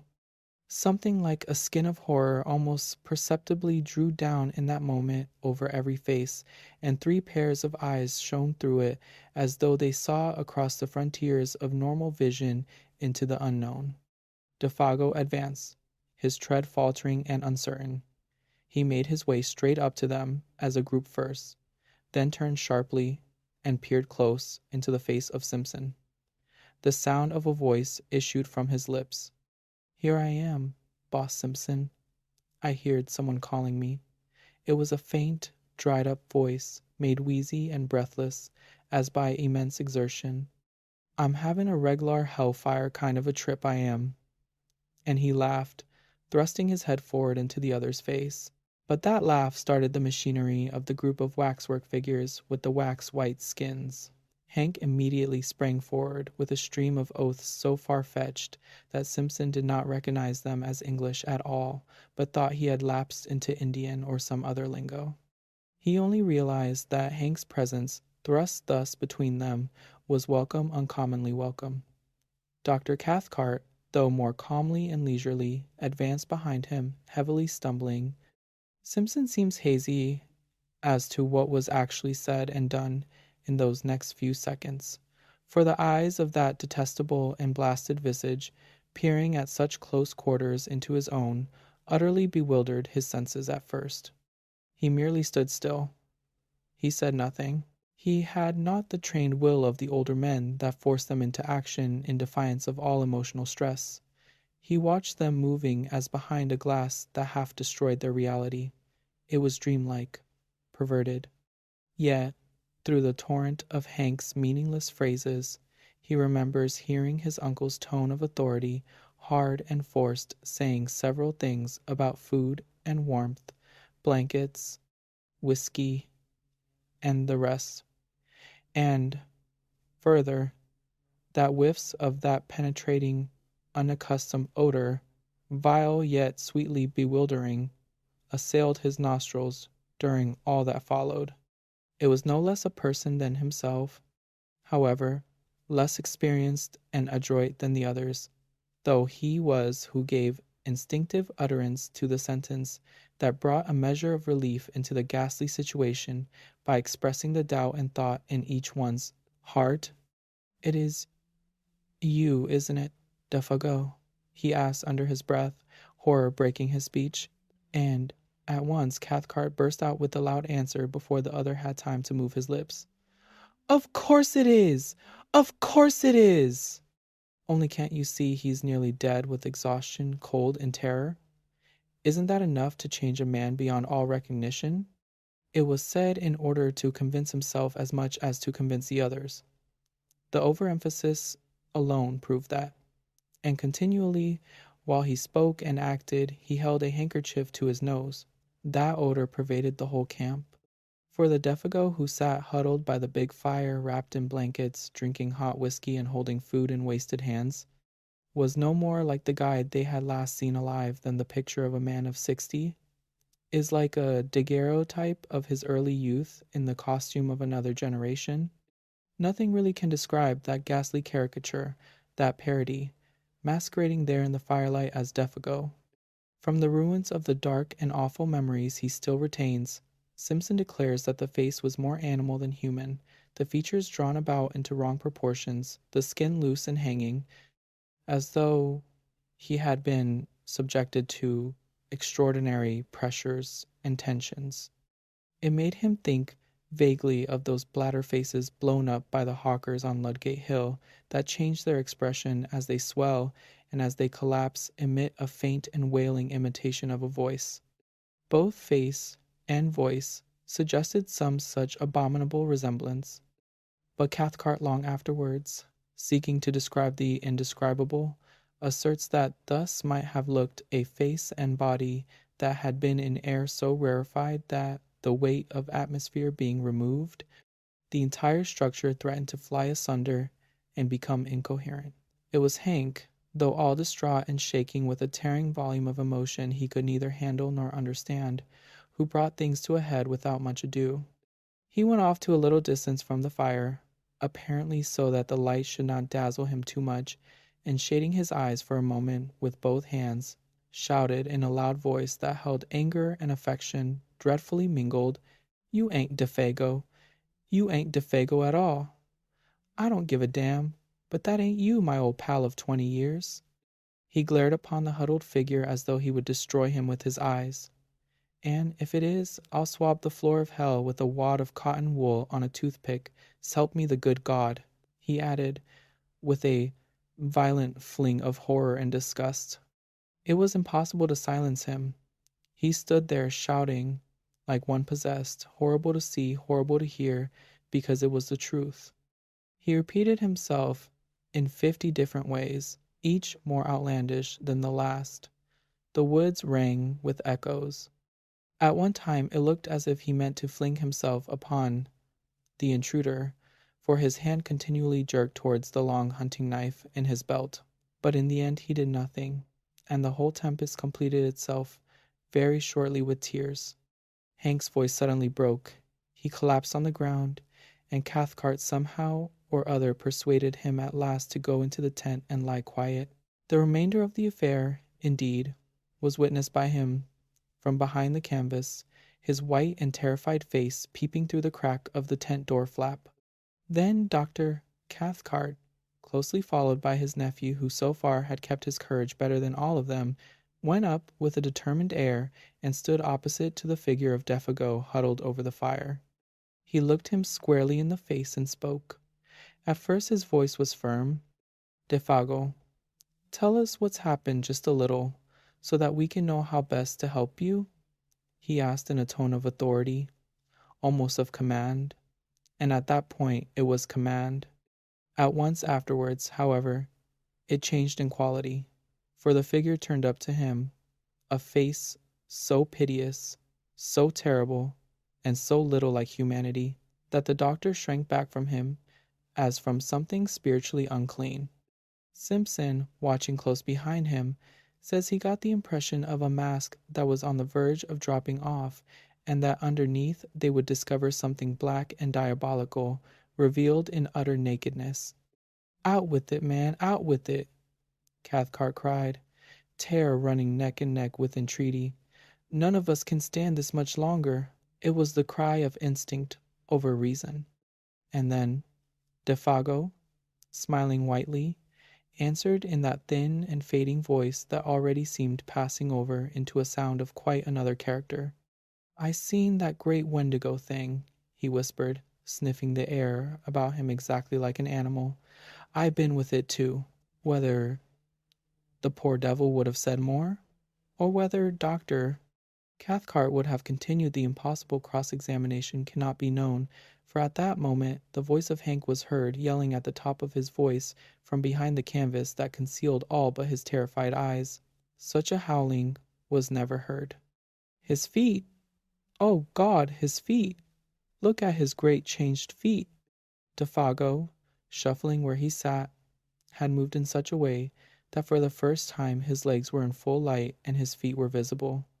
Yet Simpson had no time himself to see properly what Hank had seen, and Hank has never seen fit to tell.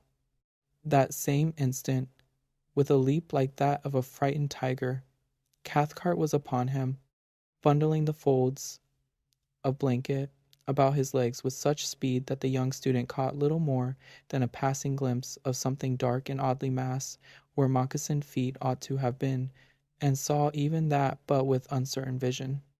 Then, before the doctor had time to do more, or Simpson time to even think a question, much less ask it, Defago was standing upright in front of them, balancing with pain and difficulty, and upon his shapeless and twisted visage an expression so dark and so malicious that it was, in the true sense, monstrous.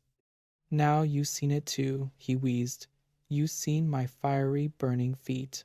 And now, that is, unless you can save me and prevent, it's 'bout time for—" His piteous and beseeching voice was interrupted by a sound that was like the roar of wind coming across the lake. The trees overhead shook their tangled branches.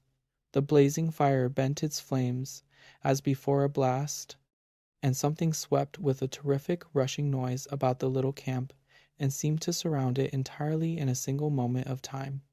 Défago shook the clinging blankets from his body, turned towards the woods behind, and with the same stumbling motion that had brought him was gone, before anyone could move muscle to prevent him, gone, with an amazing, blundering swiftness that left no time to act. The darkness positively swallowed him, and less than a dozen seconds later, above the roar of the swaying trees and the shout of the sudden wind, all three men, watching and listening with stricken hearts, heard a cry that seemed to drop down upon them from a great height of sky and distance. "Oh, oh, this fiery height! Oh, oh, my feet of fire! My burning feet of fire!" then died away into untold space and silence. Dr. Cathcart, suddenly master of himself, and therefore of the others, was just able to seize Hank violently by the arm as he tried to dash headlong into the bush. "But I want ter know you," shrieked the guide. "I want ter see.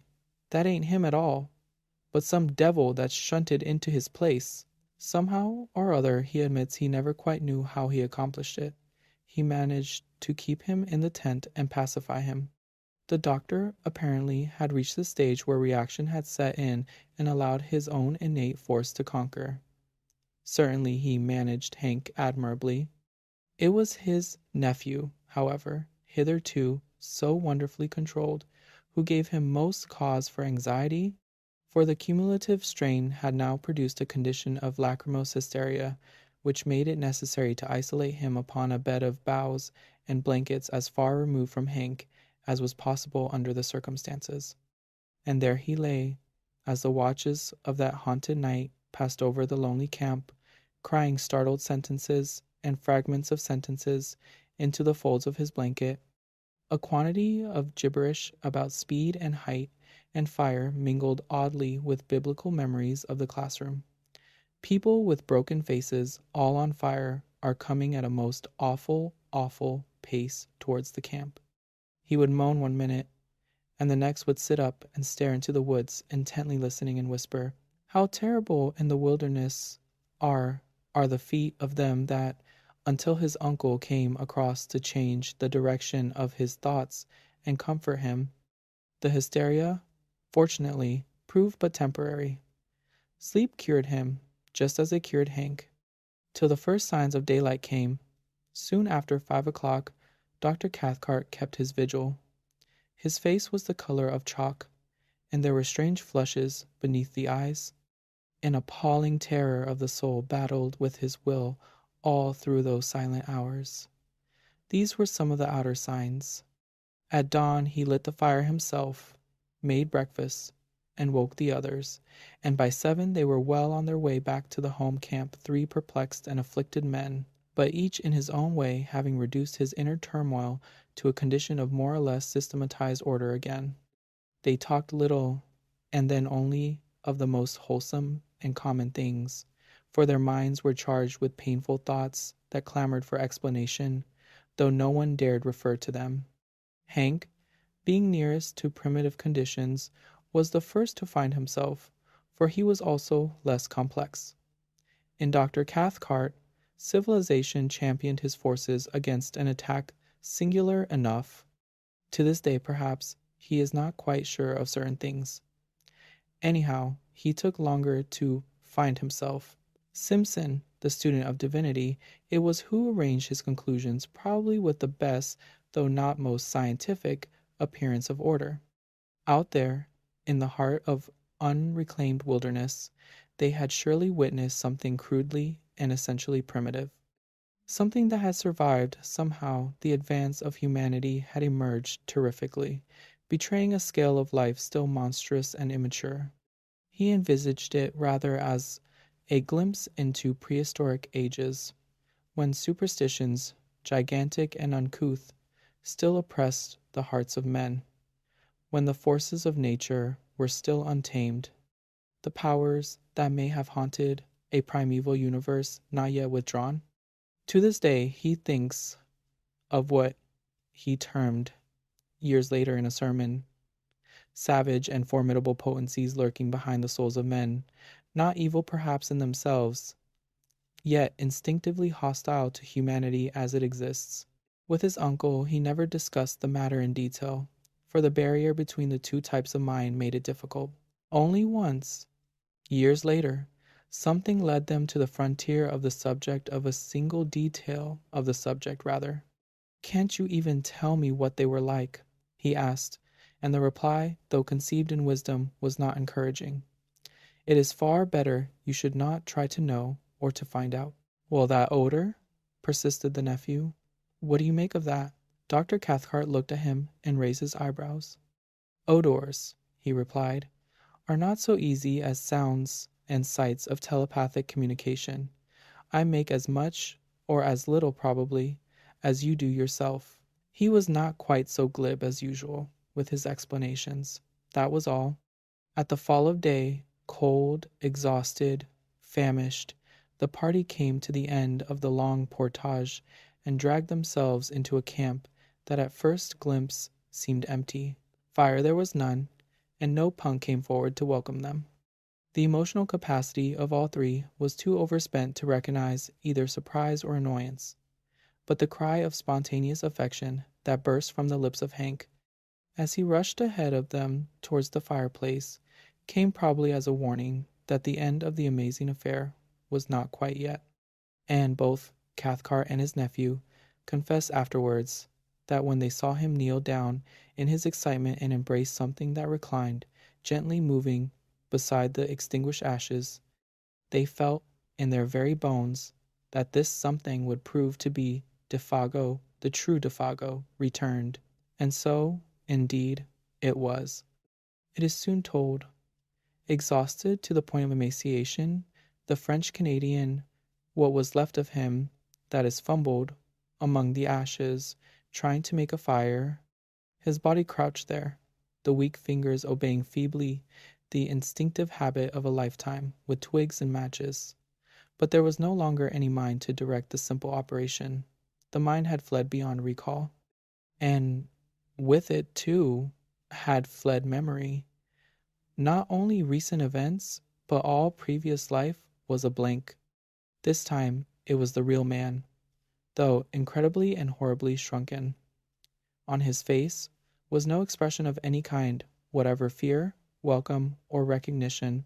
He did not seem to know who it was that embraced him, or who it was that fed, warmed, and spoke to him the words of comfort and relief.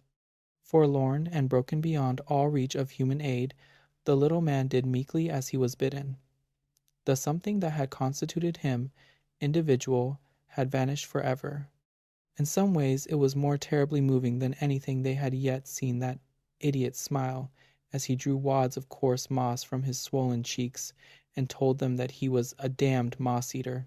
The continued vomiting of even the simplest food, and, worst of all, the piteous and childish voice of complaint in which he told them that his feet pained him burn like fire, which was natural enough when Dr. Cathcart examined them and found that both were dreadfully frozen. Beneath the eyes there were faint indications of recent bleeding. The details of how he survived the prolonged exposure, of where he had been, or of how he covered the great distance from one camp to the other, including an immense detour of the lake on foot, since he had no canoe, all this remains unknown.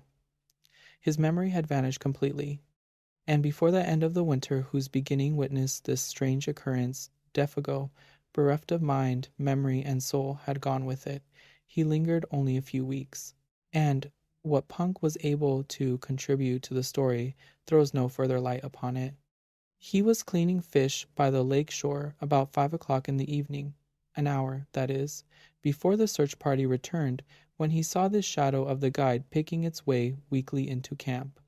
In advance of him, he declares, came the faint whiff of a certain singular odor. That same instant old Punk started for home. He covered the entire journey of 3 days as only Indian blood could have covered it. The terror of a whole race drove him. He knew what it all meant. Defago had seen the Wendigo. There are so many things which are impossible to explain. Why should certain chords in music make me think of the brown and golden tints of autumn foliage? Why should the mass of Sainte Cecile bend my thoughts wandering among caverns whose walls blaze with ragged masses of virgin silver? What was it in the roar and turmoil of Broadway at 6 o'clock that flashed before my eyes the picture of a still Breton forest where sunlight filtered through spring foliage and Sylvia bent half curiously, half tenderly, over a small green lizard, murmuring, "To think that this also is a little ward of God?" When I first saw the watchman, his back was toward me. I looked at him indifferently until he went into the church. I paid no more attention to him than I had to any other man who lounged through Washington Square that morning, and when I shut my window and turned back into my studio, I had forgotten him.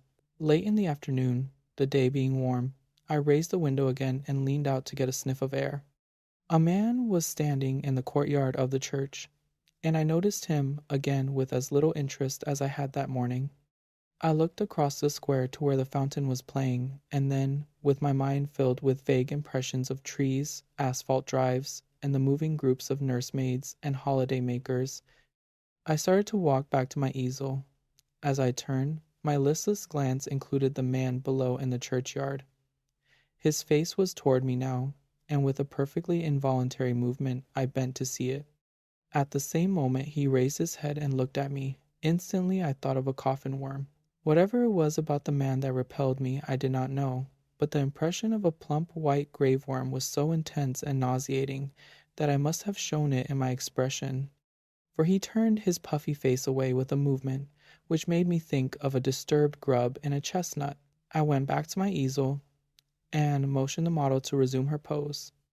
After working a while, I was satisfied that I was spoiling what I had done as rapidly as possible, and I took up a palette knife and scraped the color out again.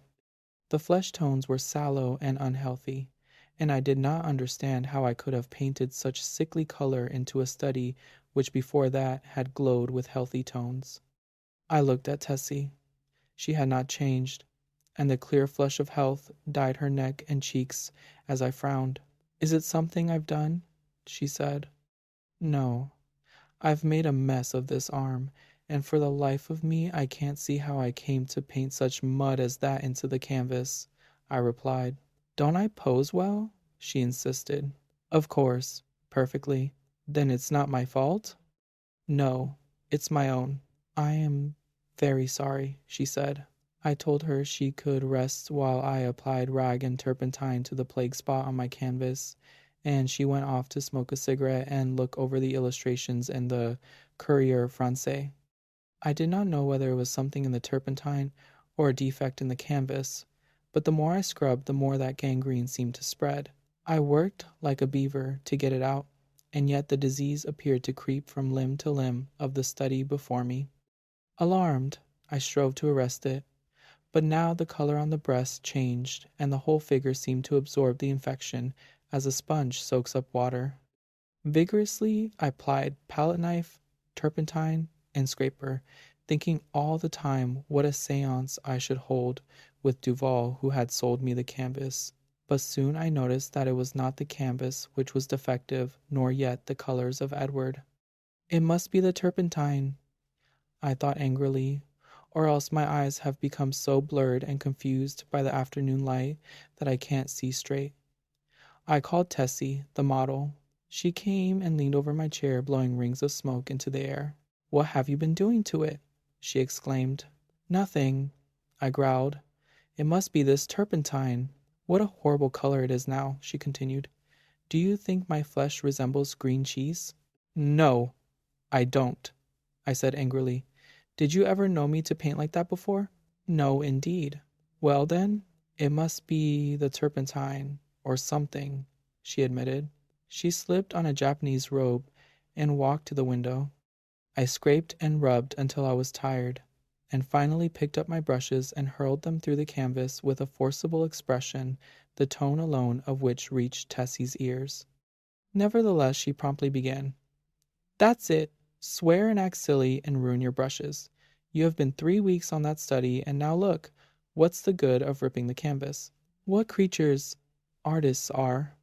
I felt about as much ashamed as I usually did after such an outbreak, and I turned the ruined canvas to the wall. Tessie helped me clean my brushes, and then danced away to dress.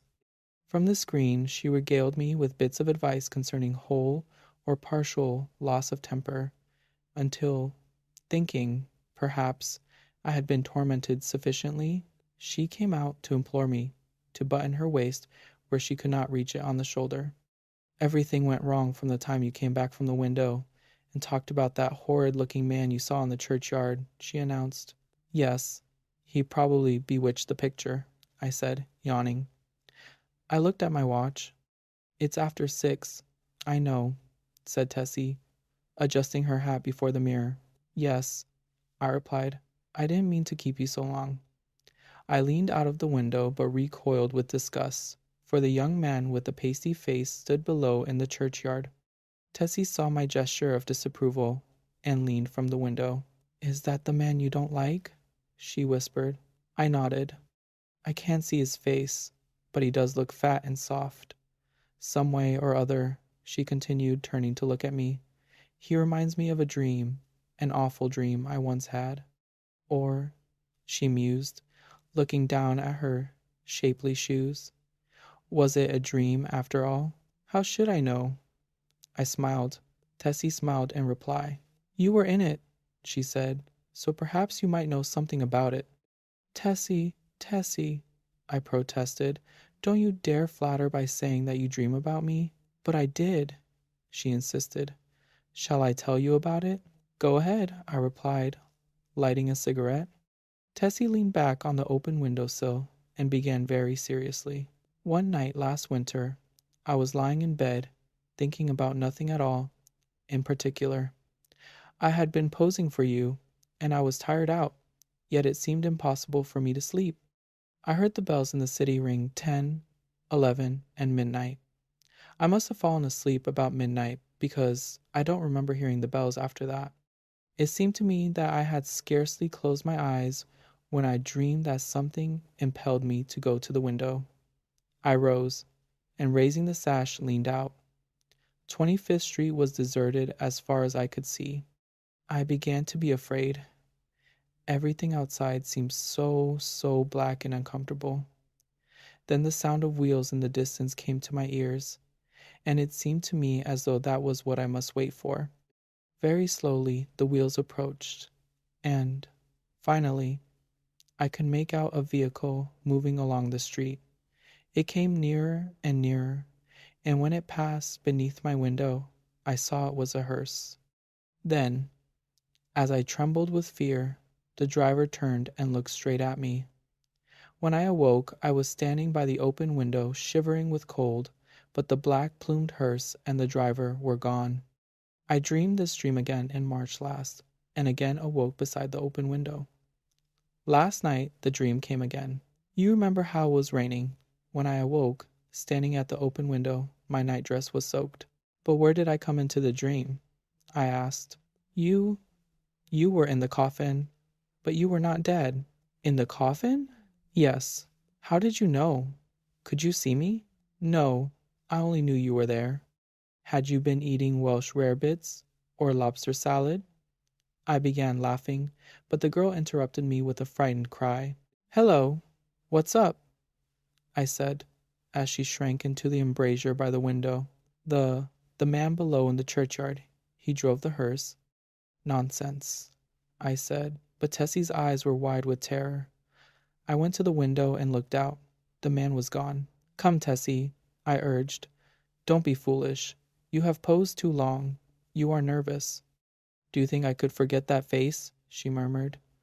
3 times I saw the hearse pass below my window, and every time the driver turned and looked up at me. Oh, his face was so white and soft. It looked dead. It looked as if it had been dead a long time. I induced the girl to sit down and swallow a glass of marsala. Then I sat down beside her and tried to give her some advice. Look here, Tessie, I said. You go to the country for a week or two, and you'll have no more dreams about hearses. You pose all day, and when night comes your nerves are upset. You can't keep this up. Then again, instead of going to bed when your day's work is done, you run off to picnics at Sulzer's Park, or go to the El Dorado or Coney Island, and when you come down here next morning, you are fagged out. There was no real hearse. There was a soft-shell crab dream. She smiled faintly. What about the man in the churchyard? Oh, he's only an ordinary, unhealthy, everyday creature. As true as my name is Tessie Reardon, I swear to you, Mr. Scott, that the face of the man below in the churchyard is the face of the man who drove the hearse. What of it? I said. It's an honest trade. Then you think I did see the hearse? Oh, I said diplomatically, if you really did, it might not be unlikely that the man below drove it. There is nothing in that. Tessie rose, unrolled her scented handkerchief, and taking a bit of gum from a knot in the hem, placed it in her mouth. Then drawing on her gloves, she offered me her hand with a frank, "Good night, Mr. Scott," and walked out. The next morning Thomas, the bellboy, brought me the Herald and a bit of news. The church next door had been sold. I thanked heaven for it, not that being a Catholic I had any repugnance for the congregation next door, but because my nerves were shattered by a blatant exhorter, whose every word echoed through the aisle of the church as if it had been my own rooms, and who insisted on his R's with a nasal persistence which revolted my every instinct.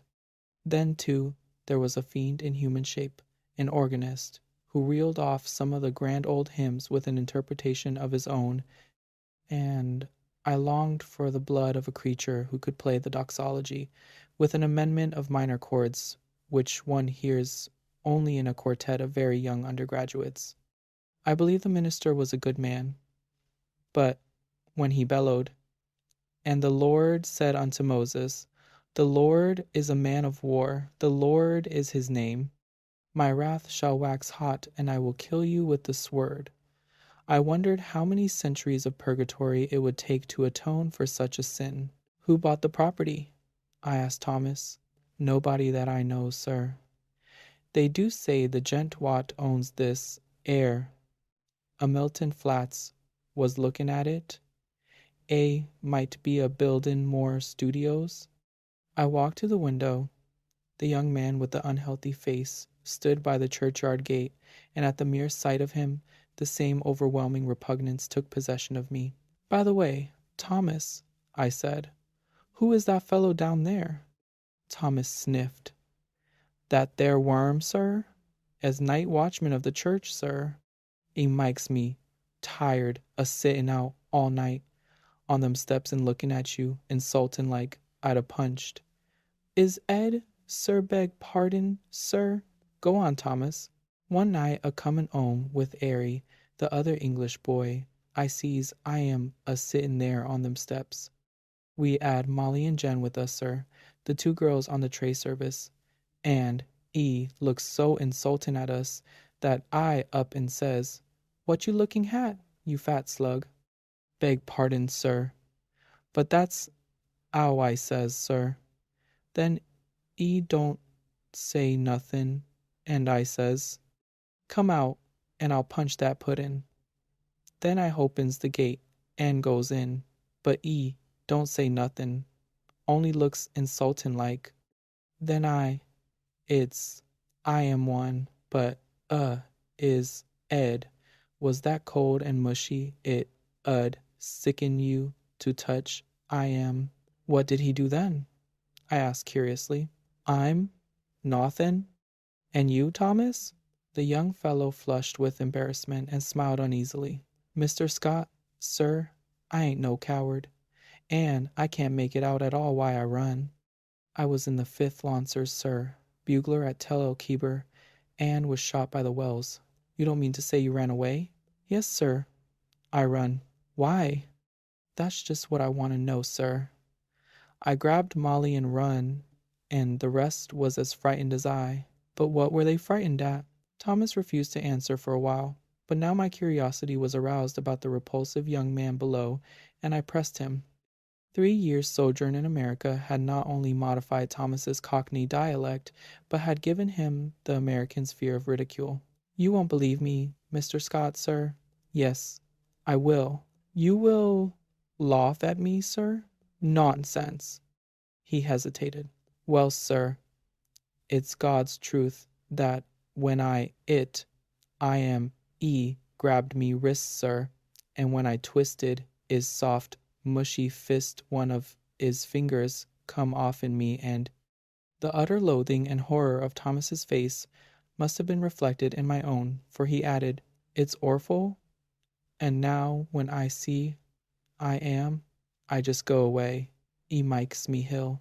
When Thomas had gone, I went to the window. The man stood beside the church railing with both hands on the gate, but I hastily retreated to my easel again, sickened and horrified, for I saw that the middle finger of his right hand was missing. At 9 o'clock, Tessie appeared and vanished behind the screen, with a merry, "Good morning, Mr. Scott." When she had reappeared and taken her pose upon the model stand, I started a new canvas, much to her delight. She remained silent as long as I was on the drawing, but as soon as the scrape of the charcoal ceased and I took up my fixative, she began to chatter. "Oh, I had such a lovely time last night. We went to Tony Pastor's." "Who are we?" I demanded.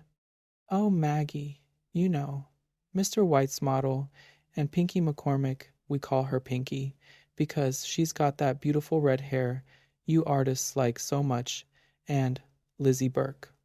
I sent a shower of spray from the fixative over the canvas, and said, "Well, go on."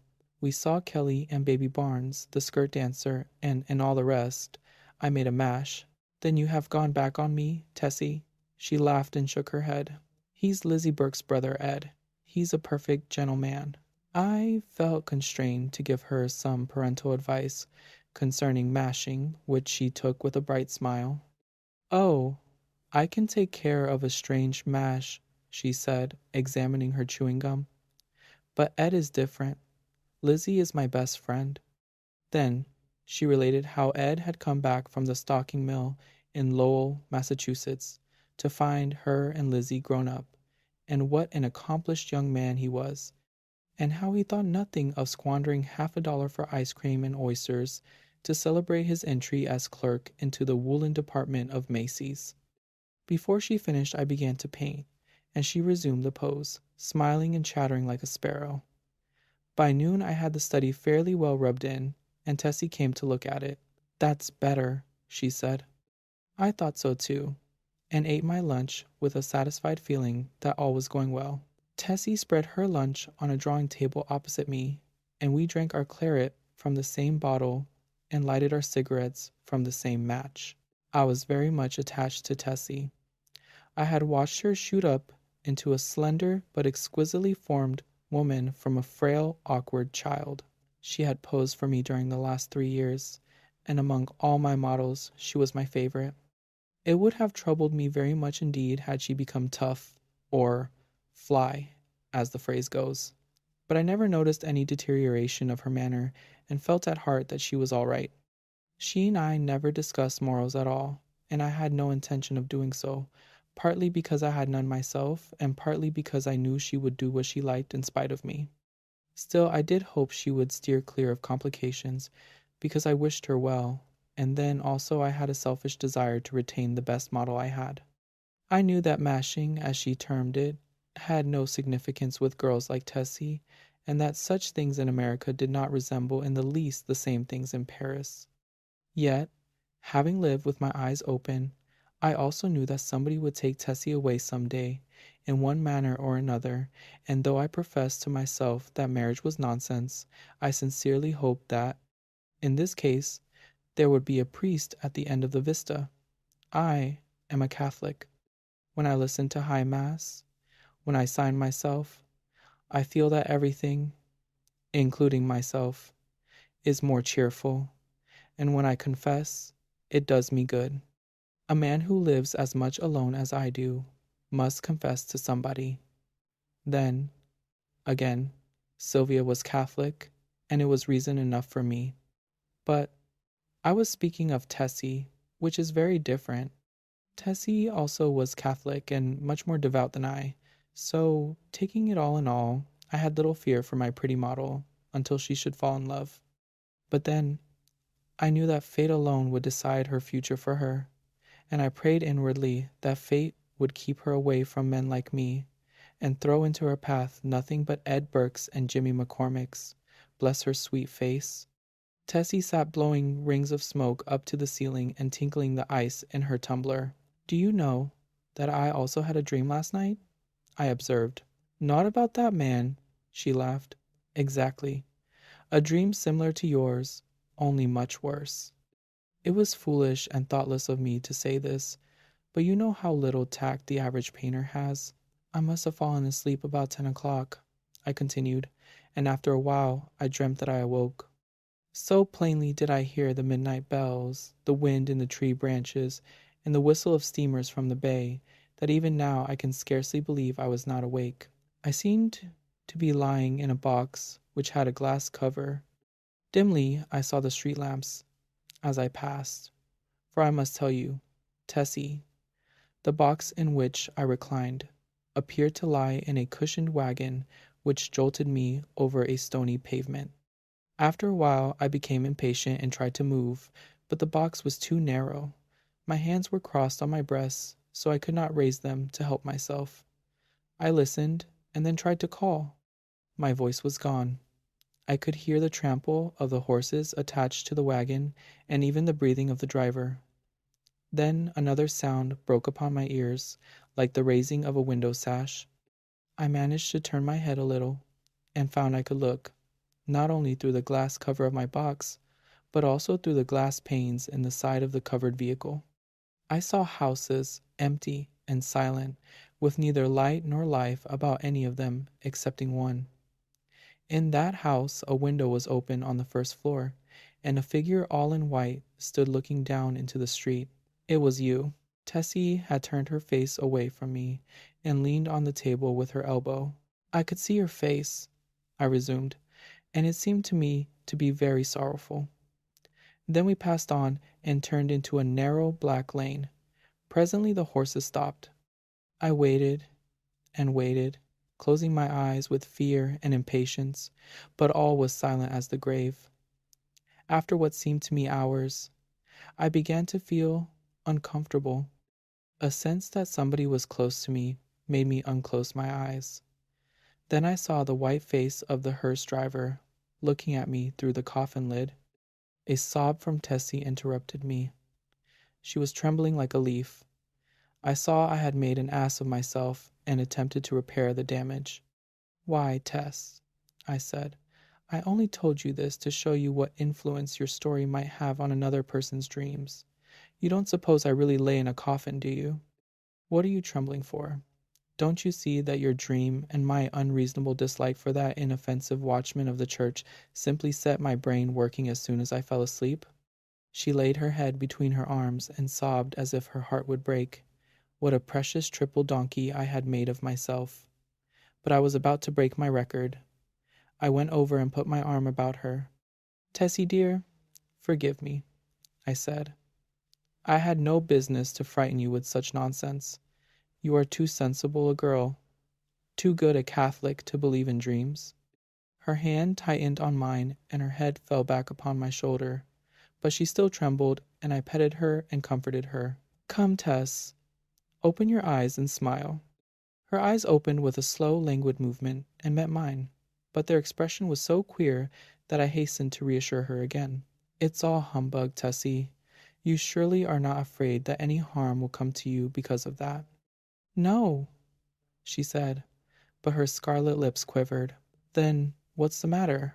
Are you afraid? Yes. Not for myself. For me, then? I demanded gaily. For you, she murmured in a voice almost inaudible. I care for you. At first I started to laugh, but when I understood her, a shock passed through me, and I sat like one turned to stone. This was the crowning bit of idiocy I had committed. During the moment which elapsed between her reply and my answer, I thought of 1,000 responses to that innocent confession. I could pass it by with a laugh. I could misunderstand her and assure her as to my health. I could simply point out that it was impossible she could love me. But my reply was quicker than my thoughts, and I might think and think now when it was too late, for I had kissed her on the mouth.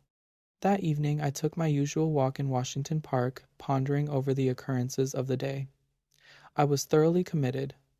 There was no back out now, and I stared the future straight in the face. I was not good, not even scrupulous, but I had no idea of deceiving either myself or Tessie. The one passion of my life lay buried in the sunlit forests of Brittany. Was it buried forever? Hope cried no. For 3 years I had been listening to the voice of hope, and for 3 years I had waited for a footstep on my threshold. Had Sylvia forgotten? No, cried Hope. I said that I was no good. That is true, but still, I was not exactly a comic opera villain. I had led an easy-going, reckless life, taking what invited me of pleasure, deploring and sometimes bitterly regretting consequences. In one thing alone, except my painting, was I serious, and that was something which lay hidden if not lost in the Breton forests. It was too late for me to regret what had occurred during the day. Whatever it had been, pity, a sudden tenderness for sorrow, or the more brutal instinct of gratified vanity, it was all the same now, and unless I wished to bruise an innocent heart, my path lay marked before me. The fire and strength, the depth of passion of a love which I had never even suspected with all my imagined experience in the world, left me no alternative but to respond or send her away. Whether because I am so cowardly about giving pain to others, or whether it was that I have little of the gloomy Puritan in me, I do not know. But I shrank from disclaiming responsibility for that thoughtless kiss, and in fact had no time to do so before the gates of her heart opened and the flood poured forth. Others who habitually do their duty and find a sullen satisfaction in making themselves and everybody else unhappy might have withstood it. I did not. I dared not. After the storm had abated, I did tell her that she might better have loved Ed Burke and worn a plain gold ring, but she would not hear of it, and I thought, perhaps, as long as she had decided to love somebody she could not marry, it had better be me. I, at least, could treat her with an intelligent affection, and whenever she became tired of her infatuation, she could go none the worse for it. For I was decided on that point, although I knew how hard it would be. I remembered the usual termination of platonic liaisons, and thought how disgusted I had been whenever I heard of one. I knew I was undertaking a great deal for so unscrupulous a man as I was, and I dreamed the future, but never for one moment did I doubt that she was safe with me. Had it been anybody but Tessie, I should not have bothered my head about scruples, for it did not occur to me to sacrifice Tessie as I would have sacrificed a woman of the world. I looked the future squarely in the face and saw the several probable endings to the affair. She would either tire of the whole thing, or become so unhappy that I should have either to marry her or go away. If I married her, we would be unhappy, I with a wife unsuited to me, and she with a husband unsuitable for any woman, for my past life could scarcely entitle me to marry. If I went away, she might either fall ill, recover, and marry some Eddie Burke, or she might recklessly or deliberately go and do something foolish. On the other hand, if she tired of me, then her whole life would be before her with beautiful vistas of Eddie Burkes and marriage rings and twins and Harlem flats and heaven knows what. As I strolled along through the trees by the Washington Arch, I decided that she should find a substantial friend in me anyway, and the future could take care of itself. Then I went into the house and put on my evening dress, for the little faintly perfumed note on my dresser said, "Have a cab at the stage door at 11," and the note was signed Edith Carmichael, Metropolitan Theater. I took supper that night, or rather we took supper, Miss Carmichael and I, at Solari's, and the dawn was just beginning to gild the cross on the Memorial Church as I entered Washington Square after leaving Edith at the Brunswick. There was not a soul in the park as I passed along the trees and took the walk which leads from the Garibaldi statue to the Hamilton apartment house, but as I passed the churchyard I saw a figure sitting on the stone steps. In spite of myself, a chill crept over me at the sight of the white, puffy face, and I hastened to pass. Then he said something which might have been addressed to me, or might merely have been a mutter to himself, but a sudden furious anger flamed up within me that such a creature should address me. For an instant I felt like wheeling about and smashing my stick over his head, but I walked on, and entering the Hamilton went to my apartment. For some time I tossed about the bed, trying to get the sound of his voice out of my ears, but could not. It filled my head, that muttering sound, like thick oily smoke from a fat-rendering vat, or an odor of noisome decay. And as I lay and tossed about, the voice in my ears seemed more distinct, and I began to understand the words he had muttered. They came to me slowly, as if I had forgotten them, and at last I could make some sense out of the sounds. It was this: "Have you found the yellow sign? Have you found the yellow sign? Have you found the yellow sign?" I was furious. What did he mean by that? Then, with a curse upon him and his I rolled over and went to sleep, but when I awoke later I looked pale and haggard, for I had dreamed the dream of the night before, and it troubled me more than I cared to think. I dressed and went down into my studio. Tessie sat by the window, but as I came in, she rose and put both arms around my neck for an innocent kiss. She looked so sweet and dainty that I kissed her again and then sat down before the easel. "Hello, where's the study I began yesterday?" I asked. Tessie looked conscious, but did not answer. I began to hunt among the piles of canvases, saying, "Hurry up, Tess, and get ready. We must take advantage of the morning light." When at last I gave up the search among the other canvases and turned to look around the room for the missing study, I noticed Tessie standing by the screen with her clothes still on. "What's the matter?" I asked. "Don't you feel well?" "Yes." "Then hurry." "Do you want me to pose as I have always posed?" Then I understood. Here was a new complication. I had lost, of course, the best nude model I had ever seen. I looked at Tessie. Her face was scarlet. "Alas! Alas!" We had eaten of the tree of knowledge, and Eden and native innocence were dreams of the past. I mean for her. I suppose she noticed the disappointment on my face, for she said, "I will pose if you wish. The study is behind the screen here where I put it." "No," I said, "we will begin something new." And I went into my wardrobe and picked out a Moorish costume which fairly blazed with tinsel. It was a genuine costume, and Tessie retired to the screen with it enchanted. When she came forth again I was astonished. Her long black hair was bound above her forehead with a circlet of turquoises, and the ends curled about her glittering girdle. Her feet were encased in the embroidered pointed slippers, and the skirt of her costume, curiously wrought with arabesques in silver, fell to her ankles. The deep metallic blue vest, embroidered with silver, and the short Moresque jacket, spangled and sewn with turquoises, became her wonderfully. She came up to me and held up her face smiling. I slipped my hand into my pocket, and drawing out a gold chain with a cross attached, dropped it over her head. "It's yours, Tessie." "Mine?" she faltered. "Yours. Now go and pose." Then with a radiant smile she ran behind the screen and presently reappeared with a little box on which was written my name. "I had intended to give it to you when I went home tonight," she said, "but I can't wait now." I opened the box. On the pink cotton inside lay a clasp of black onyx, on which was inlaid a curious symbol or letter in gold. It was neither Arabic nor Chinese, nor, as I found afterwards, did it belong to any human script. "It's all I had to give you for a keepsake," she said timidly. I was annoyed, but I told her how much I should prize it, and promised to wear it always. She fastened it on my coat beneath the lapel. "How foolish, Tess, to go and buy me such a beautiful thing as this," I said. "I did not buy it," she laughed. "Where did you get it?" Then she told me how she had found it one day while coming from the aquarium in the Battery, how she had advertised it and watched the papers, but at last gave up all hopes of finding the owner. "That was last winter," she said, "the very day I had the first horrid dream about the hearse." I remembered my dream of the previous night, but said nothing. and presently my charcoal was flying over a new canvas, and Tessie stood motionless on the model stand. The day following was a disastrous one for me.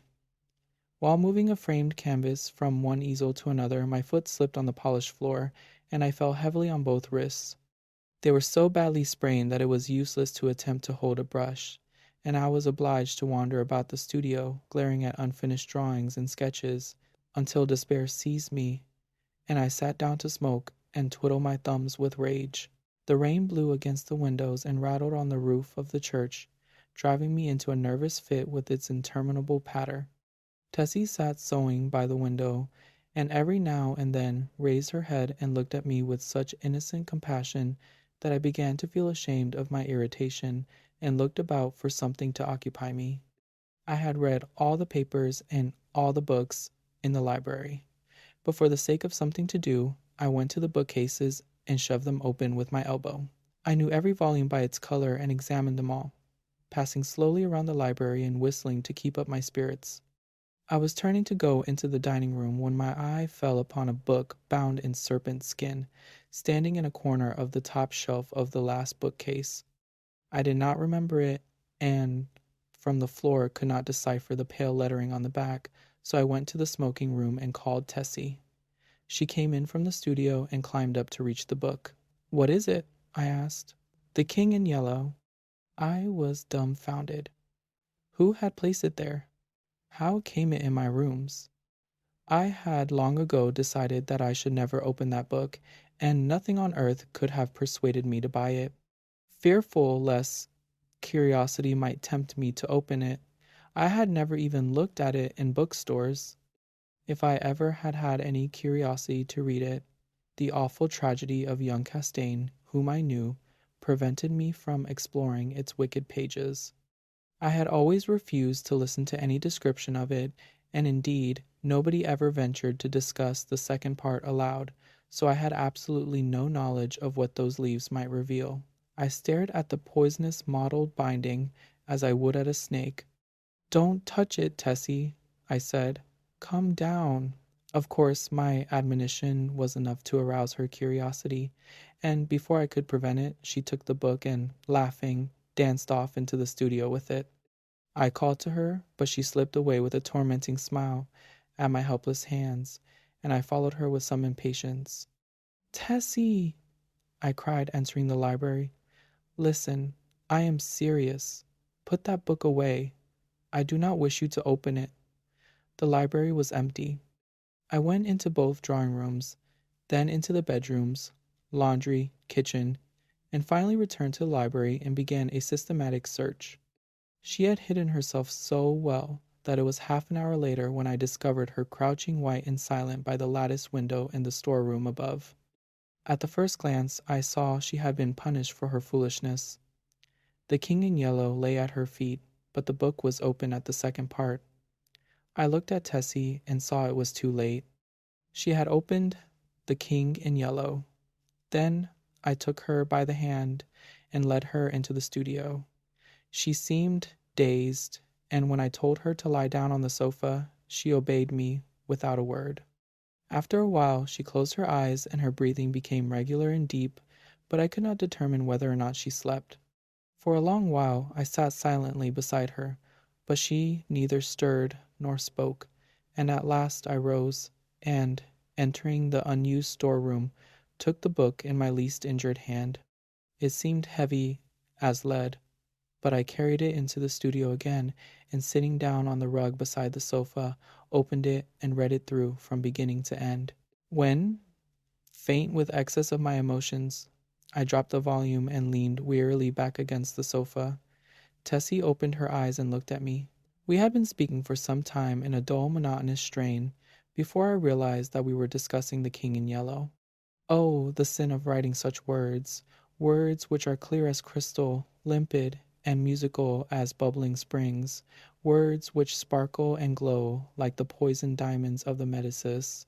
Oh, the wickedness, the hopeless damnation of a soul who could fascinate and paralyze human creatures with such words, words understood by the ignorant and wise alike, words which are more precious than jewels, more soothing than music, more awful than death. We talked on, unmindful of the gathering shadows, and she was begging me to throw away the clasp of black onyx quaintly inlaid with what we now knew to be the yellow sign. I never shall know why I refused, though even at this hour, here in my bedroom as I write this confession, I should be glad to know what it was that prevented me from tearing the yellow sign from my breast and casting it into the fire. I am sure I wished to do so, and yet Tessie pleaded with me in vain. Night fell and the hours dragged on, but still we murmured to each other of the king and the pallid mask, and midnight sounded from the misty spires in the fog-wrapped city.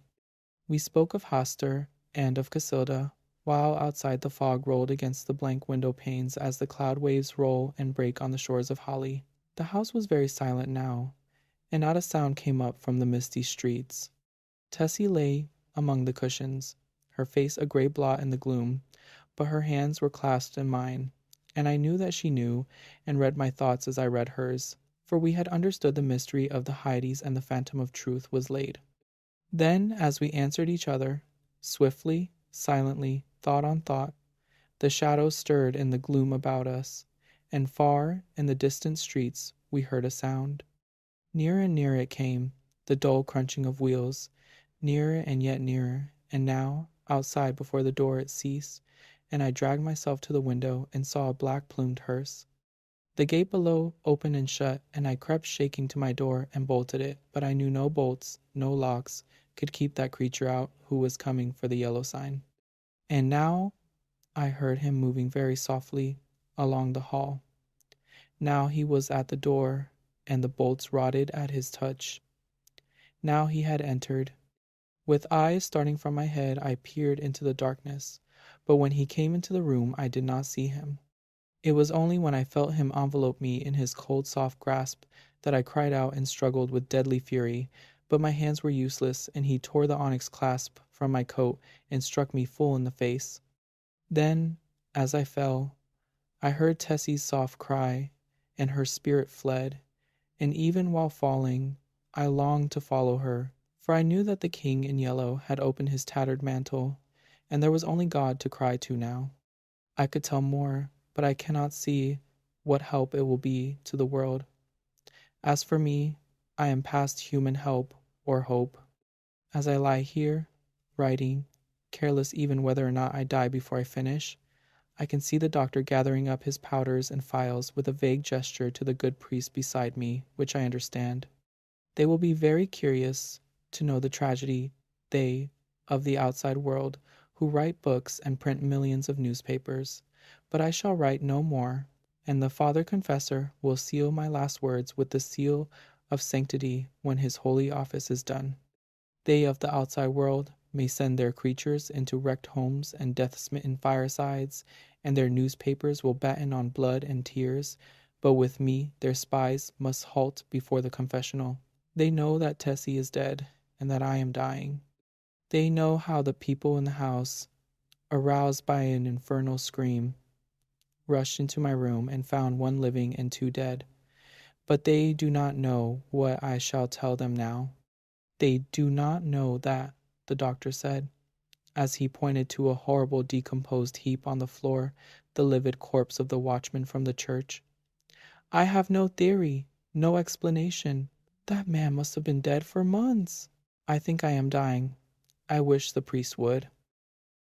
It is probable that everybody who is at all a constant dreamer has had at least one experience of an event or a sequence of circumstances which have come to his mind in sleep being subsequently realized in the material world.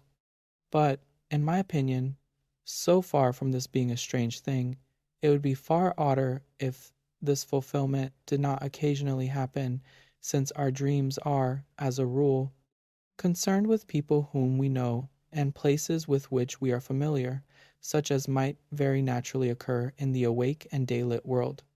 True, these dreams are often broken into by some absurd and fantastic incident which puts them out of court in regard to their subsequent fulfillment, but on the mere calculation of chances, it does not appear in the least unlikely that a dream imagined by anyone who dreams constantly should occasionally come true.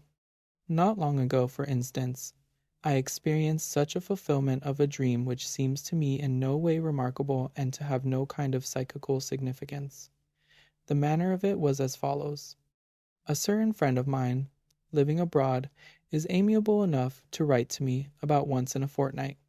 Thus, when 14 days or thereabouts have elapsed since I last heard from him, my mind, probably, either consciously or subconsciously, is expectant of a letter from him.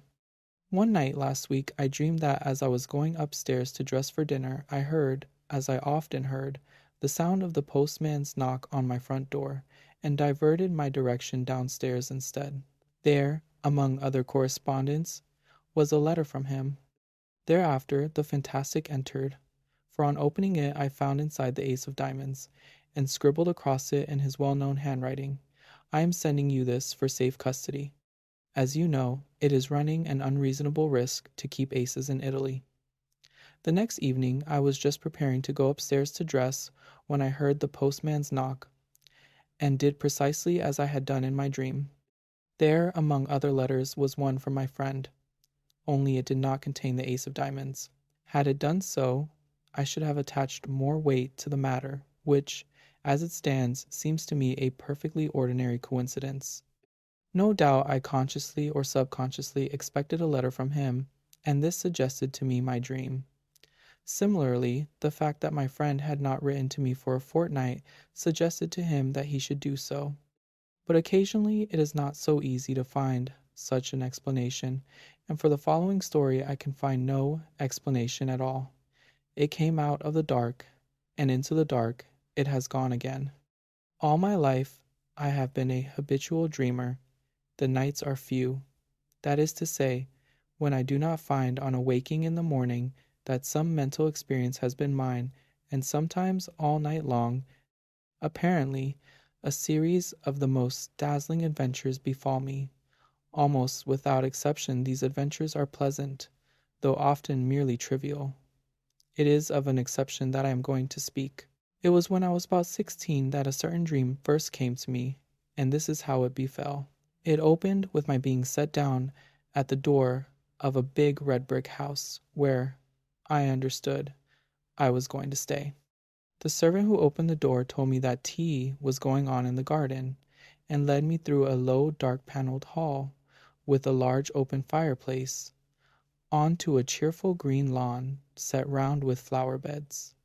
There were, grouped about the tea-table, a small party of people, but they were all strangers to me, except one, who was a schoolfellow called Jack Stone, clearly the son of the house, and he introduced me to his mother and father and a couple of sisters. I was, I remember, somewhat astonished to find myself here, for the boy in question was scarcely known to me, and I rather disliked what I knew of him. Moreover, he had left school nearly a year before. The afternoon was very hot, and an intolerable oppression reigned. On the far side of the lawn ran a red brick wall, with an iron gate in its center, outside which stood a walnut tree. We sat in the shadow of the house, opposite a row of long windows, inside which I could see a table with cloth laid, glimmering with glass and silver. This garden front of the house was very long, and at one end of it stood a tower of 3 stories, which looked to me much older than the rest of the building. Before long, Mrs. Stone, who, like the rest of the party, had sat in absolute silence, said to me, "Jack will show you your room. I have given you the room in the tower." Quite inexplicably my heart sank at her words. I felt as if I had known that I should have the room in the tower, and that it contained something dreadful and significant. Jack instantly got up, and I understood that I had to follow him. In silence we passed through the hall, and mounted a great oak staircase with many corners, and arrived at a small landing with 2 doors set in it. He pushed one of these open for me to enter, and without coming in himself closed it behind me. Then I knew that my conjecture had been right. There was something awful in the room, and with the terror of nightmare growing swiftly and enveloping me, I awoke in a spasm of terror. Now, that dream, or variations on it, occurred to me intermittently for 15 years. Most often, it came in exactly this form: the arrival, the tea laid out on the lawn, the deadly silence succeeded by that one deadly sentence, the mounting with Jack Stone up to the room in the tower where horror dwelt, and it always came to a close in the nightmare of terror at that which was in the room, though I never saw what it was. At other times I experienced variations on this same theme. Occasionally, for instance, we would be sitting at dinner in the dining room, into the windows of which I had looked on the first night when the dream of this house visited me. But wherever we were, there was the same silence, the same sense of dreadful oppression and foreboding. And the silence I knew would always be broken by Mrs. Stone saying to me, "Jack will show you your room. I have given you the room in the tower." Upon which, this was invariable, I had to follow him up the oak staircase with many corners, and enter the place that I dreaded more and more each time that I visited it in sleep. Or, again, I would find myself playing cards, still in silence in a drawing room lit with immense chandeliers that gave a blinding illumination. What the game was, I have no idea. What I remember with a sense of miserable anticipation was that soon Mrs. Stone would get up and say to me, "Jack will show you your room. I have given you the room in the tower." This drawing room, where we played cards, was next to the dining room, and, as I have said, was always brilliantly illuminated, whereas the rest of the house was full of dusk and shadows.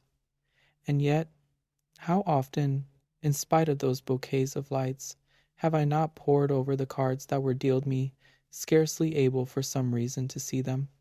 Their designs, too, were strange. There were no red suits, but all were black, and among them there were certain cards which were black all over.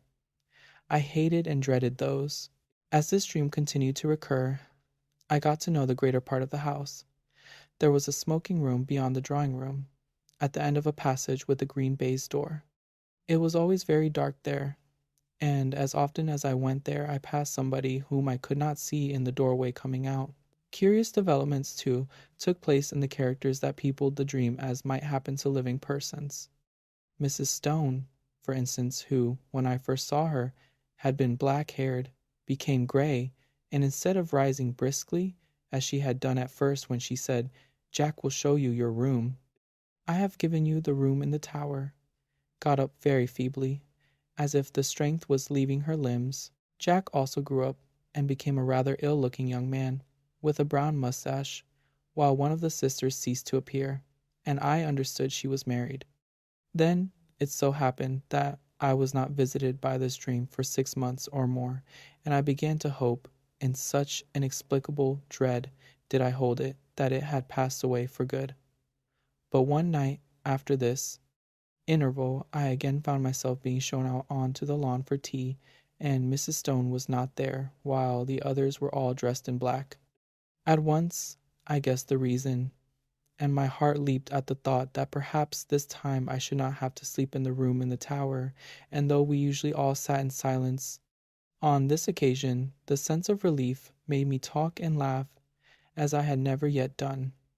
But even then matters were not altogether comfortable, for no one else spoke, but they all looked secretly at each other. And soon the foolish stream of my talk ran dry, and gradually an apprehension worse than anything I had previously known gained on me as the light slowly faded. Suddenly a voice which I knew well broke the stillness, the voice of Mrs. Stone, saying, "Jack will show you your room. I have given you the room in the tower." It seemed to come from near the gate in the red brick wall that bounded the lawn, and looking up I saw that the grass outside was sown thick with gravestones.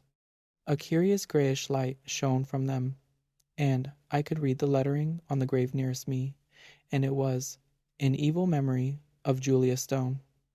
And as usual, Jack got up, and again I followed him through the hall and up the staircase with many corners. On this occasion it was darker than usual, and when I passed into the room in the tower I could only just see the furniture, the position of which was already familiar to me.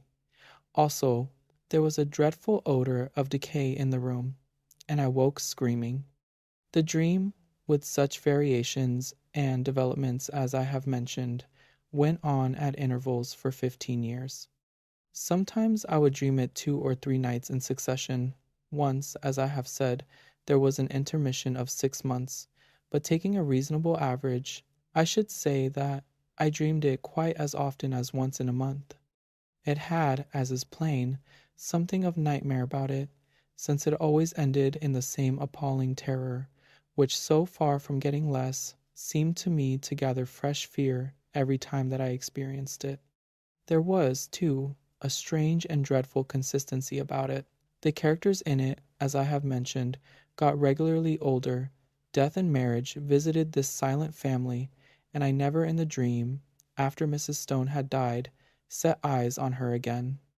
But it was always her voice that told me that the room in the tower was prepared for me, and whether we had tea out on the lawn, or the scene was laid in one of the rooms overlooking it, I could always see her gravestone standing just outside the iron gate.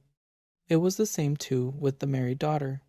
Usually she was not present, but once or twice she returned again, in company with a man whom I took to be her husband. He, too, like the rest of them, was always silent, but, owing to the constant repetition of the dream, I had ceased to attach, in my waking hours, any significance to it. I never met Jack Stone again during all those years, nor did I ever see a house that resembled this dark house of my dream. And then something happened. I have been in London in this year, up till the end of July, and during the first week in August went down to stay with a friend in a house he had taken for the summer months, in the Ashdown Forest district of Sussex. I left London early, for John Clinton was to meet me at Forest Row Station, and we were going to spend the day golfing, and go to his house in the evening. He had his motor with him, and we set off about 5 of the afternoon, after a thoroughly delightful day, for the drive, the distance being some 10 miles. As it was still so early, we did not have tea at the clubhouse, but waited till we should get home. As we drove, the weather, which up till then had been, though hot, deliciously fresh, seemed to me to alter in quality, and become very stagnant and oppressive, and I felt that indefinable sense of ominous apprehension that I am accustomed to before thunder. John, however, did not share my views, attributing my loss of lightness to the fact that I had lost both my matches. Events proved, however, that I was right, though I do not think that the thunderstorm that broke that night was the sole cause of my depression. Our way lay through deep, high-banked lanes, and before we had gone very far, I fell asleep, and was only awakened by the stopping of the motor, and with a sudden thrill, partly of fear, but chiefly of curiosity, I found myself standing in the doorway of my house of dream. We went, I half wondering whether or not I was dreaming still, through a low oak-panelled hall, and out onto the lawn, where tea was laid in the shadow of the house. It was set in flower beds, a red brick wall, with a gate in it, bounded one side, and out beyond that was a space of rough grass with a walnut tree. The facade of the house was very long, and at one end stood a 3-story tower, markedly older than the rest. Here, for the moment, all resemblance to the repeated dream ceased. There was no silent and somehow terrible family, but a large assembly of exceedingly cheerful persons, all of whom were known to me. And in spite of the horror with which the dream itself had always filled me, I felt nothing of it now that the scene of it was thus reproduced before me, but I felt the intensest curiosity as to what was going to happen. Tea pursued its cheerful course, and before long Mrs. Clinton got up, and at that moment I think I knew what she was going to say. She spoke to me, and what she said was, "Jack will show you your room. I have given you the room in the tower." At that, for half a second, the horror of the dream took hold of me again, but it quickly passed, and again I felt nothing more than the most intense curiosity. It was not very long before it was amply satisfied. John turned to me. "Right up at the top of the house," he said, "but I think you'll be comfortable." We're absolutely full up. Would you like to go and see it now? By Jove, I believe that you are right, and that we are going to have a thunderstorm. How dark it has become. I got up and followed him. We passed through the hall, and up the perfectly familiar staircase. Then he opened the door, and I went in. And at that moment, sheer unreasoning terror again possessed me. I did not know for certain what I feared. I simply feared. Then, like a sudden recollection, when one remembers a name which has long escaped the memory, I knew what I feared. I feared Mrs. Stone, whose grave with the sinister inscription, "In evil memory," I had so often seen in my dream, just beyond the lawn which lay below my window. And then once more the fear passed so completely that I wondered what there was to fear, and I found myself, sober and quiet and sane, in the room in the tower, the name of which I had so often heard in my dream, and the scene of which was so familiar. I looked round it with a certain sense of proprietorship, and found that nothing had been changed from the dreaming nights in which I knew it so well. Just to the left of the door was the bed, lengthways along the wall, with the head of it in the angle. In a line with it was the fireplace and a small bookcase. Opposite the door the outer wall was pierced by two lattice-paned windows, between which stood the dressing-table, while ranged along the fourth wall was the washing-stand and a big cupboard. My luggage had already been unpacked, for the furniture of dressing and undressing lay orderly on the washstand and toilet table, while my dinner clothes were spread out on the coverlet of the bed.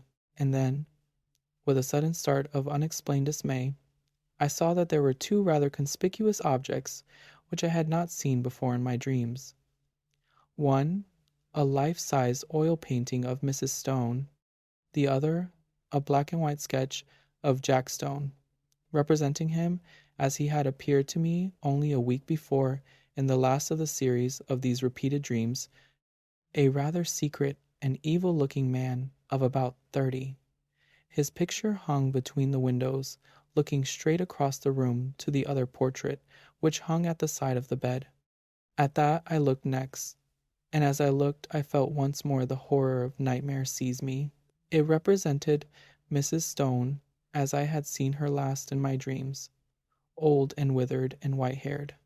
But in spite of the evident feebleness of body, a dreadful exuberance and vitality shone through the envelope of flesh, an exuberance wholly malign, a vitality that foamed and frothed with unimaginable evil.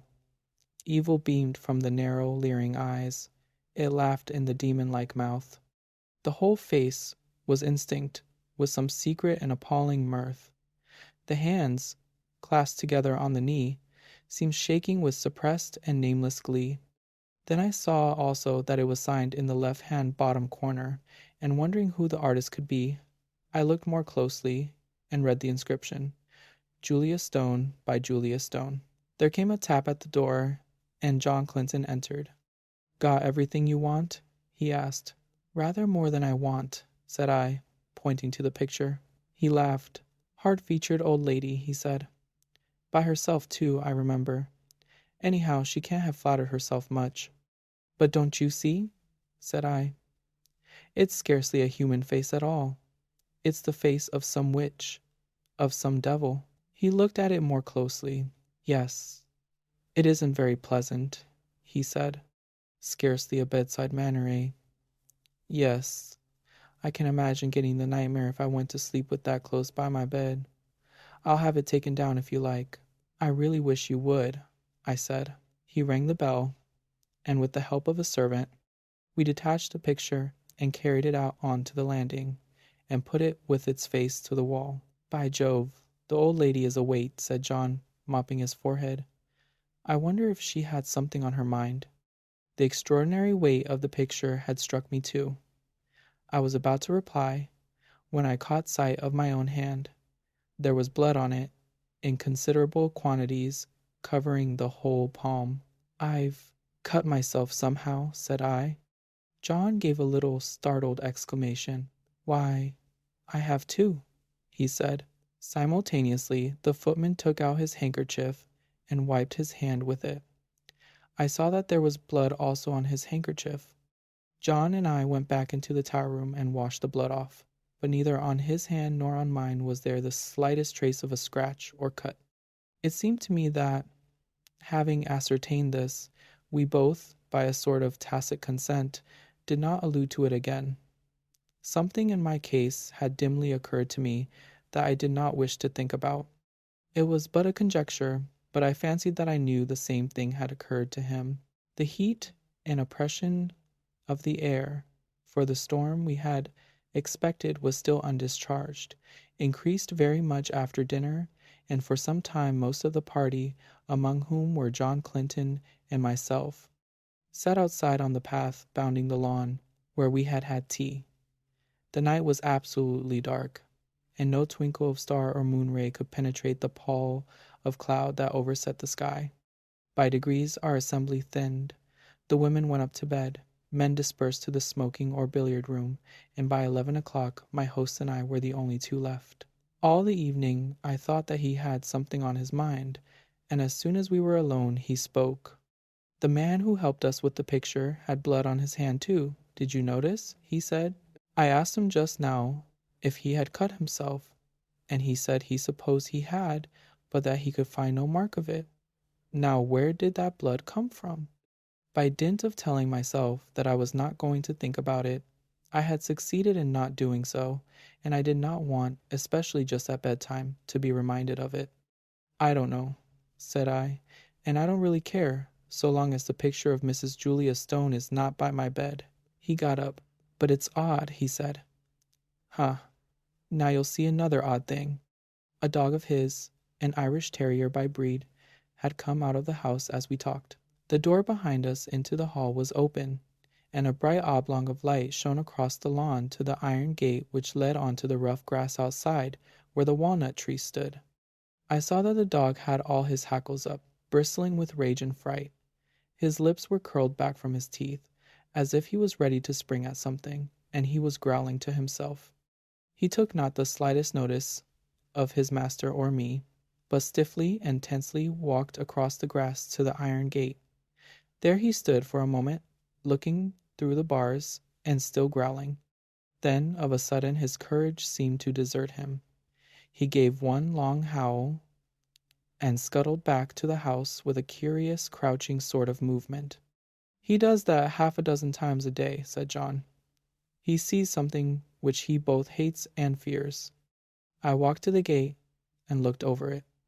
Something was moving on the grass outside, and soon a sound which I could not instantly identify came to my ears. Then I remembered what it was. It was the purring of a cat. I lit a match and saw the purr, a big blue Persian, walking round and round in a little circle just outside the gate, stepping high and ecstatically, with tail carried aloft like a banner. Its eyes were bright and shining, and every now and then it put its head down and sniffed at the grass. I laughed. "The end of that mystery, I am afraid," I said. "Here's a large cat having Walpurgis night all alone." "Yes, that's Darius," said John. "He spends half the day and all night there.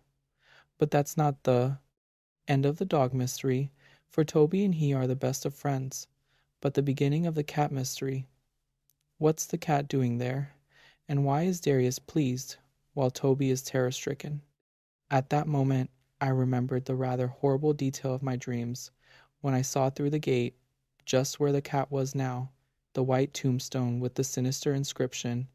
But before I could answer, the rain began, as suddenly and heavily as if a tap had been turned on, and simultaneously the big cat squeezed through the bars of the gate and came leaping across the lawn to the house for shelter.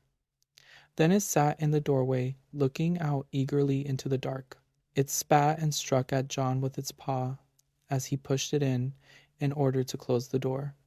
Somehow, with the portrait of Julia Stone in the passage outside, the room in the tower had absolutely no alarm for me, and as I went to bed, feeling very sleepy and heavy, I had nothing more than interest for the curious incident about our bleeding hands and the conduct of the cat and dog.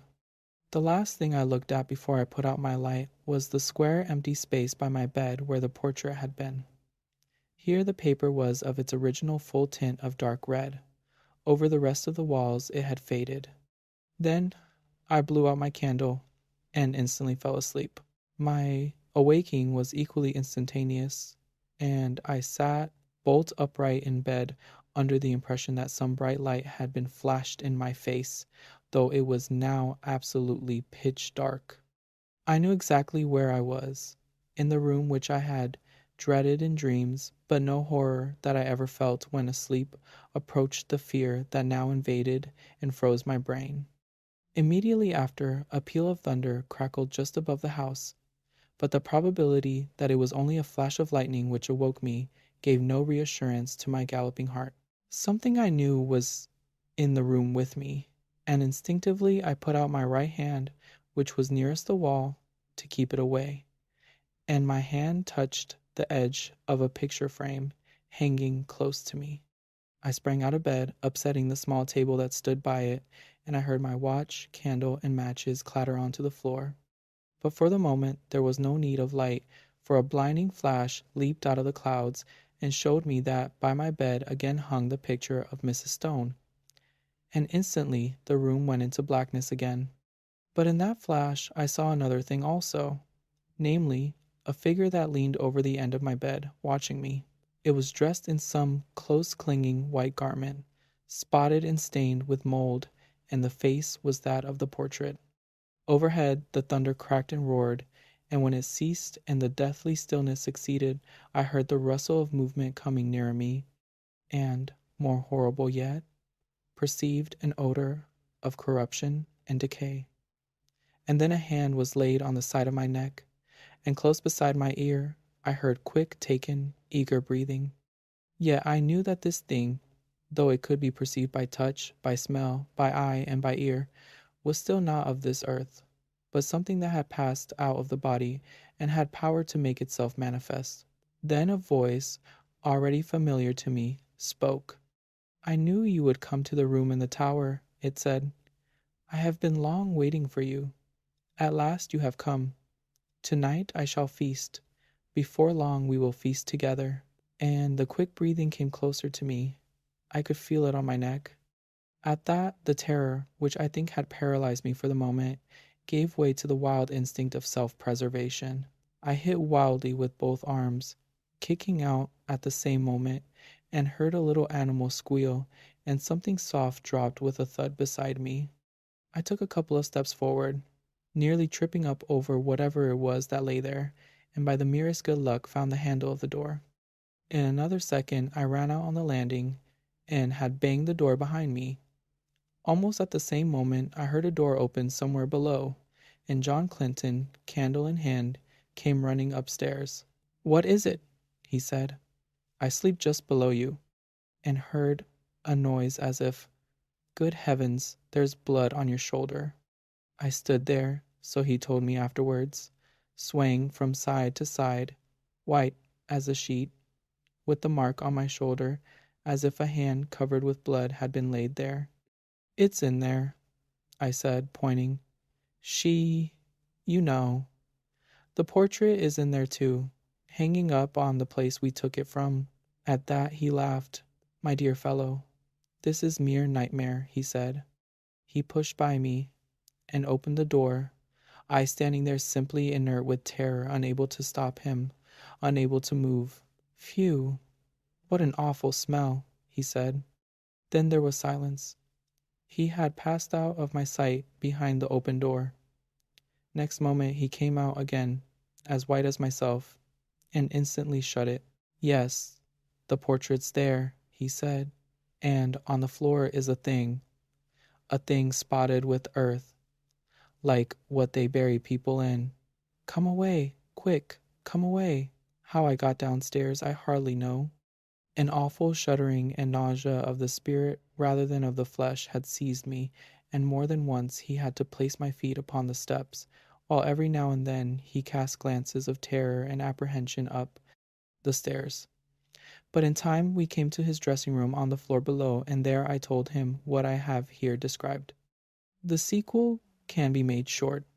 Indeed, some of my readers have perhaps already guessed what it was, if they remember that inexplicable affair of the churchyard at West Folly some 8 years ago, where an attempt was made 3 times to bury the body of a certain woman who had committed suicide. On each occasion, the coffin was found in the course of a few days again protruding from the ground.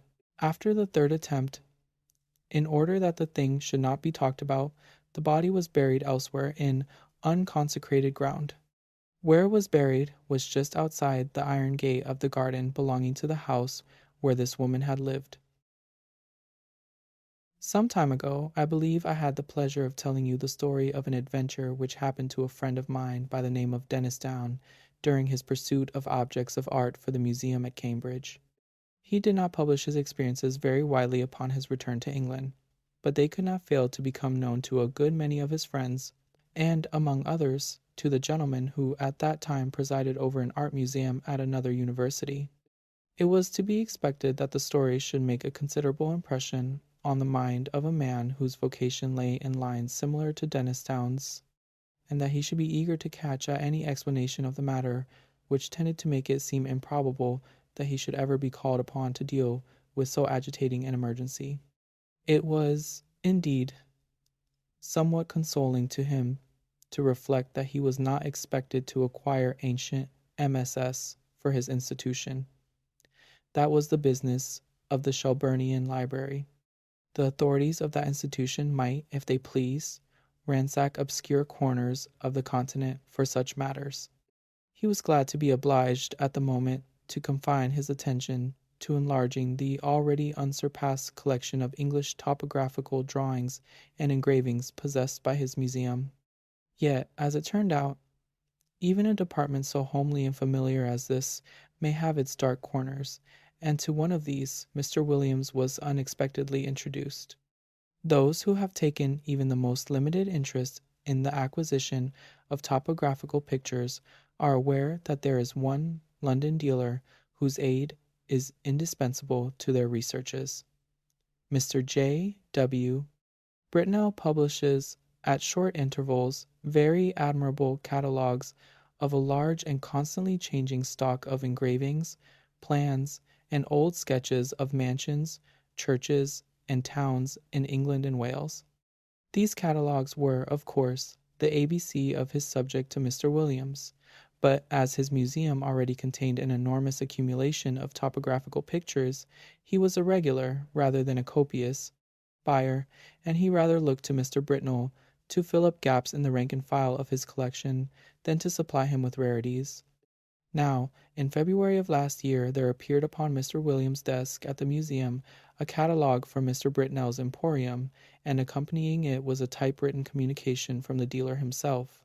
This latter ran as follows: Dear Sir, we beg to call your attention to number 978 in our accompanying catalogue, which we shall be glad to send on approval. Yours faithfully, J. W. Britnell. To turn to number 978 in the accompanying catalogue was with Mr. Williams, as he observed to himself, the work of a moment, and in the place indicated he found the following entry: 978. Unknown. Interesting Mezzotint. View of a manor house, early part of the century, 15 by 10 inches. Black frame, £2 2s. It was not specially exciting, and the price seemed high. However, as Mr. Britnell, who knew his business and his customer, seemed to set store by it, Mr. Williams wrote a postcard asking for the article to be sent on approval, along with some other engravings and sketches, which appeared in the same catalogue. And so he passed, without much excitement of anticipation, to the ordinary labors of the day. A parcel of any kind always arrives a day later than you expect it, and that of Mr. Britnell proved, as I believe the right phrase goes, no exception to the rule.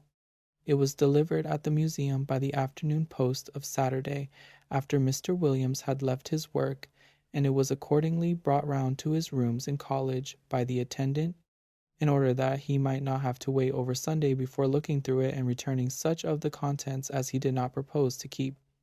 And here he found it when he came in to tea with a friend.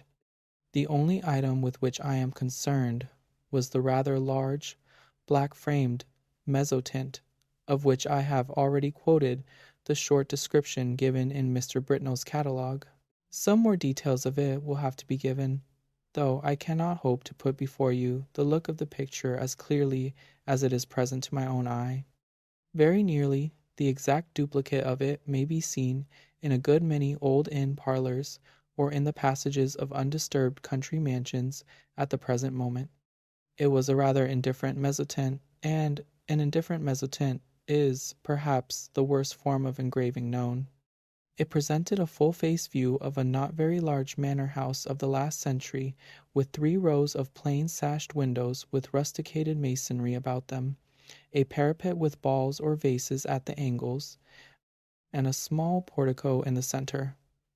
On either side were trees, and in front a considerable expanse of lawn. The legend A.W.F. Sculpsit was engraved on the narrow margin, and there was no further inscription. The whole thing gave the impression that it was the work of an amateur. What in the world Mr. Britnell could mean by affixing the price of £2 2s to such an object was more than Mr. Williams could imagine. He turned it over with a good deal of contempt. Upon the back was a paper label, the left-hand half of which had been torn off. All that remained were the ends of 2 lines of writing. The first had the letters N.G. Lee Hall, the second Sex. It would, perhaps, be just worth while to identify the place represented, which he could easily do with the help of a gazetteer, and then he would send it back to Mr. Britnell, with some remarks reflecting upon the judgment of that gentleman. He lighted the candles, for it was now dark, made the tea, and supplied the friend with whom he had been playing golf. For I believe the authorities of the university, I write of, indulge in that pursuit by way of relaxation, and tea was taken to the accompaniment of a discussion which golfing persons can imagine for themselves, but which the conscientious writer has no right to inflict upon any non-golfing persons. The conclusion arrived at was that certain strokes might have been better, and that in certain emergencies neither player had experienced that amount of luck which a human being has a right to expect. It was now that the friend, let us call him Professor Binks, took up the framed engraving and said, "What's this place, Williams?" "Just what I am going to try to find out," said Williams, going to the shelf for a gazetteer. "Look at the back. Something Lee Hall, either in Sussex or Essex. Half the name's gone, you see. You don't happen to know it, I suppose?" "It's from that man Britnell, I suppose, isn't it?" said Binks. "Is it for the museum?" "Well, I think I should buy it if the price was 5 shillings, said Williams, "but for some unearthly reason he wants 2 guineas for it. I can't conceive why. It's a wretched engraving, and there aren't even any figures to give it life." "It's not worth 2 guineas, I should think," said Binks, "but I don't think it's so badly done. The moonlight seems rather good to me, and I should have thought there were figures, or at least a figure just on the edge in front." "Let's look," said Williams. "Well, it's true, the light is rather cleverly given. Where's your figure?" "Oh, yes, just the head, in the very front of the picture." And, indeed, there was hardly more than a black blot on the extreme edge of the engraving, the head of a man or woman, a good deal muffled up, the back turned to the spectator, and looking towards the house. Williams had not noticed it before. "Still," he said, "though it's a cleverer thing than I thought, I can't spend 2 guineas of museum money on a picture of a place I don't know." Professor Binks had his work to do, and soon went, and very nearly up to hall time Williams was engaged in a vain attempt to identify the subject of his picture. If the vowel before the NG had only been left, it would have been easy enough, he thought. But as it is, the name may be anything from Guessingly to Langley, and there are many more names ending like this than I thought, and this rotten book has no index of terminations. Hall in Mr. Williams's college was at 7. It need not be dwelt upon, the less so as he met there colleagues who had been playing golf during the afternoon, and words with which we have no concern were freely bandied across the table, merely golfing words. I would hasten to explain. I suppose an hour or more to have been spent in what is called common room after dinner. Later in the evening, some few retired to Williams's rooms, and I have little doubt that whist was played and tobacco smoked. During a lull in these operations, Williams picked up the Mezzotint from the table without looking at it and handed it to a person mildly interested in art, telling him where it had come from and the other particulars which we already know. The gentleman took it carelessly, looked at it, then said, in a tone of some interest, "It's really a very good piece of work, Williams. It has quite a feeling of the romantic period. The light is admirably managed, it seems to me, and the figure, though it's rather too grotesque, is somehow very impressive." "Yes, isn't it?" said Williams, who was just then busy giving whiskey and soda to others of the company, and was unable to come across the room to look at the view again. It was by this time rather late in the evening, and the visitors were on the move. After they went, Williams was obliged to write a letter or two and clear up some odd bits of work.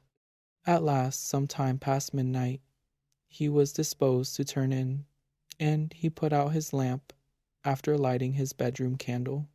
The picture lay face upwards on the table where the last man who looked at it had put it, and it caught his eye as he turned the lamp down. What he saw made him very nearly drop the candle on the floor, and he declares now that if he had been left in the dark at that moment he would have had a fit. But as that did not happen, he was able to put down the light on the table and take a good look at the picture. It was indubitable, rankly impossible, no doubt, but absolutely certain. In the middle of the lawn in front of the unknown house, there was a figure where no figure had been at 5 o'clock that afternoon. It was crawling on all fours towards the house, and it was muffled in a strange black garment with a white cross on the back.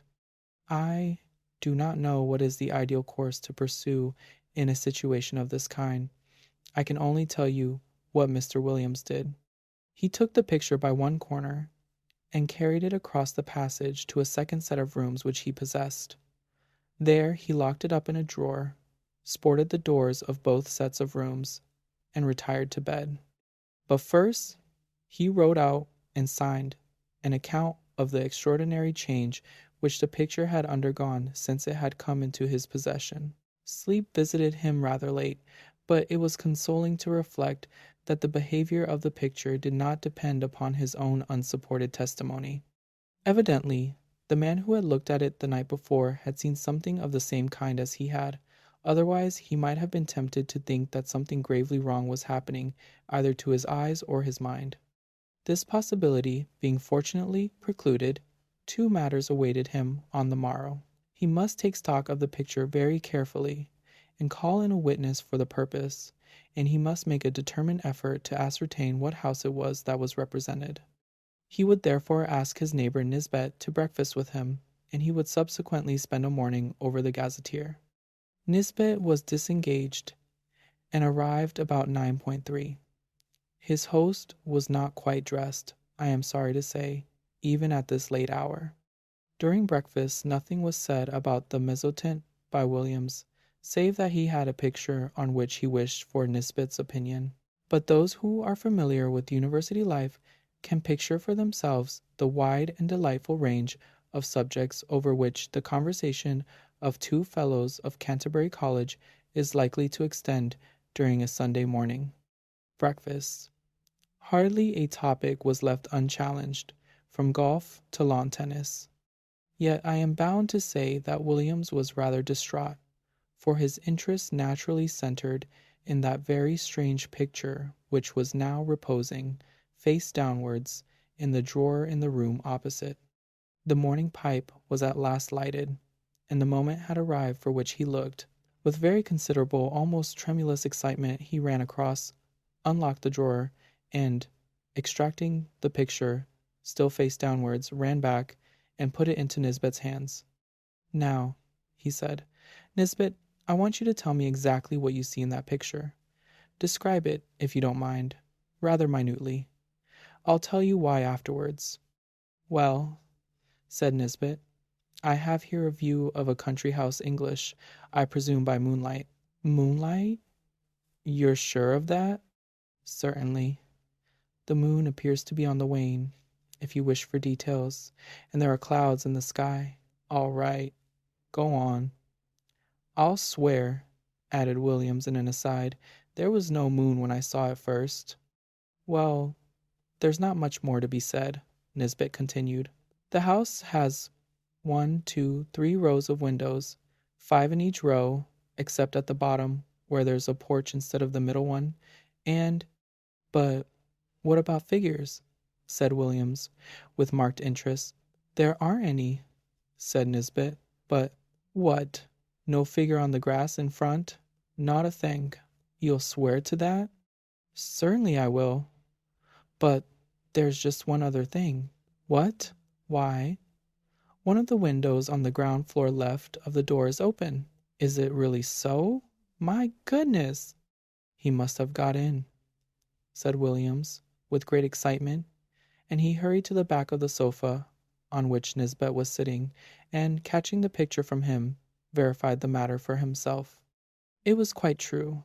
There was no figure, and there was the open window. Williams, after a moment of speechless surprise, went to the writing table and scribbled for a short time. Then he brought 2 papers to Nisbet, and asked him first to sign one. It was his own description of the picture, which you have just heard, and then to read the other, which was Williams's statement written the night before. What can it all mean? Said Nisbet. Exactly, said Williams. Well, one thing I must do, or 3 things, now I think of it. I must find out from Garwood this was his last night's visitor, what he saw, and then I must get the thing photographed before it goes further, and then I must find out what the place is. I can do the photographing myself, said Nisbet, and I will. But, you know, it looks very much as if we were assisting at the working out of a tragedy somewhere. The question is, has it happened already, or is it going to come off? You must find out what the place is. Yes, he said, looking at the picture again. I expect you're right. He has got in. And if I don't mistake, there'll be the devil to pay in one of the rooms upstairs. I'll tell you what, said Williams. I'll take the picture across to old Green. This was the senior fellow of the college, who had been bursar for many years. It's quite likely he'll know it. We have property in Essex and Sussex, and he must have been over the 2 counties a lot in his time. Quite likely he will, said Nisbet, but just let me take my photograph first. But look here, I rather think Green isn't up today. He wasn't in Hall last night, and I think I heard him say he was going down for the Sunday. That's true too, said Williams. I know he's gone to Brighton. Well, if you'll photograph it now, I'll go across to Garwood and get his statement, and you keep an eye on it while I'm gone. I'm beginning to think 2 guineas is not a very exorbitant price for it now. In a short time he had returned, and brought Mr. Garwood with him. Garwood's statement was to the effect that the figure, when he had seen it, was clear of the edge of the picture, but had not got far across the lawn. He remembered a white mark on the back of its drapery, but could not have been sure it was a cross. A document to this effect was then drawn up and signed, and Nisbet proceeded to photograph the picture. Now, what do you mean to do? He said. Are you going to sit and watch it all day? Well, no, I think not, said Williams. I rather imagine we're meant to see the whole thing.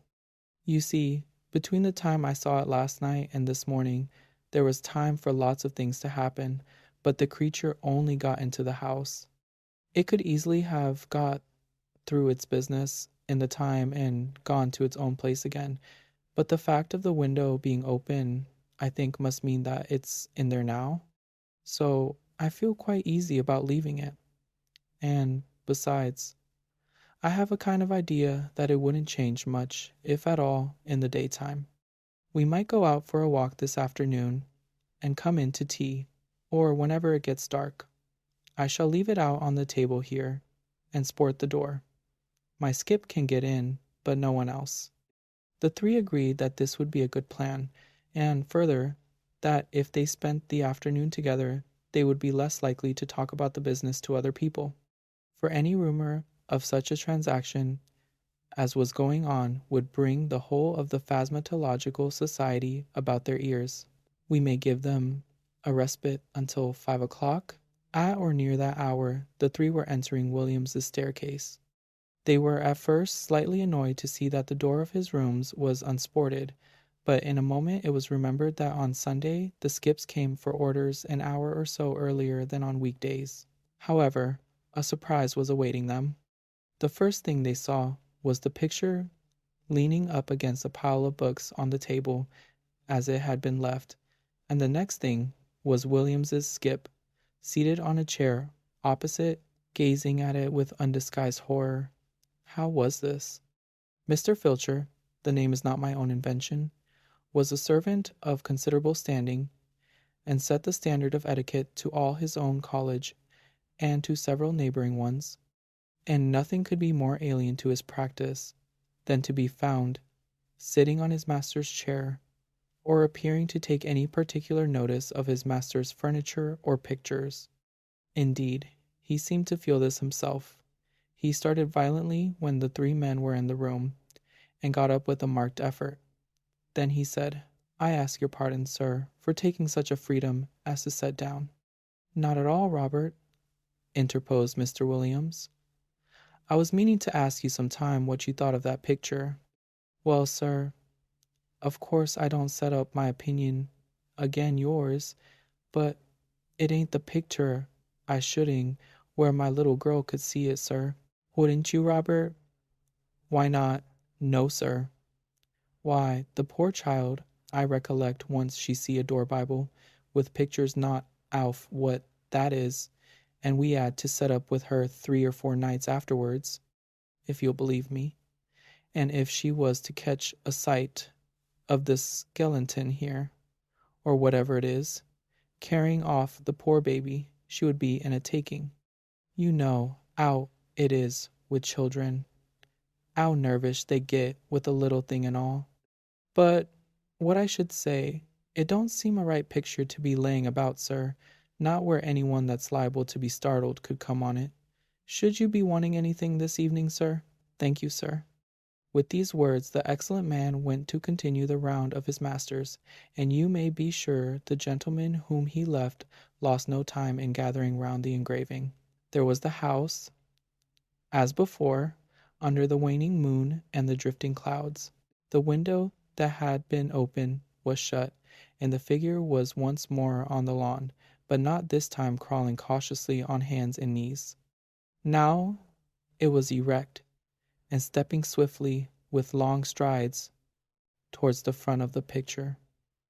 The moon was behind it, and the black drapery hung down over its face, so that only hints of that could be seen, and what was visible made the spectators profoundly thankful that they could see no more than a white dome-like forehead and a few straggling hairs. The head was bent down, and the arms were tightly clasped over an object which could be dimly seen and identified as a child. Whether dead or living it was not possible to say. The legs of the appearance alone could be plainly discerned, and they were horribly thin. From 5 to 7 the three companions sat and watched the picture by turns, but it never changed. They agreed at last that it would be safe to leave it, and that they would return after Hall and await further developments. When they assembled again, at the earliest possible moment, the engraving was there, but the figure was gone, and the house was quiet under the moonbeams. There was nothing for it but to spend the evening over gazetteers and guidebooks. Williams was the lucky one at last, and perhaps he deserved it. At 11:3 p.m. he read from Murray's Guide to Essex the following lines: 16½ miles, Anningley. The church has been an interesting building of Norman date, but was extensively classicized in the last century. It contains the tomb of the family of Francis, whose mansion, Anningley Hall, a solid Queen Anne house, stands immediately beyond the churchyard in a park of about 80 acres. The family is now extinct, the last heir having disappeared mysteriously in infancy in the year 1802. The father, Mr. Arthur Francis, was locally known as a talented amateur engraver in Mezzotint. After his son's disappearance, he lived in complete retirement at the Hall and was found dead in his studio on the 3rd anniversary of the disaster, having just completed an engraving of the house, impressions of which are of considerable rarity. This looked like business, and, indeed, Mr. Green on his return at once identified the house as Anningley Hall. "Is there any kind of explanation of the figure, Green?" was the question which Williams naturally asked. "I don't know, I'm sure, Williams. What used to be said in the place, when I first knew it, which was before I came up here, was just this. Old Francis was always very much down on these poaching fellows, and whenever he got a chance he used to get a man whom he suspected of it turned off the estate, and by degrees he got rid of them all but one. Squires could do a lot of things then that they daren't think of now. Well, this man that was left was what you find pretty often in that country, the last remains of a very old family. I believe they were lords of the manor at one time. I recollect just the same thing in my own parish." "What, like the man in Tesso, the D'Urbervilles?" Williams put in. "Yes, I dare say. It's not a book I could ever read myself. But this fellow could show a row of tombs in the church there that belonged to his ancestors, and all that went to sour him a bit. But Francis, they said, could never get at him. He always kept just on the right side of the law until one night the keepers found him at it in a wood right at the end of the estate. I could show you the place now. It marches with some land that used to belong to an uncle of mine. And you can imagine there was a row, and this man Gaudy, that was the name, to be sure. Gaudy, I thought I should get it Gaudy. He was unlucky enough, poor chap, to shoot a keeper. Well, that was what Francis wanted, and grand juries, you know what they would have been then, and poor Gaudy was strung up in double quick time, and I've been shown the place he was buried in, on the north side of the church. You know the way in that part of the world, anyone that's been hanged or made away with themselves, they bury them that side. And the idea was that some friend of Gaudy's, not a relation, because he had none, poor devil, he was the last of his line. Kind of spes ultima gentes must have planned to get hold of Francis's boy and put an end to his line too. I don't know. It's rather an out-of-the-way thing for an Essex poacher to think of, but, you know, I should say now, it looks more as if old Gaudy had managed the job himself. Boo! I hate to think of it. Have some whiskey, Williams." The facts were communicated by Williams to Dennis Down, and by him to a mixed company, of which I was one, and the Sadducean professor of ophiology another. I am sorry to say that the latter, when asked what he thought of it, only remarked, "Oh, those Bridgeford people will say anything," a sentiment which met with the reception it deserved. I have only to add that the picture is now in the Ashleyan Museum, that it has been treated with a view to discovering whether sympathetic ink has been used in it, but without effect, that Mr. Britnell knew nothing of it, save that he was sure it was uncommon, and that, though carefully watched, it has never been known to change again. After leaving Vienna, and long before you come to Budapest, the Danube enters a region of singular loneliness and desolation, where its waters spread away on all sides, regardless of a main channel, and the country becomes a swamp, for miles upon miles, covered by a vast sea of low willow bushes. On the big maps, this deserted area is painted in a fluffy blue, growing fainter in color as it leaves the banks, and across it may be seen in large straggling letters the word Sumpfe, meaning marshes. In high flood, this great acreage of sand, shingle beds, and willow-grown islands is almost topped by the water, but in normal seasons the bushes bend and rustle in the free winds, showing their silver leaves to the sunshine in an ever-moving plain of bewildering beauty. These willows never attain to the dignity of trees. They have no rigid trunks. They remain humble bushes, with rounded tops and soft outline, swaying on slender stems that answer to the least pressure of the wind, supple as grasses, and so continually shifting that they somehow give the impression that the entire plain is moving and alive. For the wind sends waves rising and falling over the whole surface, waves of leaves instead of waves of water. Green swells like the sea, too, until the branches turn and lift, and then silvery white as their underside turns to the sun. Happy to slip beyond the control of the stern banks, the Danube here wanders about at will among the intricate network of channels intersecting the islands everywhere, with broad avenues down which the waters pour with a shouting sound, making whirlpools, eddies, and foaming rapids, tearing at the sandy banks, carrying away masses of shore and willow clumps, and forming new islands innumerably, which shift daily in size and shape, and possess at best an impermanent life, since the flood time obliterates their very existence. Properly speaking, this fascinating part of the river's life begins soon after leaving Pressburg, and we, in our Canadian canoe, with gypsy tent and frying pan on board, reached it on the crest of a rising flood about mid-July. That very same morning, when the sky was reddening before sunrise, we had slipped swiftly through still sleeping Vienna, leaving it a couple of hours later, a mere patch of smoke against the blue hills of the Wienerwald on the horizon.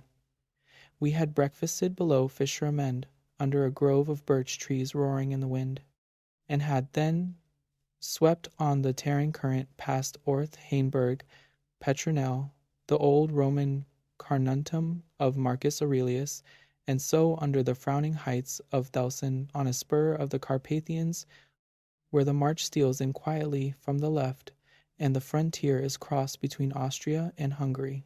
Racing along at 12 kilometers an hour soon took us well into Hungary, and the muddy waters, sure sign of flood, sent us aground on many a shingle bed, and twisted us like a cork in many a sudden belching whirlpool before the towers of Pressburg, Hungarian, Posoni, showed against the sky, and then the canoe, leaping like a spirited horse, flew at top speed under the grey walls, negotiated safely the sunken chain of the Fliegende Brücke ferry, turned the corner sharply to the left, and plunged on yellow foam into the wilderness of islands, sandbanks, and swamp land beyond the land of the Willows.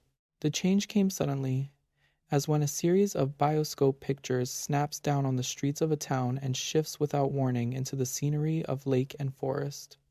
We entered the land of desolation on wings, and in less than half an hour there was neither boat nor fishing hut nor red roof, nor any single sign of human habitation and civilization within sight.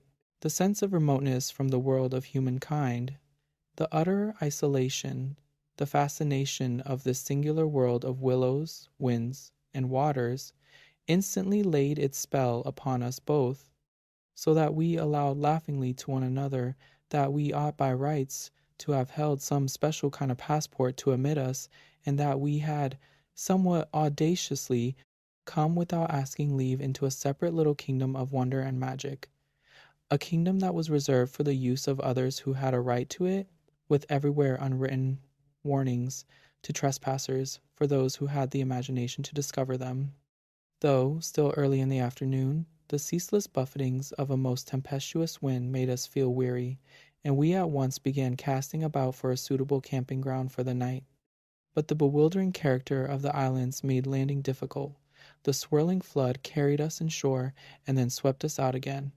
The willow branches tore our hands as we seized them to stop the canoe, and we pulled many a yard of sandy bank into the water before at length we shot with a great sideways blow from the wind into a backwater and managed to beach the bows in a cloud of spray. Then we lay panting and laughing after our exertions on the hot yellow sand, sheltered from the wind, and in the full blaze of a scorching sun, a cloudless blue sky above, and an immense army of dancing, shouting willow bushes, closing in from all sides, shining with spray and clapping their 1,000 little hands as though to applaud the success of our efforts. "What a river!"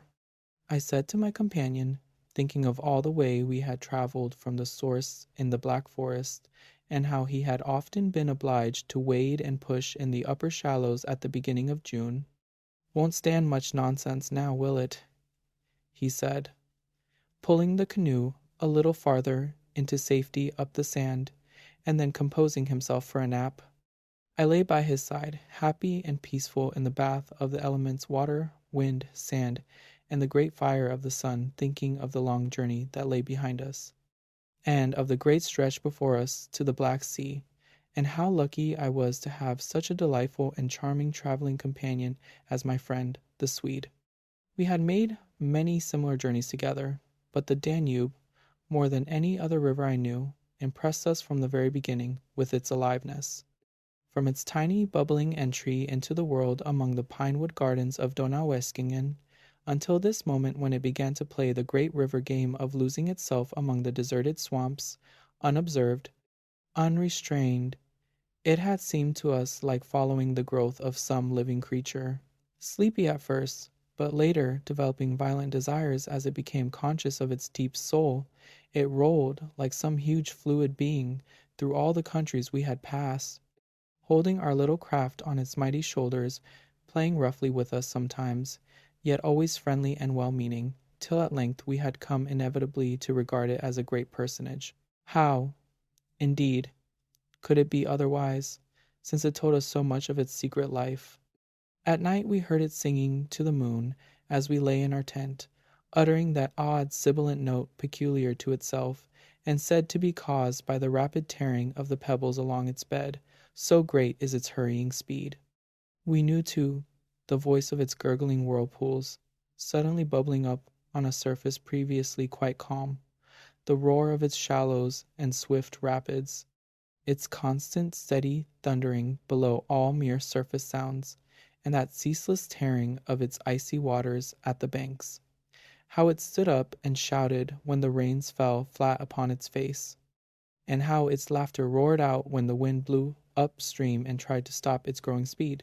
We knew all its sounds and voices, its tumblings and foamings, its unnecessary splashing against the bridges, that self-conscious chatter when there were hills to look on, the affected dignity of its speech when it passed through the little towns, far too important to laugh, and all these faint, sweet whisperings when the sun caught it fairly in some slow curve and poured down upon it till the steam rose.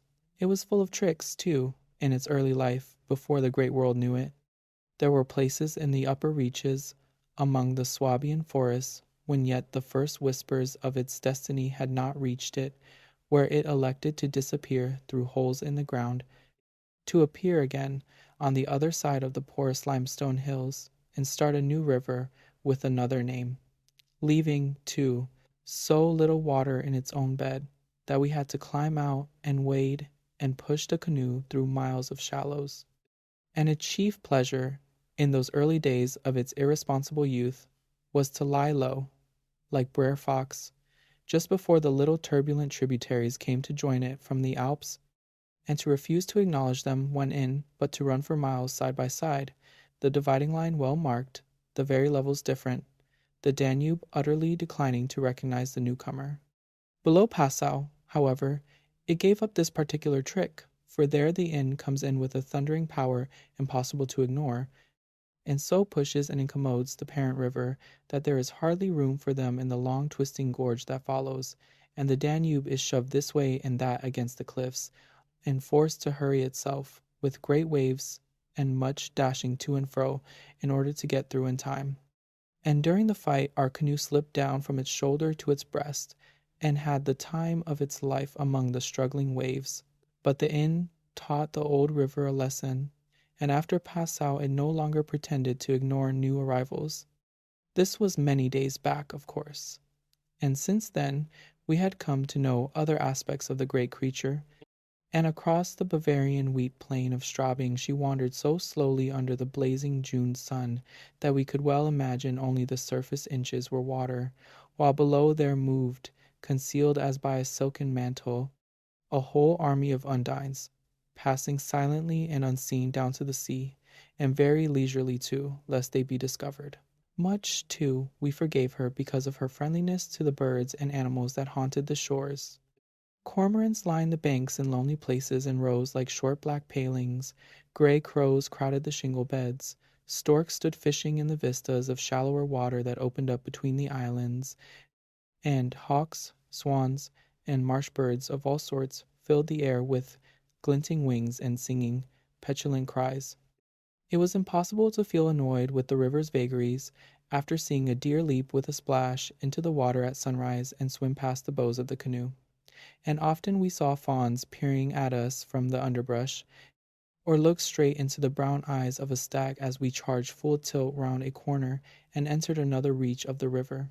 Foxes, too, everywhere haunted the banks, tripping daintily among the driftwood and disappearing so suddenly that it was impossible to see how they managed it. But now, after leaving Pressburg, everything changed a little, and the Danube became more serious. It ceased trifling. It was halfway to the Black Sea, within seeming distance almost of other, stranger countries, where no tricks would be permitted or understood. It became suddenly grown up, and claimed our respect and even our awe. It broke out into three arms. For one thing, that only met again 100 kilometers farther down, and for a canoe, there were no indications which one was intended to be followed. If you take a side channel, said the Hungarian officer we met in the Pressburg shop while buying provisions, you may find yourselves, when the flood subsides 40 miles from anywhere, high and dry, and you may easily starve. There are no people, no farms, no fishermen. I warn you not to continue. The river, too, is still rising, and this wind will increase. The rising river did not alarm us in the least, but the matter of being left high and dry by a sudden subsidence of the waters might be serious, and we had consequently laid in an extra stock of provisions. For the rest, the officer's prophecy held true, and the wind, blowing down a perfectly clear sky, increased steadily till it reached the dignity of a westerly gale.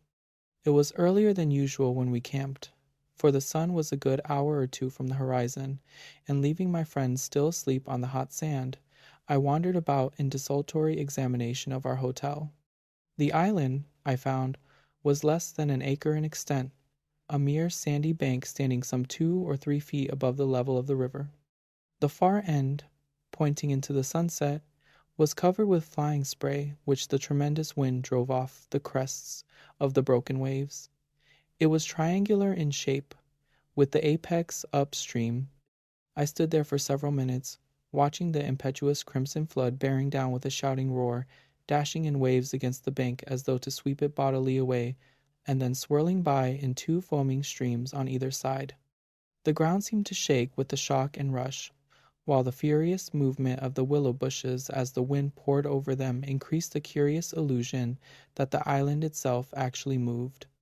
Above, for a mile or two, I could see the great river descending upon me. It was like looking up the slope of a sliding hill, white with foam, and leaping up everywhere to show itself to the sun. The rest of the island was too thickly grown with willows to make walking pleasant, but I made the tour nevertheless.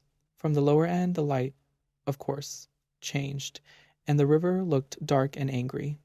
Only the backs of the flying waves were visible, streaked with foam and pushed forcibly by the great puffs of wind that fell upon them from behind.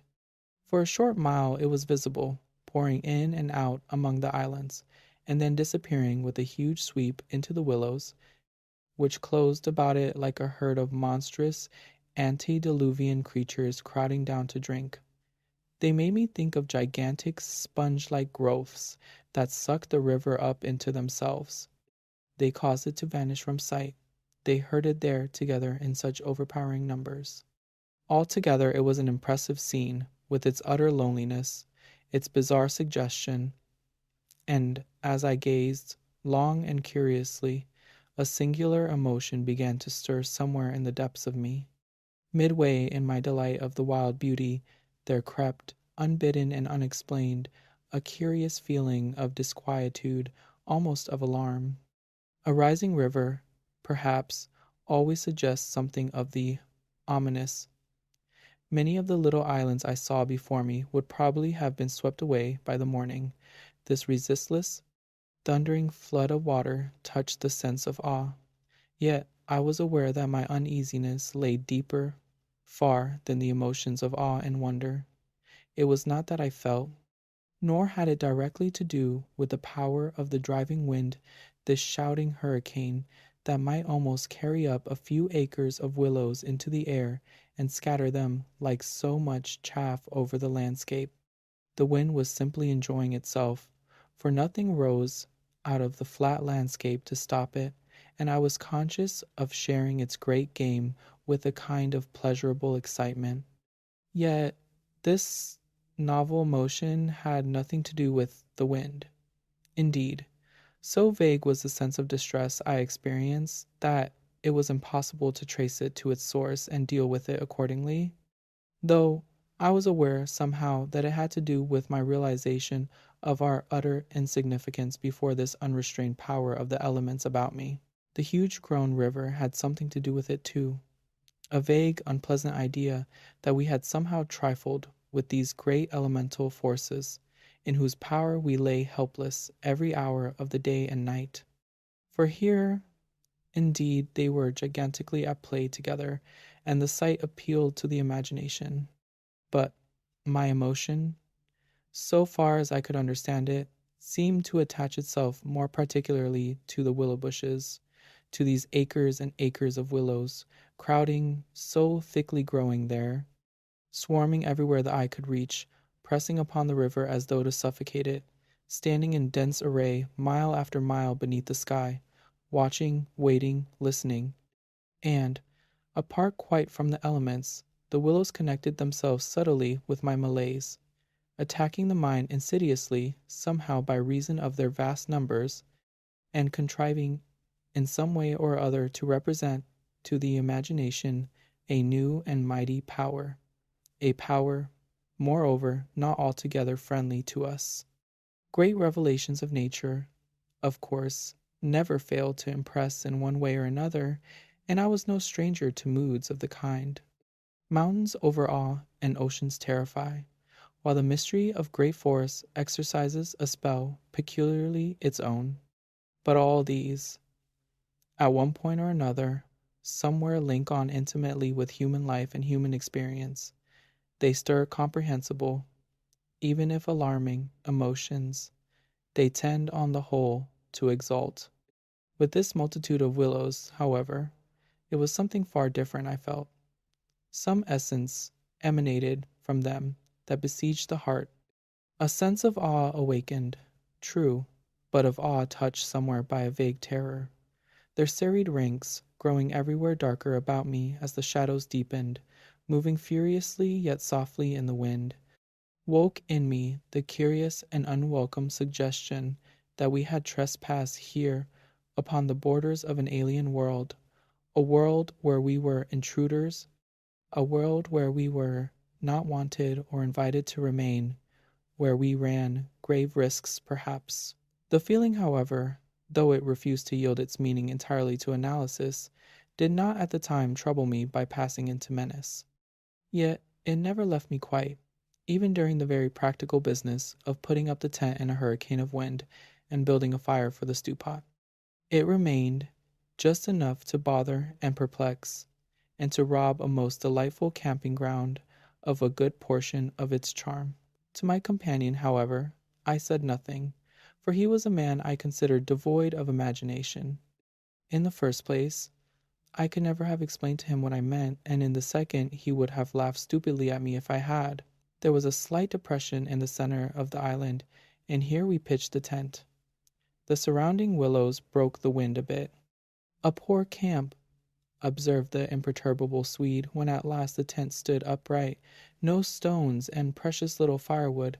I'm for moving on early tomorrow, eh? This sand won't hold anything. But the experience of a collapsing tent at midnight had taught us many devices, and we made the cozy gypsy house as safe as possible, and then set about collecting a store of wood to last till bedtime. Willow bushes dropped no branches, and driftwood was our only source of supply. We hunted the shores pretty thoroughly. Everywhere the banks were crumbling as the rising flood tore at them and carried away great portions with a splash and a gurgle. The island's much smaller than when we landed, said the accurate Swede. It won't last long at this rate. We'd better drag the canoe close to the tent and be ready to start at a moment's notice. I shall sleep in my clothes. He was a little distance off, climbing along the bank, and I heard his rather jolly laugh as he spoke. By Jove! I heard him call, a moment later, and turned to see what had caused his exclamation. But for the moment he was hidden by the willows, and I could not find him. What in the world's this? I heard him cry again, and this time his voice had become serious. I ran up quickly and joined him on the bank. He was looking over the river, pointing at something in the water. Good heavens!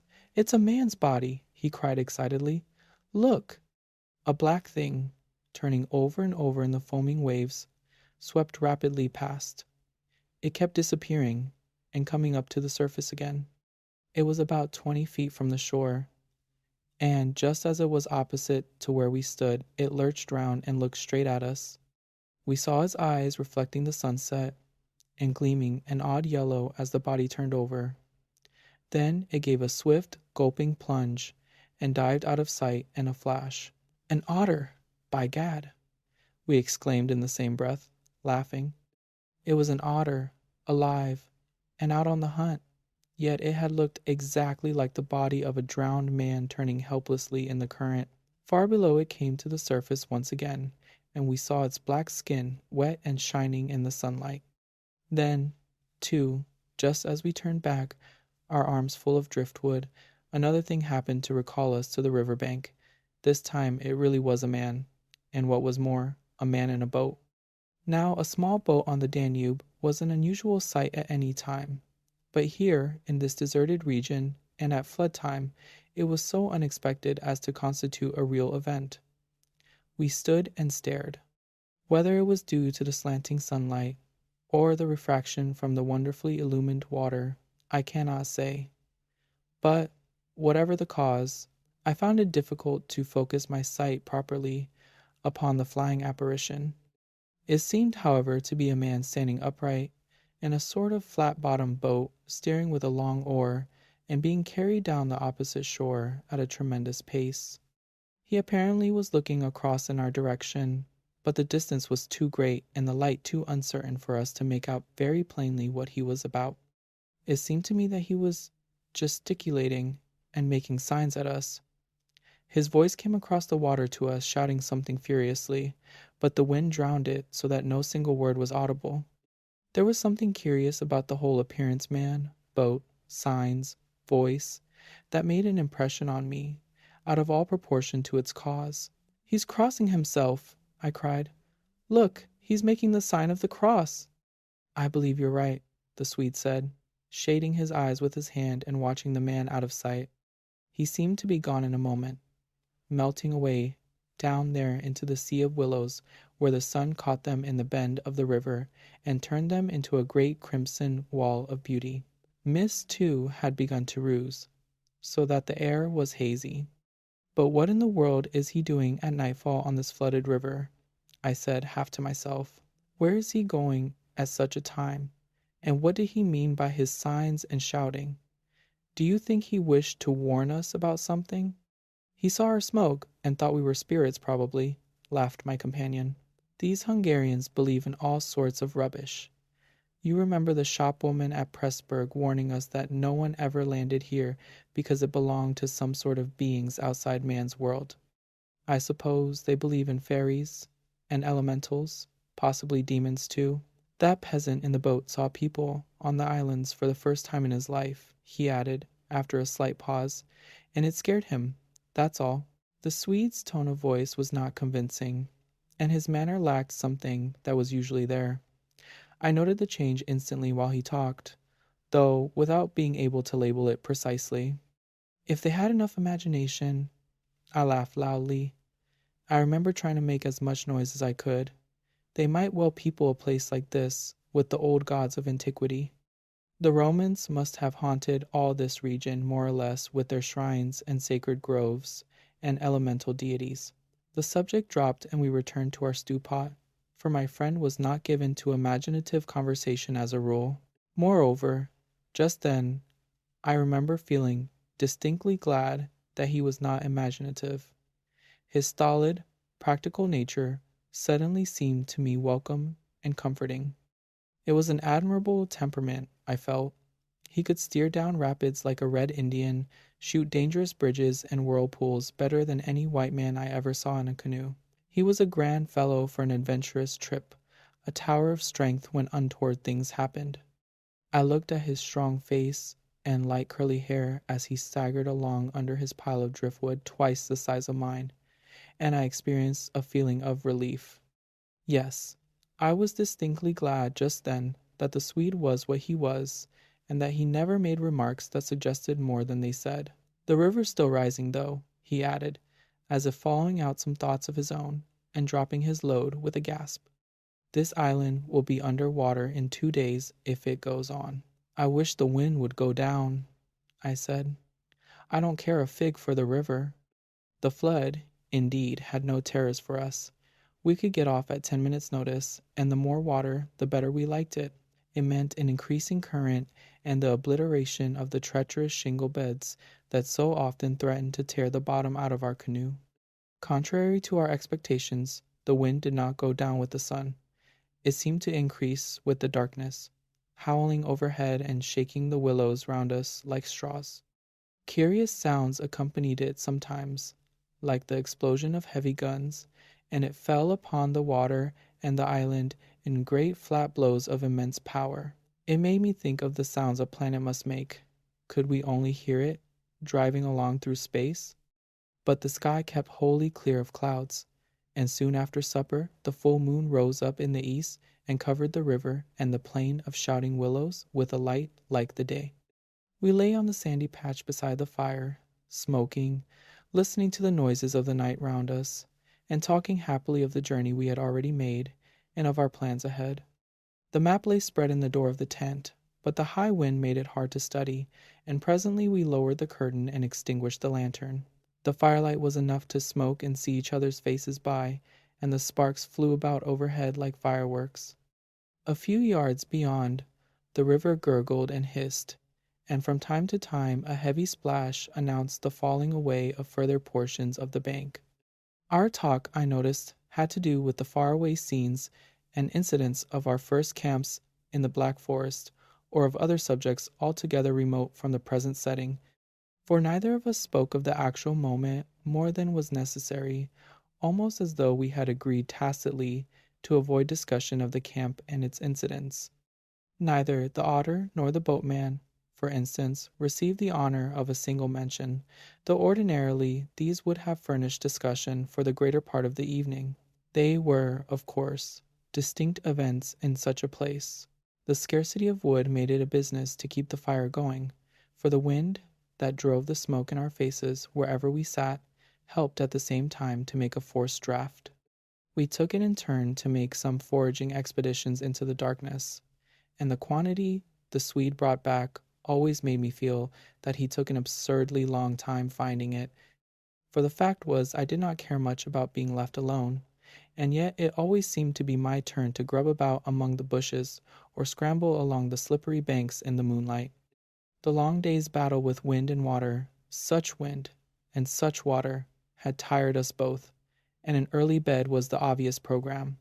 Yet neither of us made the move for the tent.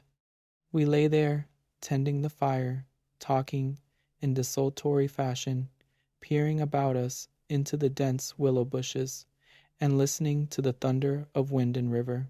The loneliness of the place had entered our very bones, and silence seemed natural. For after a bit the sound of our voices became a trifle unreal and forced. Whispering would have been the fitting mode of communication, I felt, and the human voice, always rather absurd amid the roar of the elements, now carried with it something almost illegitimate. It was like talking out loud in church, or in some place where it was not lawful, perhaps not quite safe, to be overheard. The eeriness of this lonely island, set among a million willows, swept by a hurricane and surrounded by hurrying deep waters, touched us both, I fancy. Untrodden by man, almost unknown to man, it lay there beneath the moon, remote from human influence, on the frontier of another world, an alien world, a world tenanted by willows only, and the souls of willows. And we, in our rashness, had dared to invade it, even to make use of it.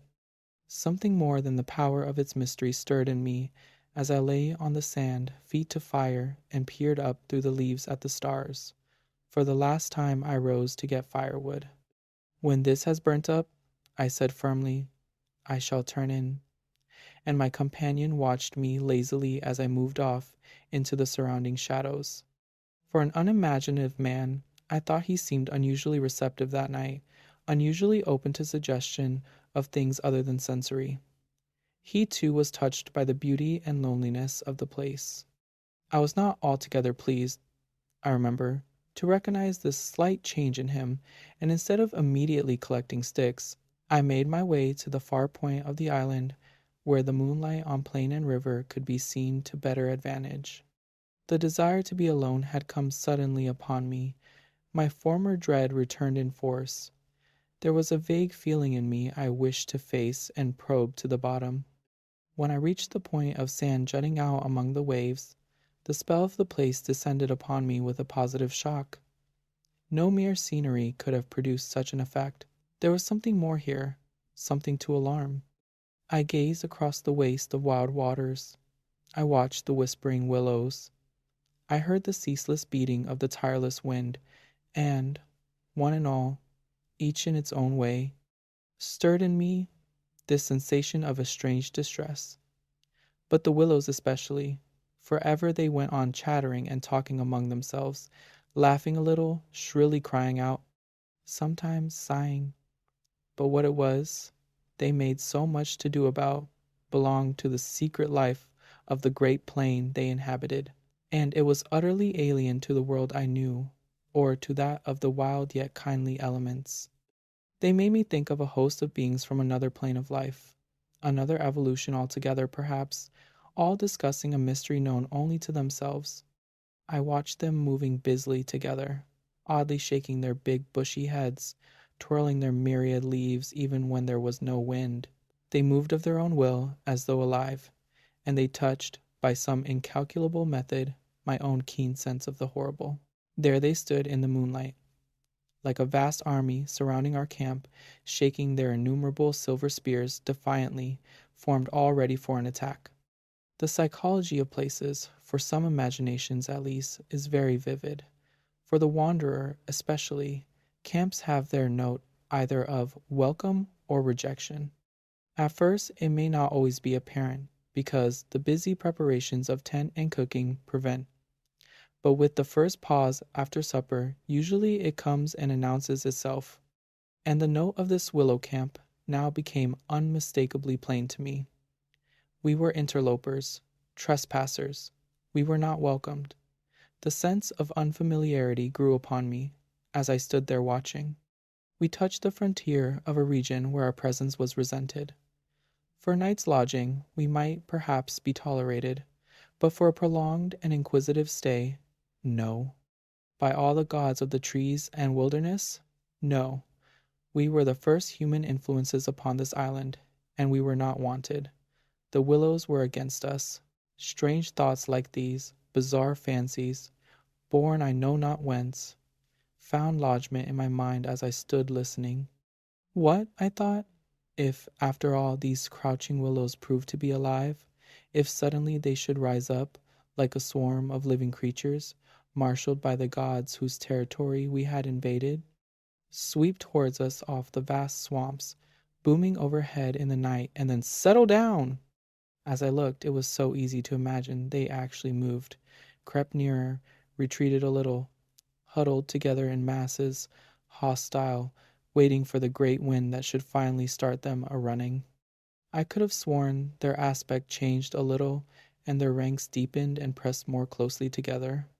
The melancholy, shrill cry of a night bird sounded overhead, and suddenly I nearly lost my balance as the piece of bank I stood upon fell with a great splash into the river, undermined by the flood. I stepped back just in time, and went on hunting for firewood again, half laughing at the odd fancies that crowded so thickly into my mind and cast their spell upon me. I recalled the Swede's remark about moving on next day, and I was just thinking that I fully agreed with him when I turned with a start and saw the subject of my thoughts standing immediately in front of me. He was quite close. The roar of the elements had covered his approach. "You've been gone so long," he shouted above the wind. "I thought something must have happened to you." But there was that in his tone, and a certain look in his face as well, that conveyed to me more than his usual words, and in a flash I understood the real reason for his coming. It was because the spell of the place had entered his soul too, and he did not like being alone. "River still rising," he cried, pointing to the flood in the moonlight, "and the wind simply awful." He always said the same things, but it was the cry for companionship that gave the real importance to his words. "Lucky," I cried back. "Our tent's in the hollow. I think it'll hold all right." I added something about the difficulty of finding wood, in order to explain my absence, but the wind caught my words and flung them across the river, so that he did not hear, but just looked at me through the branches, nodding his head. "Lucky if we get away without disaster," he shouted, or words to that effect, and I remember feeling half angry with him for putting the thought into words, for it was exactly what I felt myself. There was disaster impending somewhere, and the sense of presentiment lay unpleasantly upon me. We went back to the fire and made a final blaze, poking it up with our feet. We took a last look round. But for the wind, the heat would have been unpleasant. I put this thought into words, and I remember my friend's reply struck me oddly, that he would rather have the heat, the ordinary July weather, than this diabolical wind. Everything was snug for the night, the canoe lying turned over beside the tent, with both yellow paddles beneath her, the provision sack hanging from a willow stem, and the washed-up dishes removed to a safe distance from the fire, all ready for the morning meal. We smothered the embers of the fire with sand, and then turned in. The flap of the tent door was up, and I saw the branches and the stars and the white moonlight. The shaking willows and the heavy buffetings of the wind against our taut little house were the last things I remembered as sleep came down and covered all with its soft and delicious forgetfulness. Suddenly, I found myself lying awake, peering from my sandy mattress through the door of the tent. I looked at my watch pinned against the canvas, and saw by the bright moonlight that it was past 12 o'clock, the threshold of a new day, and I had therefore slept a couple of hours. The Swede was asleep still beside me. The wind howled as before. Something plucked at my heart and made me feel afraid. There was a sense of disturbance in my immediate neighborhood. I sat up quickly and looked out. The trees were swaying violently to and fro as the gusts smote them, but our little bit of green canvas lay snugly safe in the hollow, for the wind passed over it without meeting enough resistance to make it vicious. The feeling of disquietude did not pass, however, and I crawled quietly out of the tent to see if our belongings were safe. I moved carefully so as not to waken my companion. A curious excitement was on me. I was halfway out, kneeling on all fours, when my eye first took in that the tops of the bushes opposite, with their moving tracery of leaves, made shapes against the sky. I sat back on my haunches and stared. It was incredible, surely, but there, opposite and slightly above me, were shapes of some indeterminate sort among the willows, and, as the branches swayed in the wind, they seemed to group themselves about these shapes, forming a series of monstrous outlines that shifted rapidly beneath the moon. Close, about 50 feet in front of me, I saw these things. My first instinct was to waken my companion, that he too might see them, but something made me hesitate the sudden realization. probably, that I should not welcome corroboration. And meanwhile I crouched there, staring in amazement with smarting eyes. I was wide awake. I remember saying to myself that I was not dreaming.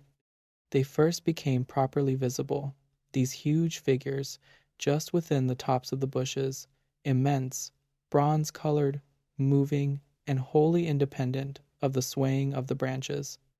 I saw them plainly, and noted, now I came to examine them more calmly, that they were very much larger than human, and indeed that something in their appearance proclaimed them to be not human at all. Certainly, they were not merely the moving tracery of the branches against the moonlight. They shifted independently. They rose upwards in a continuous stream from earth to sky, vanishing utterly as soon as they reached the dark of the sky. They were interlaced one with another, making a great column, and I saw their limbs and huge bodies melting in and out of each other, forming this serpentine line that bent and swayed and twisted spirally with the contortions of the wind-tossed trees.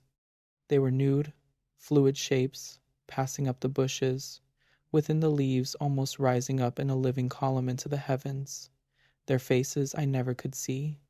Unceasingly they poured upwards, swaying in great bending curves, with a hue of dull bronze upon their skins. I stared, trying to force every atom of vision from my eyes.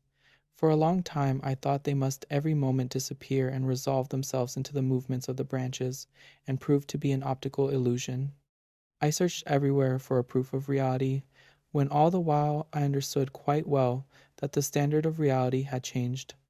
For the longer I looked, the more certain I became that these figures were real and living, though perhaps not according to the standards that the camera and the biologist would insist upon.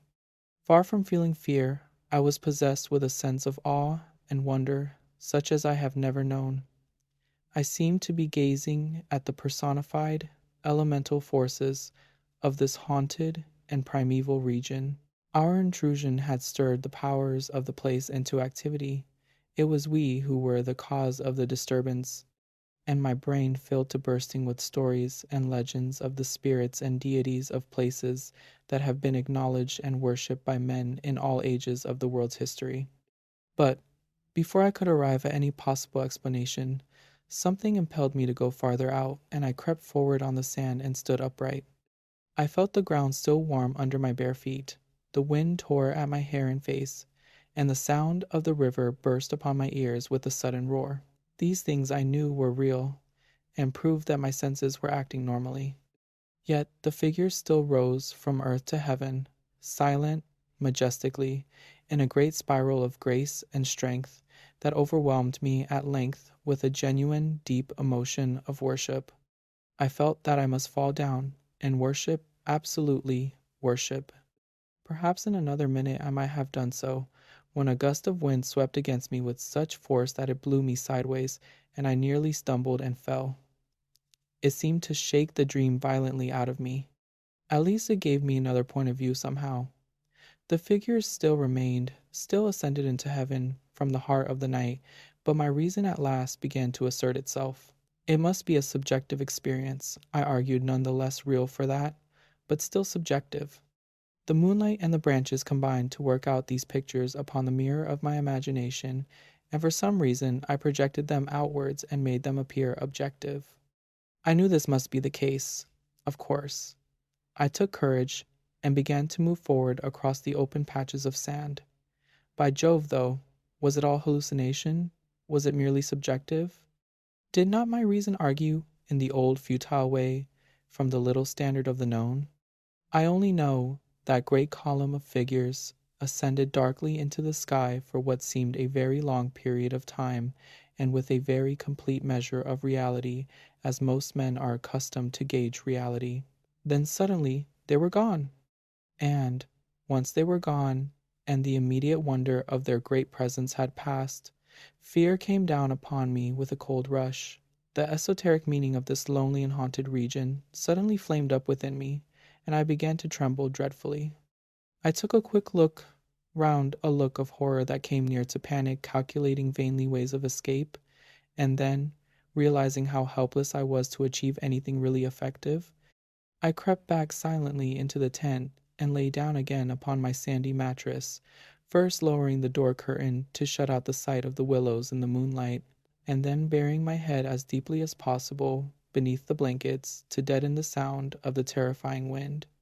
As though further to convince me that I had not been dreaming, I remember that it was a long time before I fell again into a troubled and restless sleep, and even then only the upper crust of me slept, and underneath there was something that never quite lost consciousness, but lay alert and on the watch.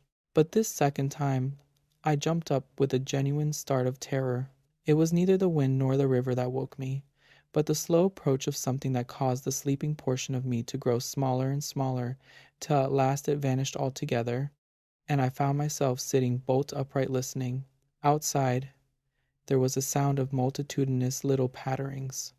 They had been coming, I was aware, for a long time, and in my sleep they had first become audible.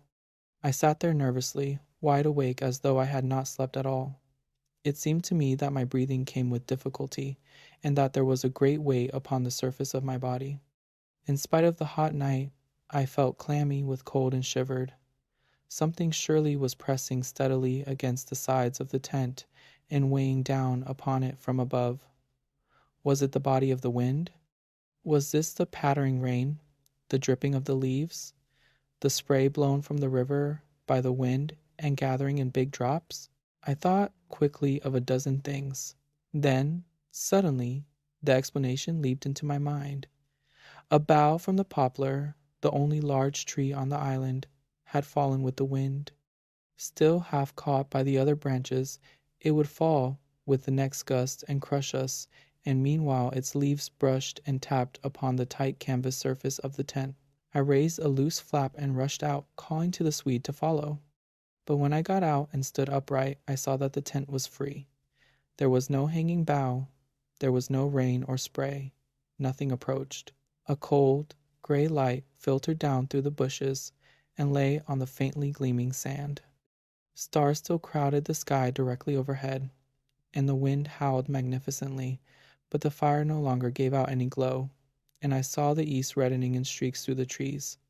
Several hours must have passed since I stood there before watching the ascending figures, and the memory of it now came back to me horribly, like an evil dream. Oh, how tired it made me feel, that ceaseless raging wind. Yet, though the deep lassitude of a sleepless night was upon me, my nerves were tingling with the activity of an equally tireless apprehension, and all idea of repose was out of the question. The river I saw had risen further. Its thunder filled the air, and a fine spray made itself felt through my thin sleeping shirt. Yet nowhere did I discover the slightest evidence of anything to cause alarm. This deep, prolonged disturbance in my heart remained wholly unaccounted for. My companion had not stirred when I called him, and there was no need to waken him now. I looked about me carefully, noting everything: the turned-over canoe, the yellow paddles, 2 of them, I'm certain, the provision sack and the extra lantern hanging together from the tree, and, crowding everywhere about me, enveloping all, the willows, those endless, shaking willows. A bird uttered its morning cry, and a string of duck passed with whirring flight overhead in the twilight. The sand whirled, dry and stinging, about my bare feet in the wind.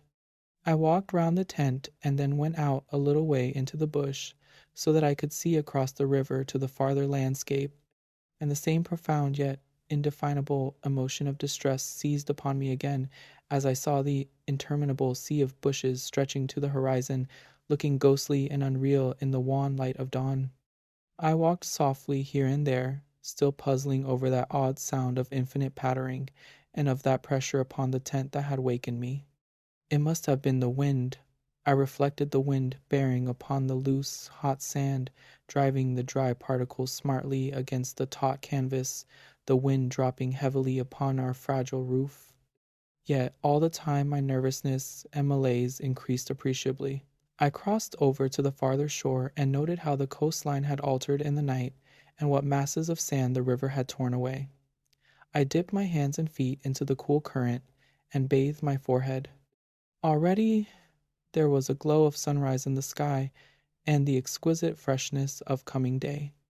On my way back, I passed purposely beneath the very bushes where I had seen the column of figures rising into the air, and midway among the clumps I suddenly found myself overtaken by a sense of vast terror. From the shadows a large figure went swiftly by. Someone passed me, as sure as ever man did. It was a great staggering blow from the wind that helped me forward again, and once out in the more open space the sense of terror diminished strangely. The winds were about and walking, I remember saying to myself, for the winds often move like great presences under the trees. And altogether the fear that hovered about me was such an unknown and immense kind of fear, so unlike anything I had ever felt before, that it woke a sense of awe and wonder in me that did much to counteract its worst effects.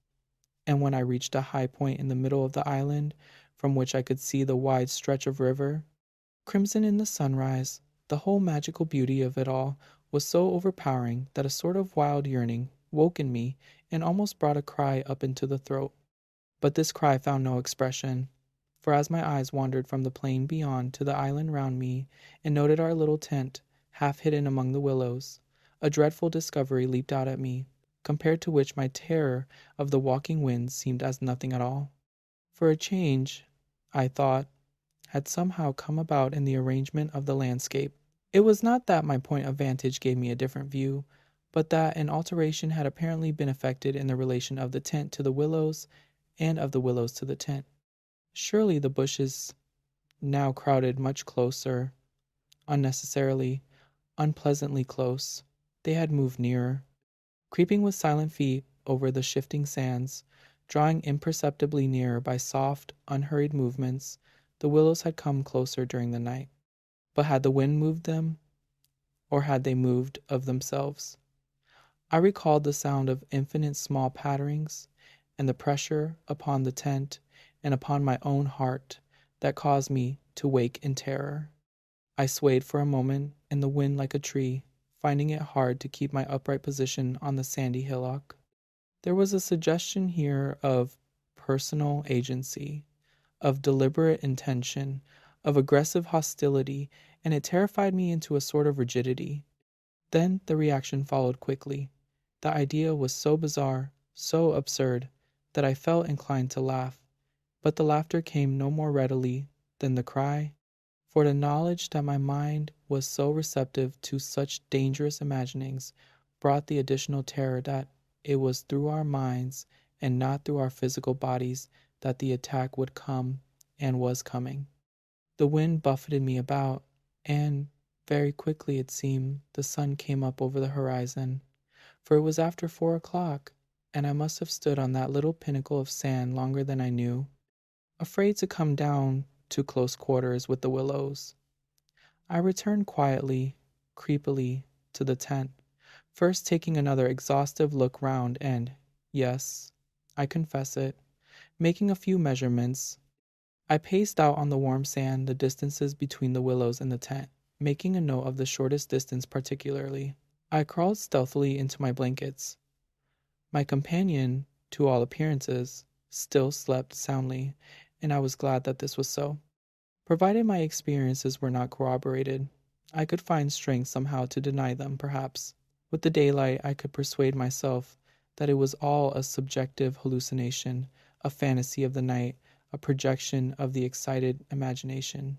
Nothing further came in to disturb me, and I fell asleep almost at once, utterly exhausted, yet still in dread of hearing again that weird sound of multitudinous pattering, or of feeling the pressure upon my heart that had made it difficult to breathe.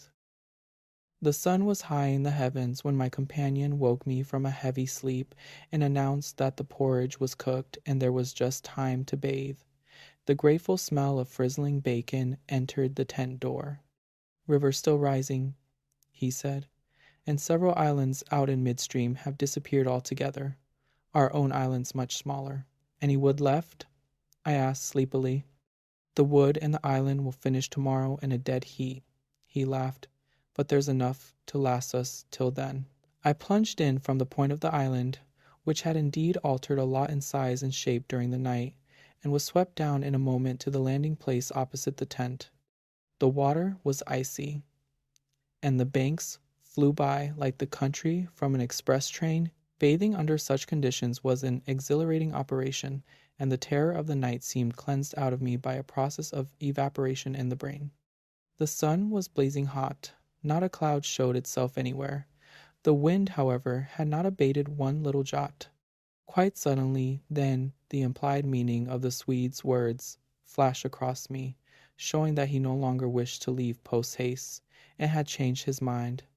Enough to last till tomorrow, he assumed we should stay on the island another night. It struck me as odd. The night before he was so positive the other way. How had the change come about?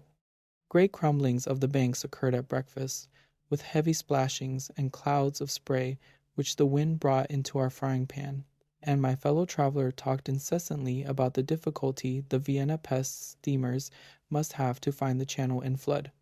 But the state of his mind interested and impressed me far more than the state of the river or the difficulties of the steamers. He had changed somehow since the evening before. His manner was different, a trifle excited, a trifle shy, with a sort of suspicion about his voice and gestures. I hardly know how to describe it now in cold blood, but at the time I remember being quite certain of one thing, that he had become frightened. He ate very little breakfast, and for once omitted to smoke his pipe. He had the map spread open beside him, and kept studying its markings. "We'd better get off sharp in an hour," I said presently, feeling for an opening that must bring him indirectly to a partial confession at any rate, and his answer puzzled me uncomfortably. "Rather, if they'll let us." "Who'll let us? The elements?" I asked quickly, with affected indifference. "The powers of this awful place, whoever they are," he replied, keeping his eyes on the map. "The gods are here, if they are anywhere at all in the world." "The elements are always the true immortals," I replied, laughing as naturally as I could manage, yet knowing quite well that my face reflected my true feelings when he looked up gravely at me and spoke across the smoke.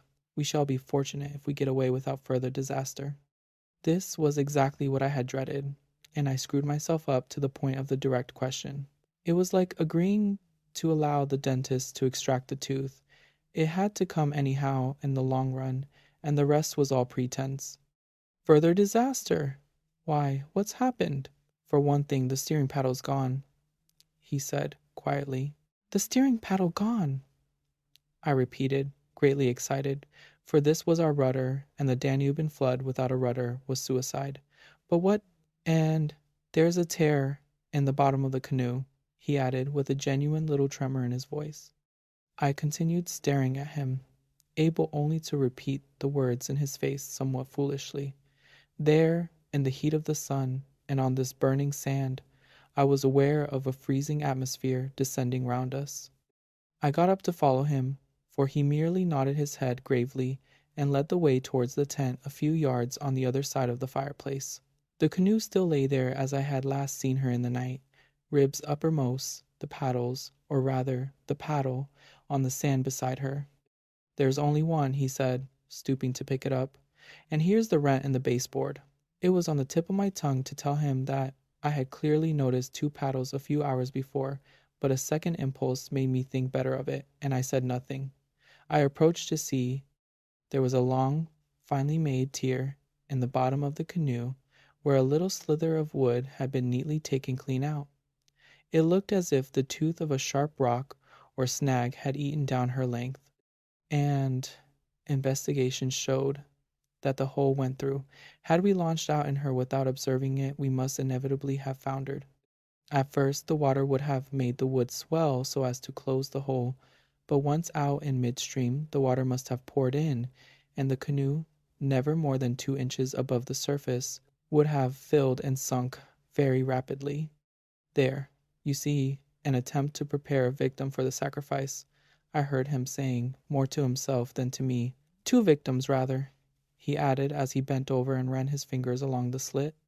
I began to whistle, a thing I always do unconsciously when utterly nonplussed, and purposely paid no attention to his words. I was determined to consider them foolish. "It wasn't there last night," he said presently, straightening up from his examination and looking anywhere but at me. "We must have scratched her in landing, of course," I stopped whistling to say. "The stones are very sharp." I stopped abruptly, for at that moment he turned round and met my eye squarely. I knew just as well as he did how impossible my explanation was. There were no stones, to begin with. "And then there's this to explain too," he added quietly, handing me the paddle and pointing to the blade. A new and curious emotion spread freezingly over me as I took and examined it. The blade was scraped down all over, beautifully scraped, as though someone had sandpapered it with care, making it so thin that the first vigorous stroke must have snapped it off at the elbow. "One of us walked in his sleep and did this thing," I said feebly. Or it has been filed by the constant stream of sand particles blown against it by the wind, perhaps." "Ah," said the Swede, turning away, laughing a little. "You can explain everything. The same wind that caught the steering paddle and flung it so near the bank that it fell in with the next lump that crumbled, I called out after him, absolutely determined to find an explanation for everything he showed me. "I see," he shouted back, turning his head to look at me before disappearing among the willow bushes. Once alone with these perplexing evidences of personal agency, I think my first thoughts took the form of, one of us must have done this thing, and it certainly was not I. But my second thought decided how impossible it was to suppose, under all the circumstances, that either of us had done it. That my companion, the trusted friend of a dozen similar expeditions, could have knowingly had a hand in it, was a suggestion not to be entertained for a moment. Equally absurd seemed the explanation that this imperturbable and densely practical nature had suddenly become insane and was busied with insane purposes. Yet the fact remained that what disturbed me most, and kept my fear actively alive even in this blaze of sunshine and wild beauty, was the clear certainty that some curious alteration had come about in his mind, that he was nervous, timid, suspicious, aware of goings-on he did not speak about, watching a series of secret and hitherto unmentionable events, waiting, in a word, for a climax that he expected, and, I thought, expected very soon. This grew up in my mind intuitively, I hardly knew how. I made a hurried examination of the tent and its surroundings, but the measurements of the night remained the same. There were deep hollows formed in the sand I now noticed for the first time, basin-shaped and of various depths and sizes, varying from that of a teacup to a large bowl. The wind, no doubt, was responsible for these miniature craters, just as it was for lifting the paddle and tossing it towards the water. The rent in the canoe was the only thing that seemed quite inexplicable, and, after all, it was conceivable that a sharp point had caught it when we landed. The examination I made of the shore did not assist this theory, but, all the same, I clung to it with that diminishing portion of my intelligence which I called my reason. An explanation of some kind was an absolute necessity, just as some working explanation of the universe is necessary, however absurd, to the happiness of every individual who seeks to do his duty in the world and face the problems of life. The simile seemed to me at the time an exact parallel. I at once set the pitch melting, and presently the Swede joined me at the work, though under the best conditions in the world the canoe could not be safe for traveling till the following day. I drew his attention casually to the hollows in the sand. "Yes," he said, "I know. They're all over the island, but you can explain them, no doubt." "Wind, of course," I answered without hesitation. "Have you never watched those little whirlwinds in the street that twist and twirl everything into a circle?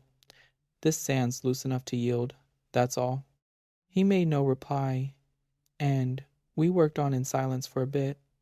I watched him surreptitiously all the time, and I had an idea he was watching me. He seemed, too, to be always listening attentively to something I could not hear, or perhaps for something that he expected to hear, for he kept turning about and staring into the bushes and up into the sky and out across the water where it was visible through the openings among the willows. Sometimes he even put his hand to his ear and held it there for several minutes. He said nothing to me, however, about it, and I asked no questions. And meanwhile, as he mended that torn canoe with the skill and address of a red Indian, I was glad to notice his absorption in the work, for there was a vague dread in my heart that he would speak of the changed aspect of the Willows, and if he had noticed that, my imagination could no longer be held a sufficient explanation of it.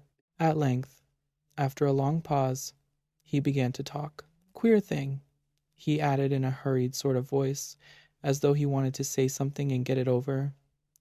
Queer thing. I mean, about that otter last night. I had expected something so totally different that he caught me with surprise, and I looked up sharply. Shows how lonely this place is.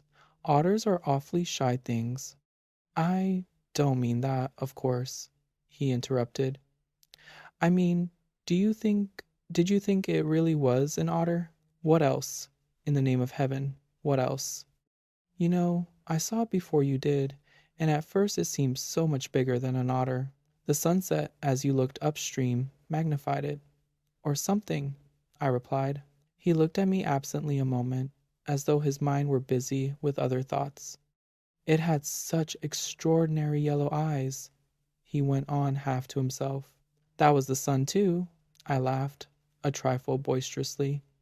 I suppose you'll wonder next if that fellow in the boat. I suddenly decided not to finish the sentence.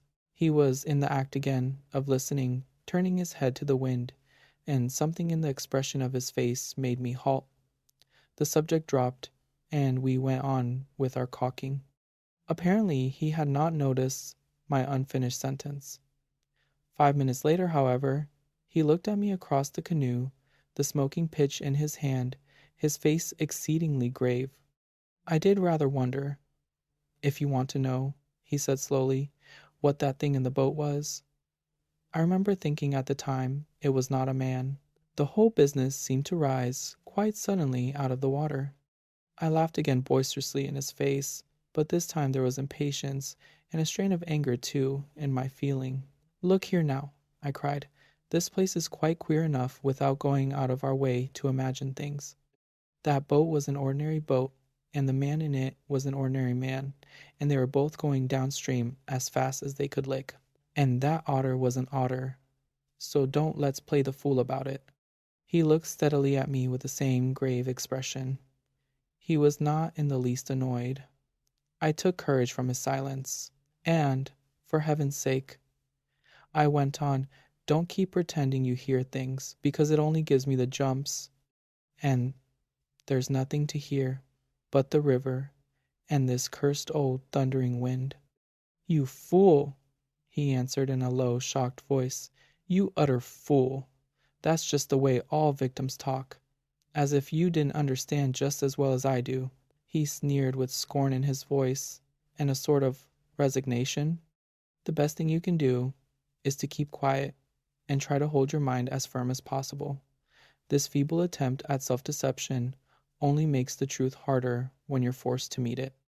My little effort was over, and I found nothing more to say, for I knew quite well his words were true, and that I was the fool, not he.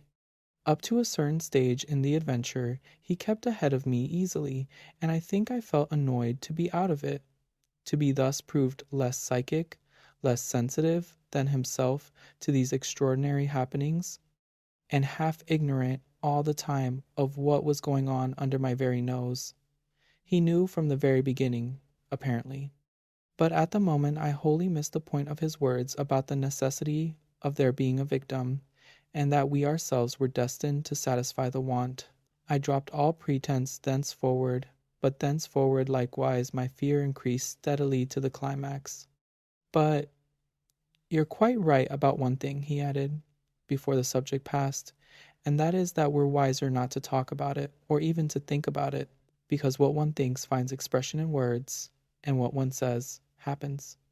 That afternoon, while the canoe dried and hardened, we spent trying to fish, testing the leak, collecting wood, and watching the enormous flood of rising water. Masses of driftwood swept near our shores sometimes, and we fished for them with long willow branches. The island grew perceptibly smaller as the banks were torn away with great gulps and splashes. The weather kept brilliantly fine till about 4 o'clock, and then for the first time for 3 days the wind showed signs of abating. Clouds began to gather in the southwest, spreading thence slowly over the sky.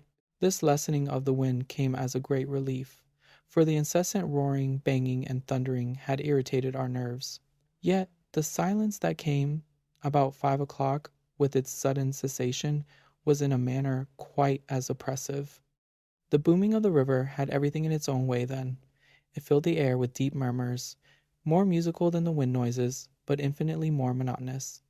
The wind held many notes, rising, falling, always beating out some sort of great elemental tune, whereas the river's song lay between 3 notes, at most dull pedal notes, that held a lugubrious quality foreign to the wind, and somehow seemed to me, in my then nervous state, to sound wonderfully well the music of doom. It was extraordinary, too, how the withdrawal suddenly of bright sunlight took everything out of the landscape that made for cheerfulness. And since this particular landscape had already managed to convey the suggestion of something sinister, the change, of course, was all the more unwelcome and noticeable. For me, I know, the darkening outlook became distinctly more alarming, and I found myself more than once calculating how soon after sunset the full moon would get up in the east, and whether the gathering clouds would greatly interfere with her lighting of the little island. With this general hush of the wind, though it still indulged in occasional brief gusts, the river seemed to grow blacker, the willows to stand more densely together. The latter, too, kept up a sort of independent movement of their own, rustling among themselves when no wind stirred, and shaking oddly from the roots upwards. When common objects in this way become charged with a suggestion of horror, they stimulate the imagination far more than things of unusual appearance, and these bushes, crowding huddled about us, assumed for me in the darkness a bizarre grotesquerie of appearance that lent to them somehow the aspect of purposeful and living creatures. Their very ordinariness, I felt, masked what was malignant and hostile to us. The forces of the region drew nearer with the coming of night. They were focusing upon our island, and more particularly upon ourselves. For thus, somehow, in the terms of the imagination, did my really indescribable sensations in this extraordinary place present themselves. I had slept a good deal in the early afternoon, and had thus recovered somewhat from the exhaustion of a disturbed night, but this only served, apparently, to render me more susceptible than before to the obsessing spell of the haunting. I fought against it, laughing at my feelings as absurd and childish, with very obvious physiological explanations, yet, in spite of every effort, they gained in strength upon me so that I dreaded the night as a child lost in a forest must dread the approach of darkness. The canoe we had carefully covered with a waterproof sheet during the day, and the one remaining paddle had been securely tied by the Swede to the base of a tree, lest the wind should rob us of that too. From 5 o'clock onwards I busied myself with the stew pot and preparations for dinner, it being my turn to cook that night. We had potatoes, onions, bits of bacon fat to add flavor, and a general thick residue from former stews at the bottom of the pot. With black bread broken up into it, the result was most excellent, and it was followed by a stew of plums with sugar and a brew of strong tea with dried milk. A good pile of wood lay close at hand, and the absence of wind made my duties easy. My companion sat lazily watching me, dividing his attentions between cleaning his pipe and giving me useless advice, an admitted privilege of the off-duty man. He had been very quiet all the afternoon, engaged in recalking the canoe, strengthening the tent ropes, and fishing for driftwood while I slept. No more talk about undesirable things had passed between us, and I think his only remarks had to do with the gradual destruction of the island, which he declared was not fully a third smaller than when we first landed. The pot had just begun to bubble when I heard his voice calling to me from the bank where he had wandered away without my noticing. I ran up. "Come and listen," he said, "and see what you make of it." He held his hand cupwise to his ear, as so often before. "Now, do you hear anything?" he asked, watching me curiously. We stood there, listening attentively together. At first, I heard only the deep note of the water and the hissings rising from its turbulent surface. The willows, for once, were motionless and silent. Then a sound began to reach my ears faintly, a peculiar sound, something like the humming of a distant gong. It seemed to come across to us in the darkness, from the waste of swamps and willows opposite. It was repeated at regular intervals, but it was certainly neither the sound of a bell nor the hooting of a distant steamer. I can liken it to nothing so much as to the sound of an immense gong, suspended far up in the sky, repeating incessantly its muffled metallic note, soft and musical, as it was repeatedly struck. My heart quickened as I listened. "I've heard it all day," said my companion. "While you slept this afternoon, it came all round the island. I hunted it down, but could never get near enough to see to localize it correctly. Sometimes it was overhead, and sometimes it seemed under the water. Once or twice, too, I could have sworn it was not outside at all.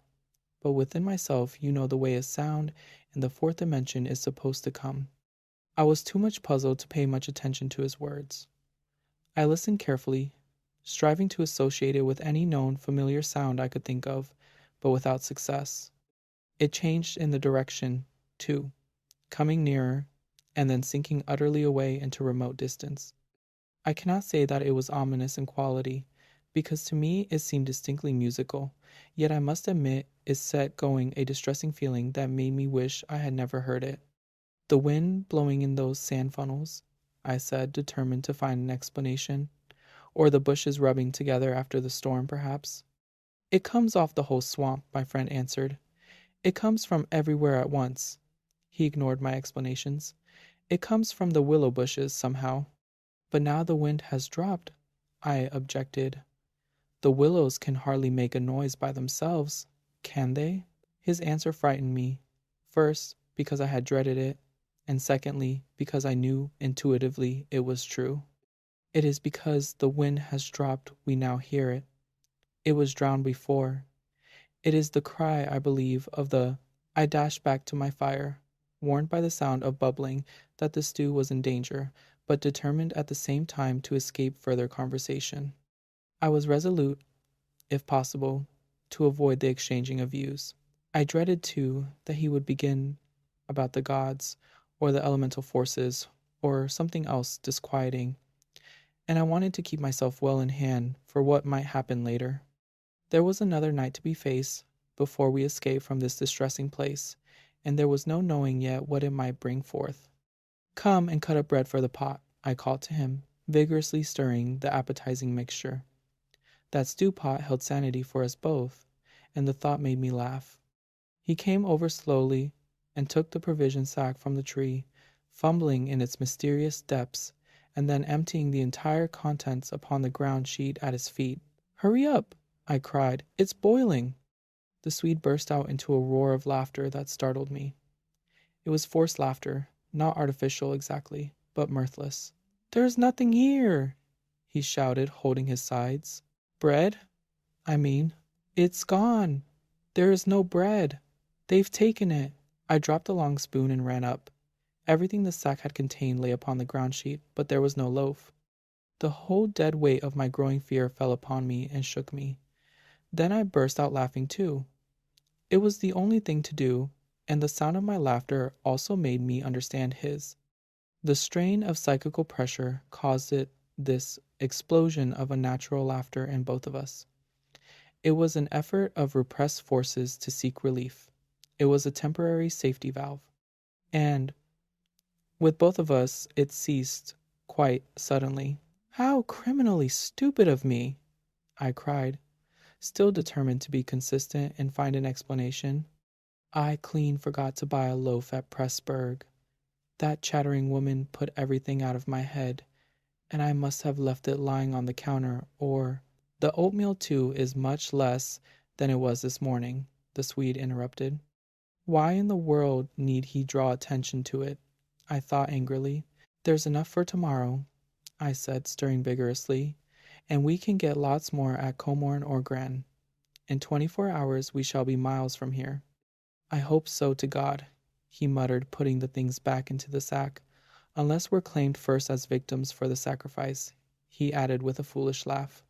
He dragged the sack into the tent, "for safety's sake, I suppose," and I heard him mumbling to himself, but so indistinctly that it seemed quite natural for me to ignore his words. Our meal was beyond question a gloomy one, and we ate it almost in silence, avoiding one another's eyes and keeping the fire bright. Then we washed up and prepared for the night, and, once smoking, our minds unoccupied with any definite duties, the apprehension I had felt all day long became more and more acute. It was not then active fear, I think, but the very vagueness of its origin distressed me far more than if I had been able to take it and face it squarely. The curious sound I have likened to the note of a gong became now almost incessant, and filled the stillness of the night with a faint, continuous ringing rather than a series of distinct notes. At one time it was behind, and at another time in front of us. Sometimes I fancied it came from the bushes on our left, and then again from the clumps on our right. More often it hovered directly overhead like the whirring of wings. It was really everywhere at once, behind, in front, at our sides, and over our heads, completely surrounding us. The sound really defies description, but nothing within my knowledge is like that ceaseless, muffled humming rising off the deserted world of swamps and willows. We sat smoking in comparative silence, the strain growing every minute greater. The worst feature of the situation seemed to me that we did not know what to expect, and could therefore make no sort of preparation by way of defense. We could anticipate nothing. My explanations made in the sunshine, moreover, now came to haunt me with their foolish and wholly unsatisfactory nature, and it was more and more clear to us that some kind of plain talk with my companion was inevitable, whether I liked it or not. After all, we had to spend the night together, and to sleep in the same tent side by side. I saw that I could not get along much longer without the support of his mind, and for that, of course, plain talk was imperative. As long as possible, however, I postponed this little climax, and tried to ignore or laugh at the occasional sentences he flung into the emptiness. Some of these sentences, moreover, were confoundedly disquieting to me, coming as they did to corroborate much that I felt myself. Corroboration, too, which made it so much more convincing from a totally different point of view. He composed such curious sentences and hurled them at me in such an inconsequential sort of way, as though his main line of thought was secret to himself, and these fragments were mere bits. He found it impossible to digest. He got rid of them by uttering them. Speech relieved him. It was like being sick. There are things about us, I'm sure, that make for disorder, disintegration, destruction, our destruction, he said once, while the fire blazed between us. We've strayed out of a safe line somewhere. And another time, when the gong sounds had come nearer, ringing much louder than before, and directly over our heads, he said as though talking to himself, "I don't think a gramophone would show any record of that. The sound doesn't come to me by the ears at all. The vibrations reached me in another manner altogether, and seemed to be within me, which is precisely how a fourth-dimensional sound might be supposed to make itself heard." I purposely made no reply to this, but I sat up a little closer to the fire and peered about me into the darkness. The clouds were massed all over the sky, and no trace of moonlight came through. Very still, too, everything was, so that the river and the frogs had things all their own way. "It has that about it," he went on, "which is utterly out of common experience. It is unknown. Only one thing describes it, really. It is a non-human sound. I mean, a sound outside humanity." Having rid himself of this indigestible morsel, he lay quiet for a time. But he had so admirably expressed my own feeling that it was a relief to have the thought out, and to have confined it by the limitation of words from dangerous wandering to and fro in the mind. The solitude of that Danube camping place, Can I ever forget it? The feeling of being utterly alone on an empty planet. My thoughts ran incessantly upon cities and the haunts of men. I would have given my soul, as the saying is, for the feel of those Bavarian villages we had passed through by the score, for the normal, human commonplaces, peasants drinking beer, tables beneath the trees, hot sunshine, and a ruined castle on the rocks behind the red-roofed church. Even the tourists would have been welcome, yet what I felt of dread was no ordinary ghostly fear. It was infinitely greater, stranger, and seemed to arise from some dim ancestral sense of terror more profoundly disturbing than anything I had known or dreamed of. We had strayed, as the Swede put it, into some region or some set of conditions where the risks were great yet unintelligible to us, where the frontiers of some unknown world lay close about us.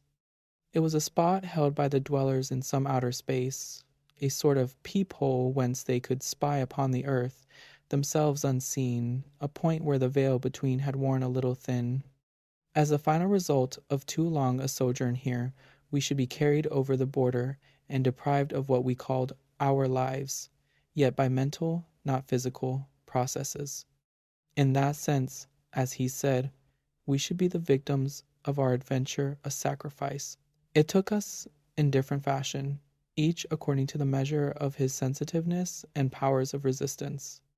I translated it vaguely into a personification of the mightily disturbed elements, investing them with the horror of a deliberate and malefic purpose, resentful of our audacious intrusion into their breeding place, whereas my friend threw it into the unoriginal form, at first of a trespass upon some ancient shrine, some place where the old gods still held sway, where the emotional forces of former worshippers still clung, and the ancestral portion of him yielded to the old pagan spell. At any rate, here was a place unpolluted by men, kept clean by the winds from coarsening human influences, a place where spiritual agencies were within reach and aggressive. Never, before or since, have I been so attacked by indescribable suggestions of a beyond region, of another scheme of life, another evolution not parallel to the human. And in the end, our minds would succumb under the weight of the awful spell, and we should be drawn across the frontier into their world.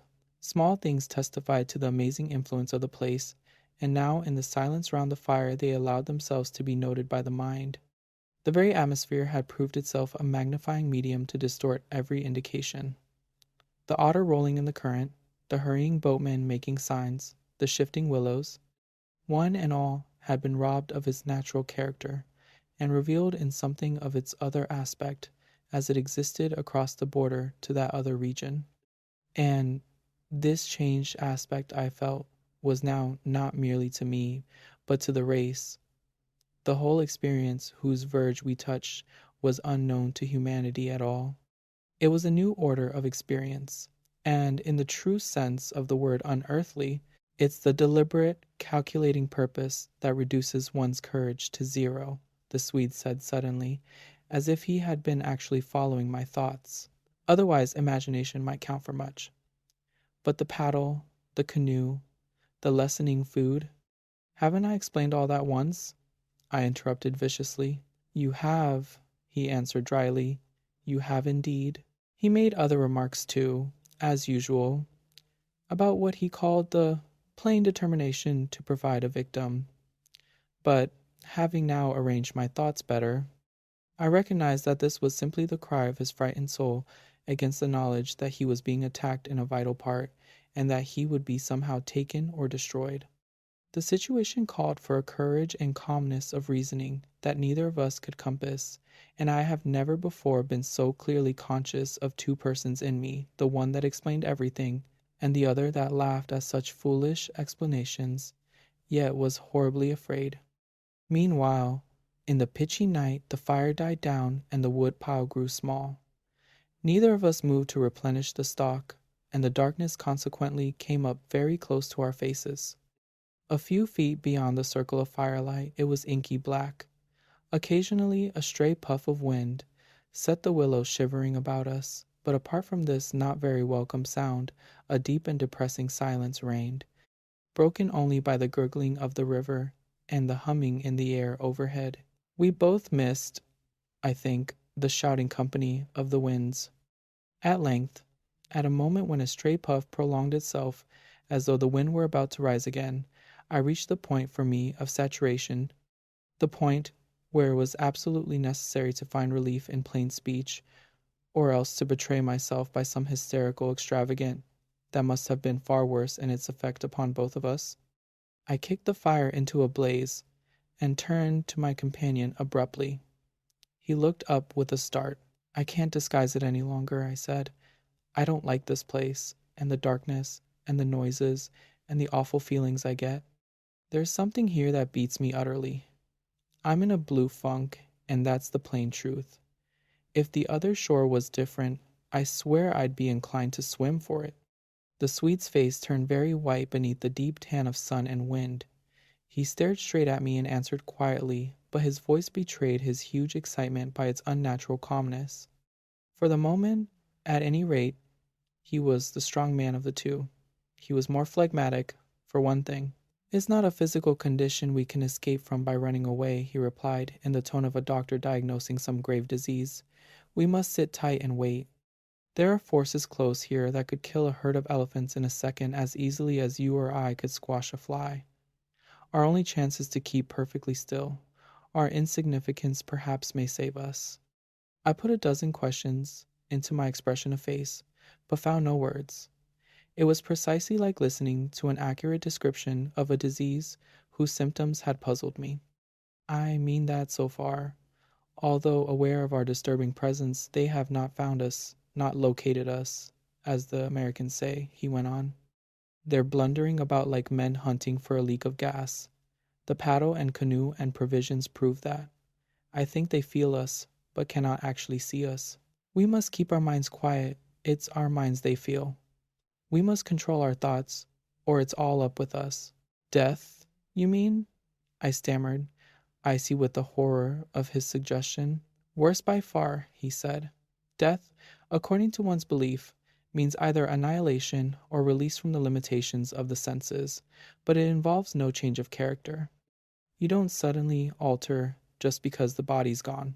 But this means a radical alteration, a complete change, a horrible loss of oneself by substitution far worse than death, and not even annihilation. We happen to have camped in a spot where their region touches ours, where the veil between has worn thin horrors." He was using my very own phrase, my actual words, "so that they are aware of our being in their neighborhood." "But who are aware?" I asked. I forgot the shaking of the willows in the windless calm, the humming overhead, everything except that I was waiting for an answer that I dreaded more than I can possibly explain. He lowered his voice at once to reply, leaning forward a little over the fire, an indefinable change in his face that made me avoid his eyes and look down upon the ground. "All my life," he said, "I have been strangely, vividly conscious of another region not far removed from our own world in one sense, yet wholly different in kind, where great things go on unceasingly, where immense and terrible personalities hurry by, intent on vast purposes, compared to which earthly affairs, the rise and fall of nations, the destinies of empires, the fate of armies and continents, are all as dust in the balance. Vast purposes, I mean, that deal directly with the soul, and not indirectly with mere expressions of the soul."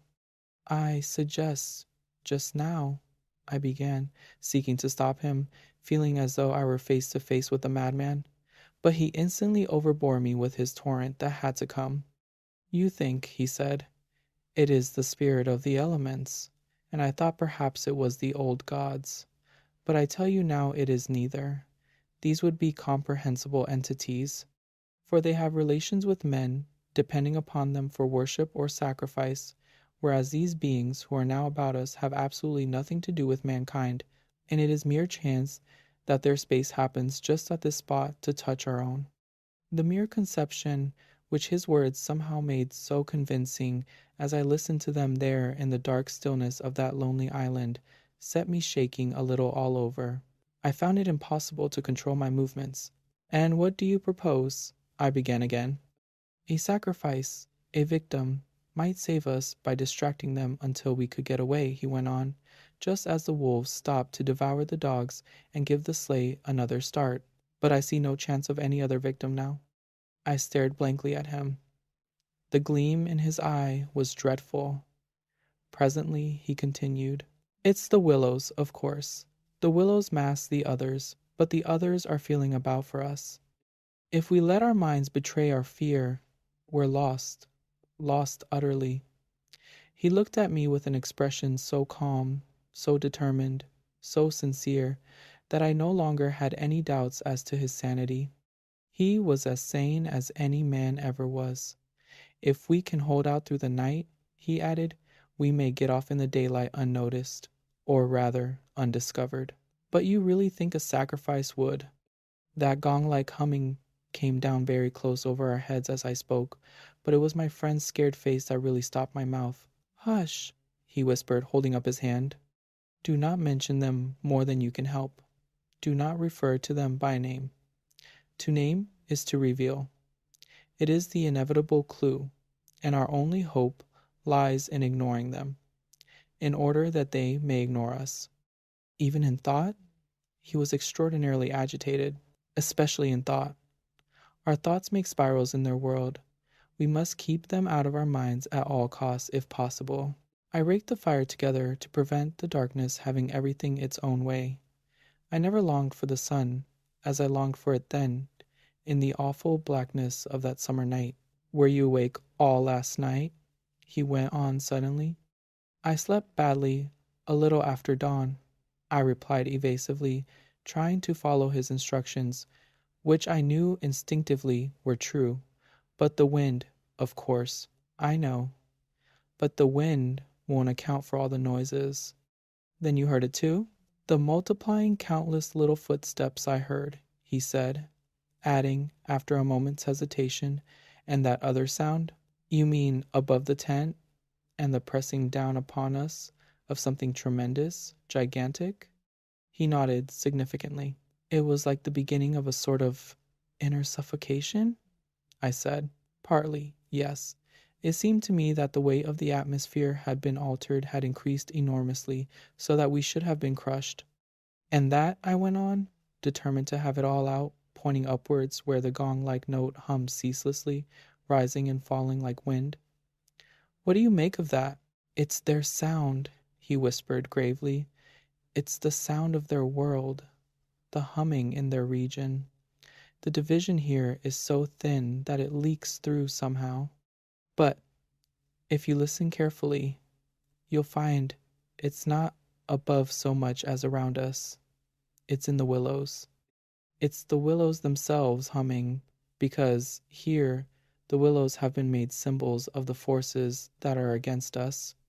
I could not follow exactly what he meant by this, yet the thought and idea in my mind were beyond question the thought and idea in his. I realized what he realized, only with less power of analysis than his. It was on the tip of my tongue to tell him at last about my hallucination of the ascending figures and the moving bushes, when he suddenly thrust his face again close into mine across the firelight and began to speak in a very earnest whisper. He amazed me by his calmness and pluck, his apparent control of the situation. This man I had for years deemed unimaginative, stolid. "Now listen," he said. "The only thing for us to do is to go on as though nothing had happened, follow our usual habits, go to bed and so forth, pretend we feel nothing and notice nothing. It is a question wholly of the mind, and the less we think about them, the better our chance of escape. Above all, don't think, for what you think happens." "All right," I managed to reply, simply breathless with his words and the strangeness of it all. "All right, I'll try, but tell me one more thing first. Tell me what you make of those hollows in the ground all about us, those sand funnels." "No," he cried, forgetting to whisper in his excitement. I dare not, simply dare not, put the thought into words. If you have not guessed, I am glad. Don't try to. They have put it into my mind. Try your hardest to prevent their putting it into yours. He sank his voice again to a whisper before he finished, and I did not press him to explain. There was already just about as much horror in me as I could hold. The conversation came to an end, and we smoked our pipes busily in silence. Then something happened, something unimportant apparently, as the way is when the nerves are in a very great state of tension, and this small thing for a brief space gave me an entirely different point of view. I chanced to look down at my sand shoe, the sort we used for the canoe, and something to do with the hole at the toe suddenly recalled to me the London shop where I had bought them, the difficulty the man had in fitting me, and other details of the uninteresting but practical operation. At once, in its train, followed a wholesome view of the modern skeptical world I was accustomed to move in at home. I thought of roast beef, an ale, motor cars, policemen, brass bands, and a dozen other things that proclaimed the soul of ordinariness or utility. The effect was immediate and astonishing even to myself. Psychologically, I suppose, it was simply a sudden and violent reaction after the strain of living in an atmosphere of things that to the normal consciousness must seem impossible and incredible. But, whatever the cause, it momentarily lifted the spell from my heart and left me for the short space of a minute feeling free and utterly unafraid. I looked up at my friend opposite.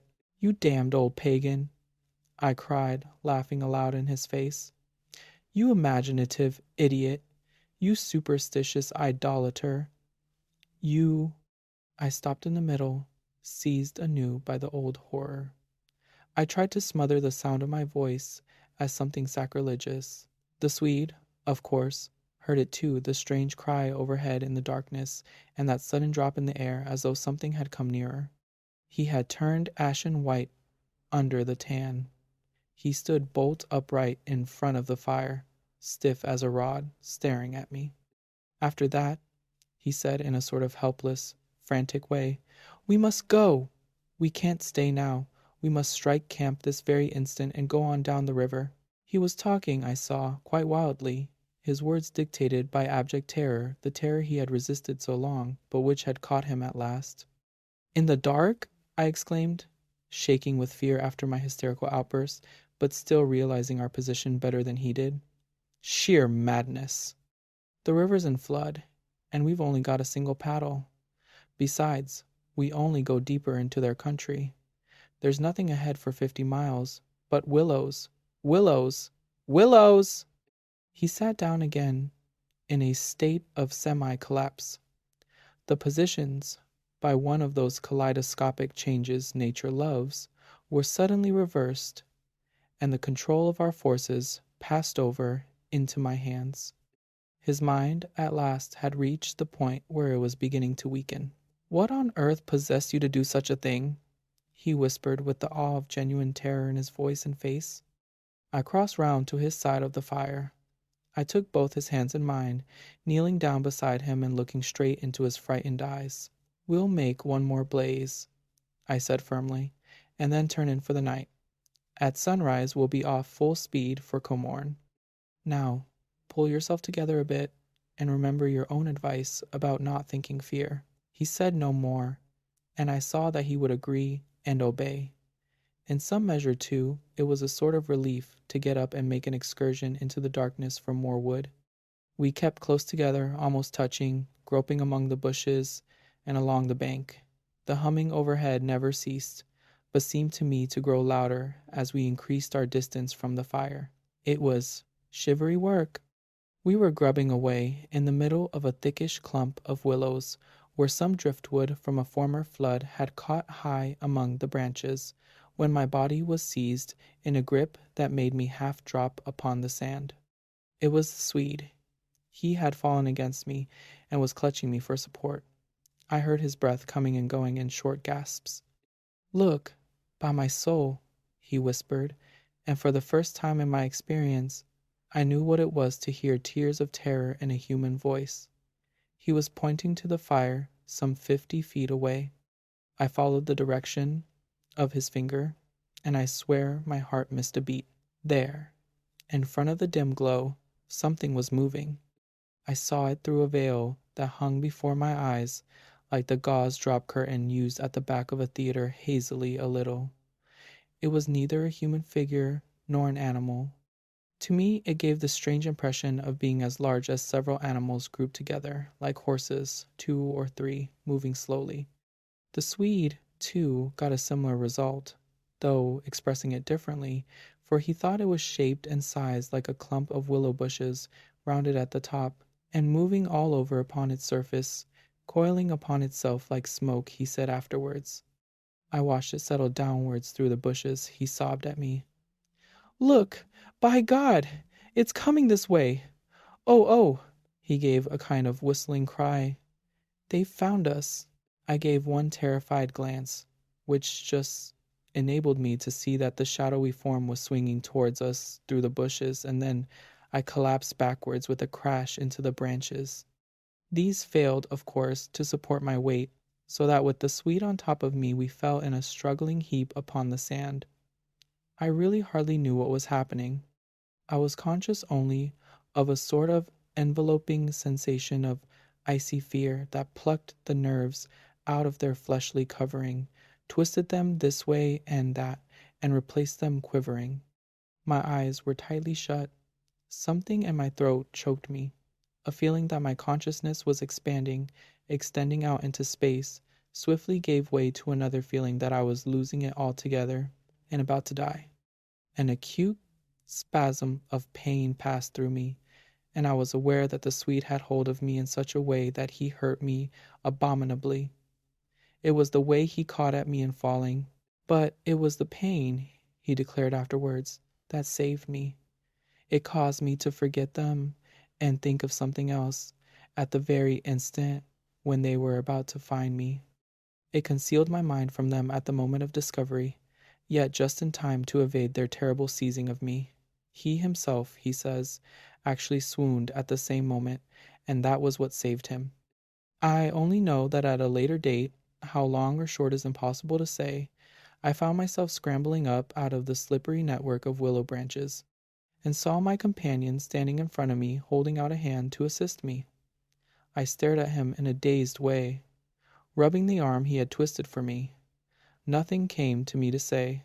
Somehow, I lost consciousness for a moment or two. I heard him say, "That's what saved me. It made me stop thinking about them." "You nearly broke my arm in two," I said, uttering my only connected thought at the moment. A numbness came over me. "That's what saved you," he replied. "Between us, we've managed to set them off on a false tack somewhere. The humming has ceased. It's gone for the moment at any rate." A wave of hysterical laughter seized me again, and this time spread to my friend 2 great healing gusts of shaking laughter that brought a tremendous sense of relief in their train. We made our way back to the fire and put the wood on so that it blazed at once. Then we saw that the tent had fallen over and lay in a tangled heap upon the ground. We picked it up, and during the process tripped more than once and caught our feet in sand. "It's those sand funnels," exclaimed the Swede, when the tent was up again and the firelight lit up the ground for several yards about us. "And look at the size of them."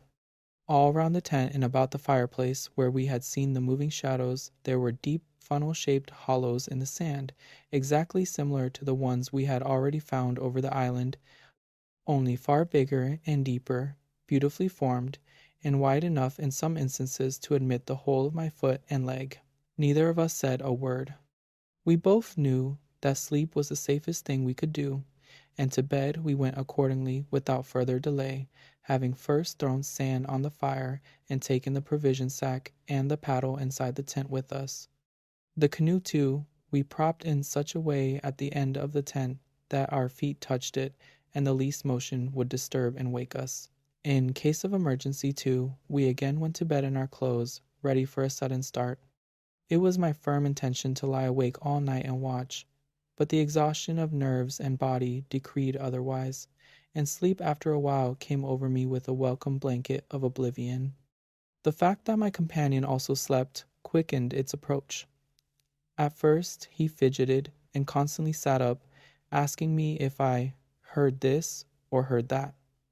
He tossed about on his cork mattress and said the tent was moving and the river had risen over the point of the island, but each time I went out to look, I returned with the report that all was well, and finally he grew calmer and lay still. Then at length his breathing became regular and I heard unmistakable sounds of snoring, the first and only time in my life when snoring has been a welcome and calming influence. This, I remember, was the last thought in my mind before dozing off. A difficulty in breathing woke me, and I found the blanket over my face. But something else besides the blanket was pressing upon me, and my first thought was that my companion had rolled off his mattress onto my own in his sleep. I called to him and sat up, and at the same moment it came to me that the tent was surrounded. That sound of multitudinous soft pattering was again audible outside, filling the night with horror. I called again to him, louder than before.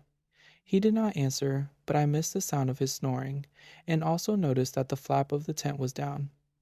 This was the unpardonable sin. I crawled out in the darkness to hook it back securely, and it was then for the first time I realized positively that the Swede was not here. He had gone. I dashed out in a mad run, seized by a dreadful agitation, and the moment I was out I plunged into a sort of torrent of humming that surrounded me completely and came out of every quarter of the heavens at once. It was that same familiar humming gone mad. A swarm of great invisible bees might have been about me in the air.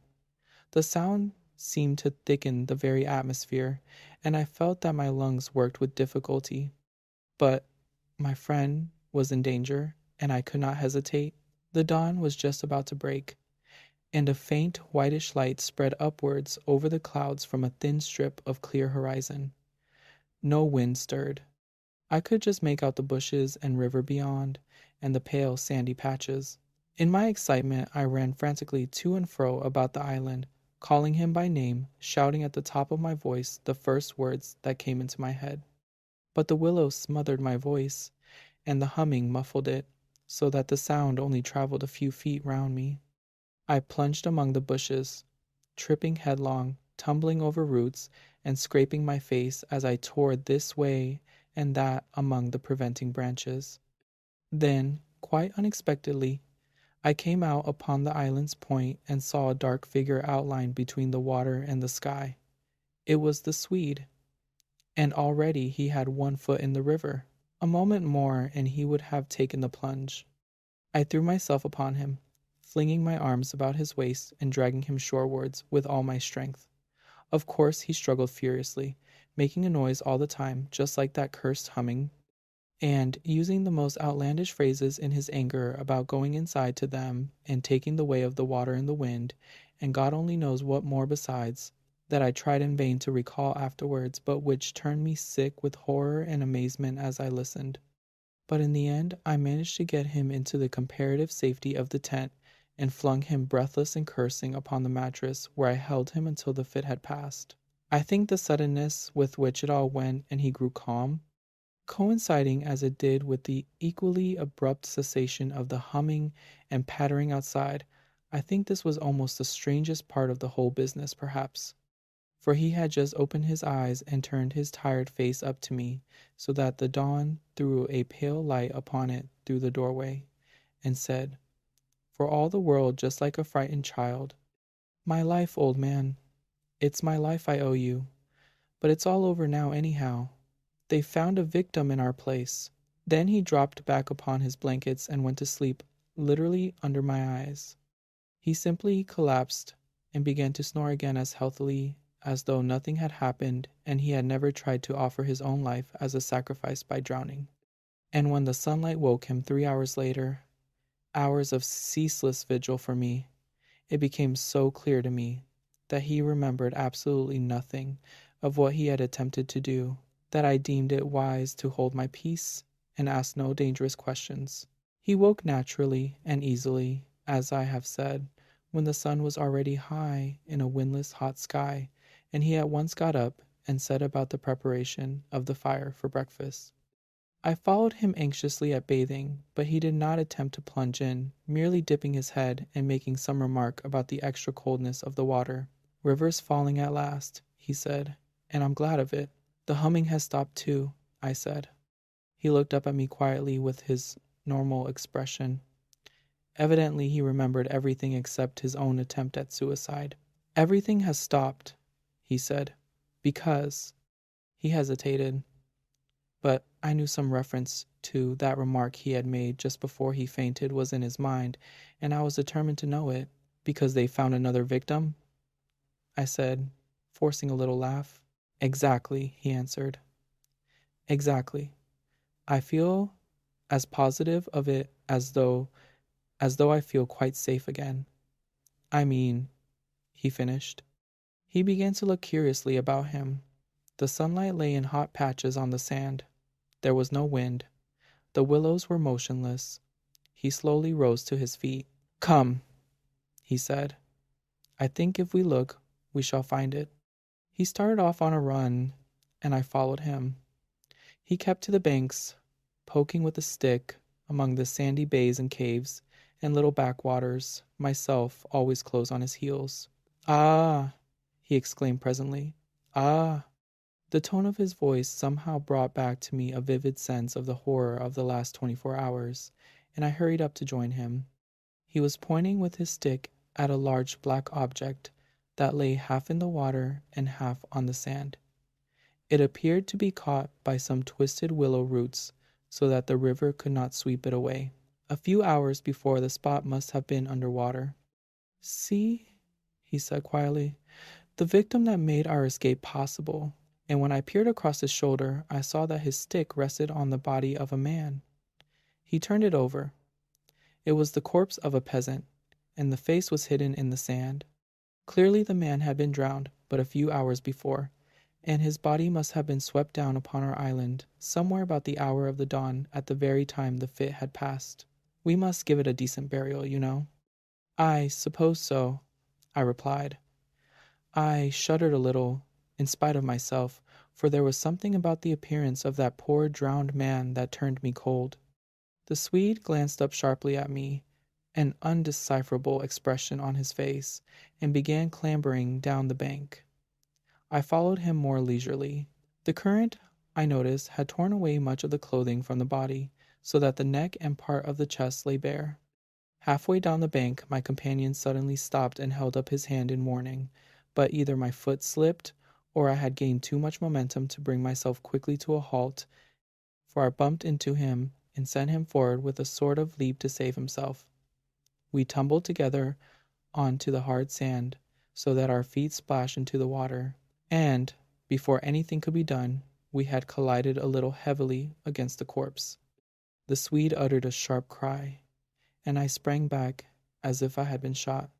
At the moment we touched the body, there rose from its surface the loud sound of humming, the sound of several hummings which passed with a vast commotion as of winged things in the air about us and disappeared upwards into the sky, growing fainter and fainter till they finally ceased in the distance. It was exactly as though we had disturbed some living yet invisible creatures at work. My companion clutched me, and I think I clutched him, but before either of us had time properly to recover from the unexpected shock, we saw that a movement of the current was turning the corpse round so that it became released from the grip of the willow roots. A moment later, it had turned completely over, the dead face uppermost, staring at the sky.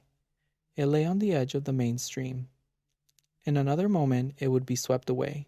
The Swede started to save it, shouting again something I did not catch about a proper burial, and then abruptly dropped upon his knees on the sand and covered his eyes with his hands. I was beside him in an instant. I saw what he had seen.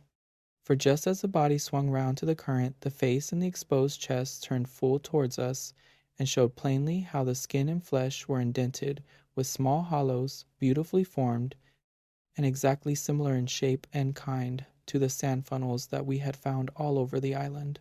"Their mark," I heard my companion mutter under his breath. They're awful, Mark.